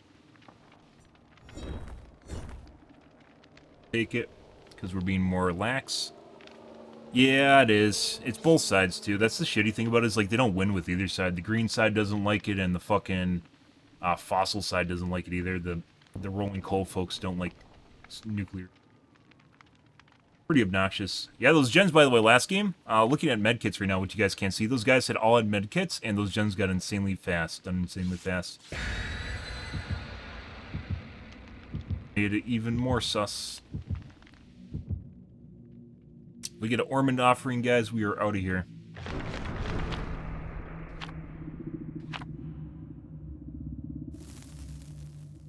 But yeah, it is. It's tough. It's an uphill battle from both sides. It's really shitty.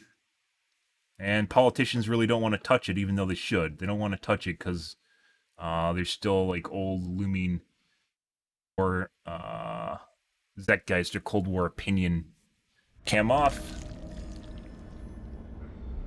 about nuclear. It's like Chernobyl or shit. Alright, guys. No cuck doors here? Actually, there is one. Wrong map. Break this right away.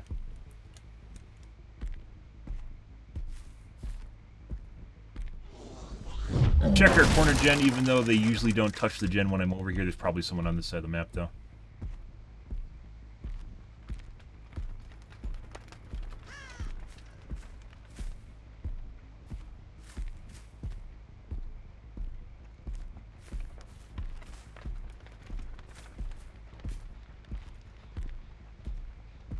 And kill shack. Side.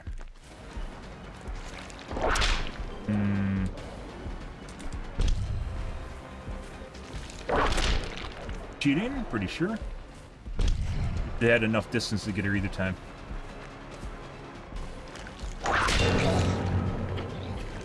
Yeah, she's definitely going too fast. Oh. Take. Yeah, she's definitely way too fucking fast.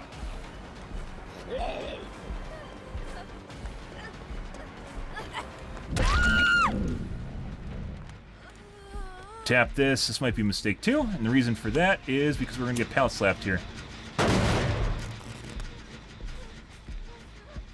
Actually, we aren't, because she didn't crawl to the pallet for some reason. Oh, yeah. Works for me. There's a hook right here, too. There has to be 2 people here, if not 3. 2 people, I'd say, not 3. I swear I saw scratch marks going back to the pallet.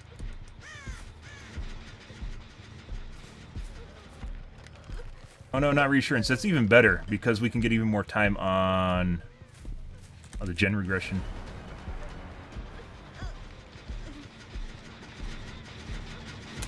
There's a guy on the other side of the gen right now. There's 2.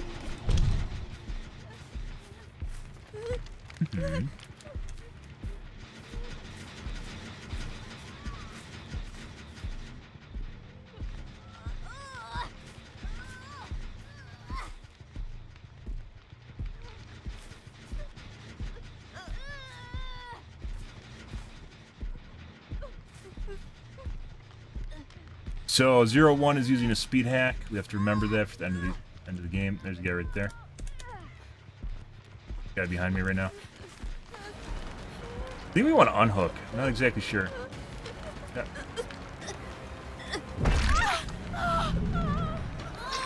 Cool.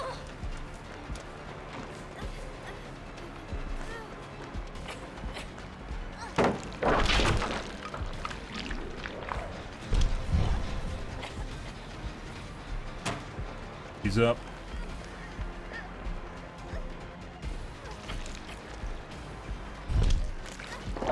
Ooh, that should have hit.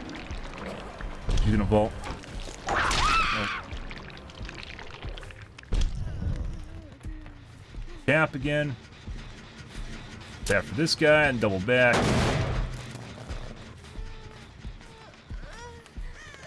Yes, now if she has it. Let's go right here instead. Actually, I think that's actually a better hook is in the center here. We're gonna go back to the same hook. Better hook.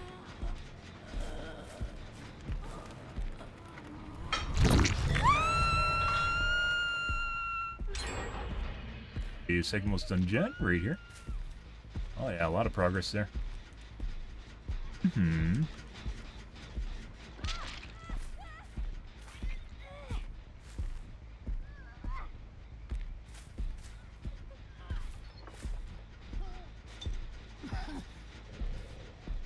Oh, she killed herself. That's even better. Hey, buddy.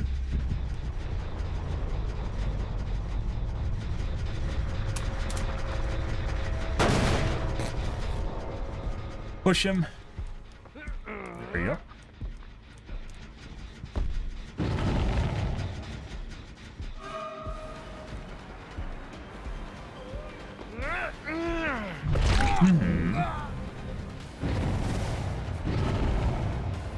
Oh no.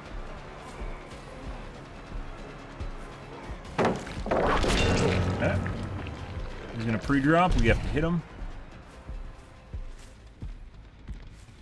Well, I lost chase. That's weird. But it pre-drop.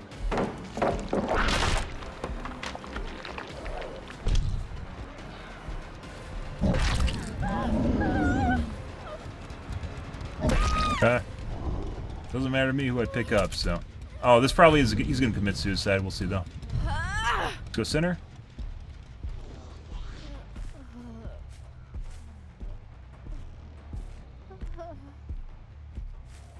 Back to this guy. Hey, buddy.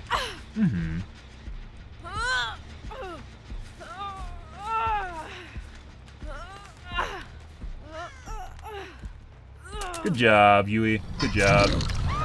Welcome to your new home. I think she started to realize what the fuck I'm doing. You want to exchange hooks? You should. I don't mind.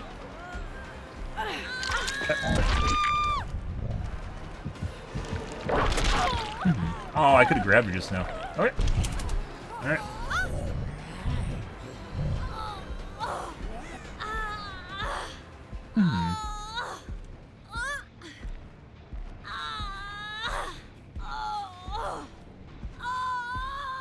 Okay. New home. Good for her.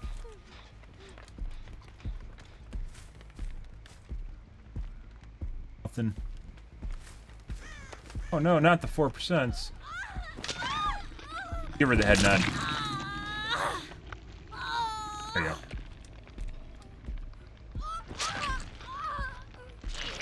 I wish some of the big streamers, guys. I wish some of the big streamers that actually like bitch about hook camping and tunneling. The killers, by the way, that bitch about hook camping and tunneling play against some of these guys. All right. Yeah. I think our friend's at.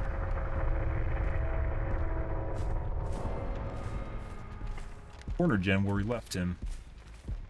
Close to being done. Oh, he just went and hid. Good for him. Let's reset.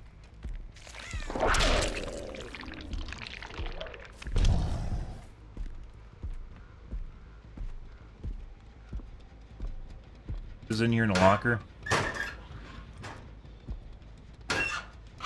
Yeah. Back.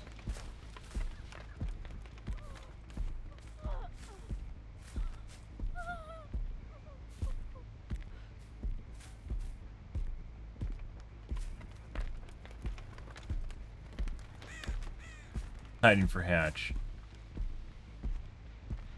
Hey, buddy. I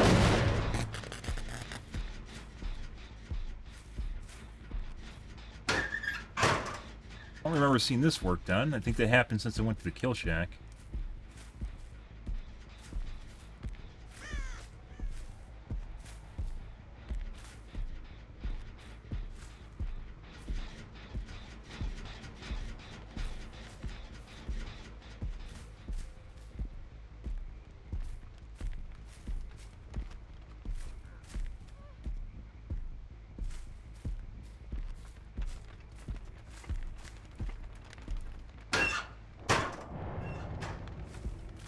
Hatch offering.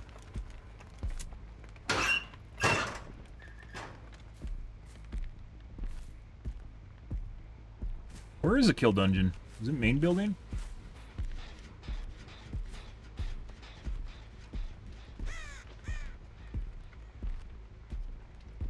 Ah, there he is.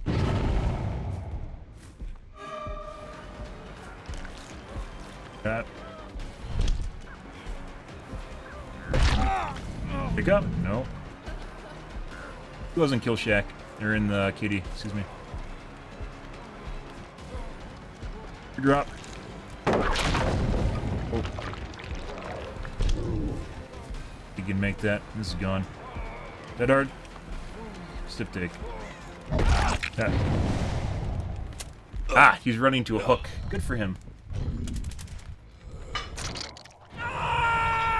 Maybe it's just the bottom person that has a space here.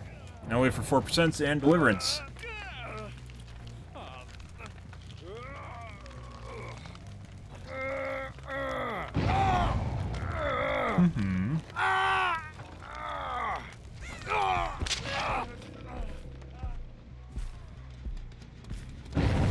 Now we're gonna wait for him to die before we hook Yui so she can 4% her deliverance.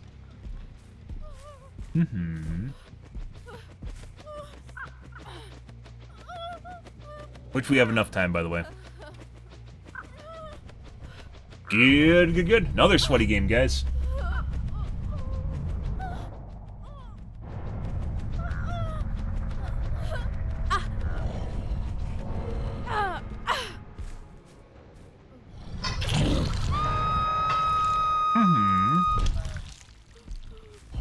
So he was hiding in the dungeon. He tapped the gen, too.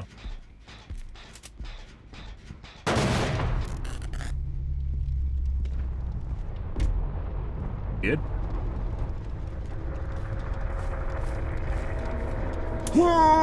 Got it. Good. Alrighty.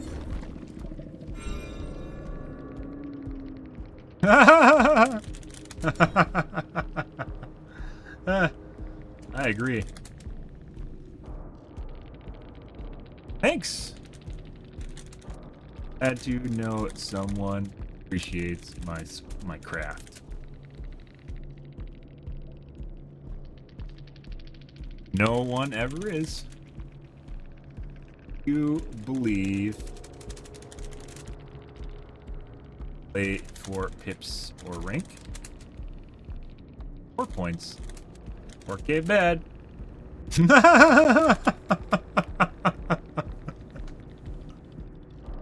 Uh-huh. No. Thanks. Her caps lock is stuck on, by the way. Better to be lonely than have my friends use as a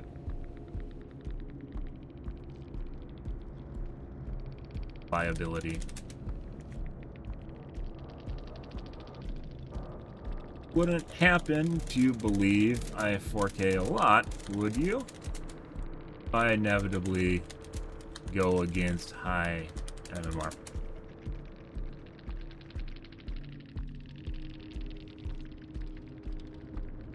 Yeah, there is MMR in this game. Yeah, no. Would you believe that coordination and comms gives you a huge... So you end up at...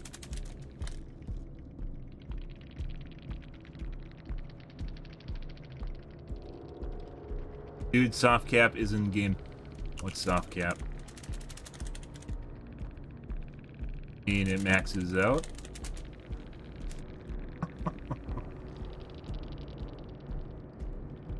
Can be. Caps lock. Still on, by the way.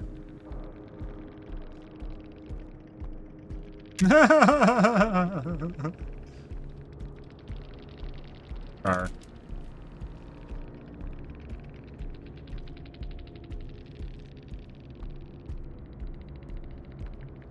There isn't a soft cap. That's some sort of rhetoric from other streamers. They like to pretend that there is a limit to basically everyone ends up at the same MR. That's not the case at all. That's the soft cap, is that everyone ends up at the same MR. I guarantee you that not everyone's at the same MR. For sure. Because I usually don't play against shitbirds, so yeah. Especially on Sunmun.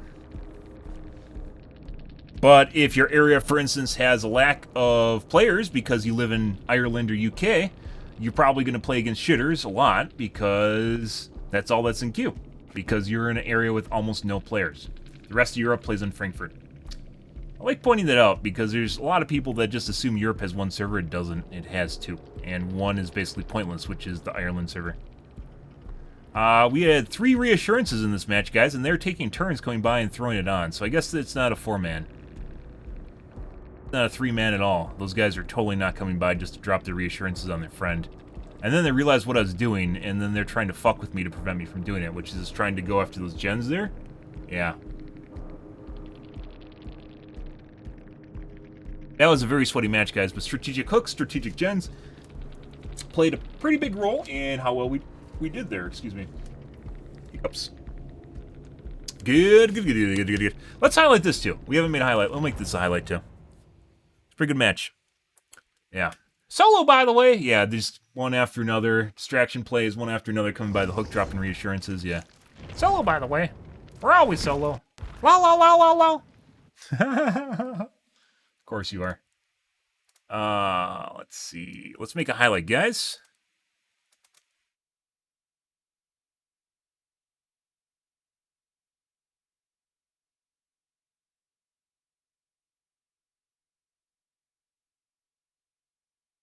We actually had a lot of sweaty matches tonight, guys. Not gonna lie. In general.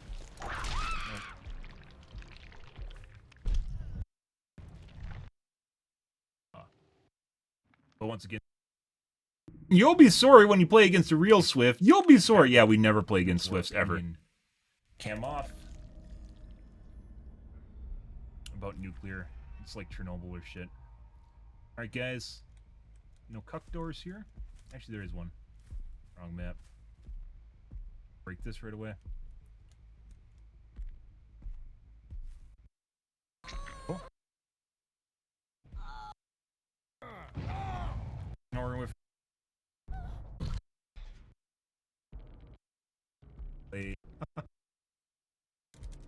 you as a wouldn't have.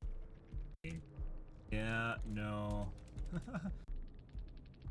You end up at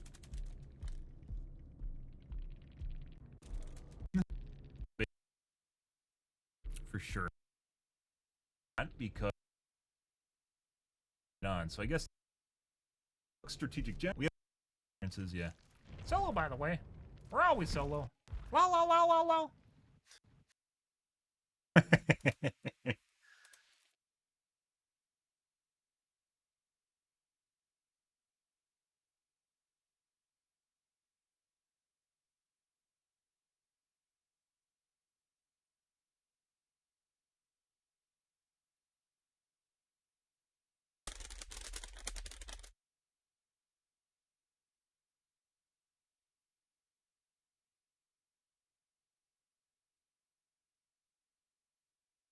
Prestigious.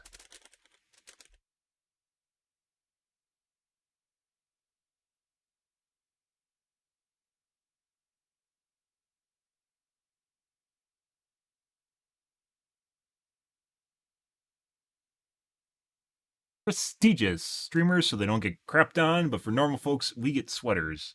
True story. And then shit all over them. Good stuff, guys.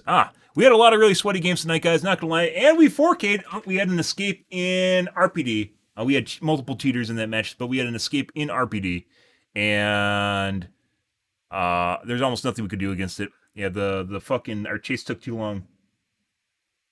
Our chase took too long with the second to last guy. The ace, because his scratch marks are not scratch marks. His blood pools are extremely erratic.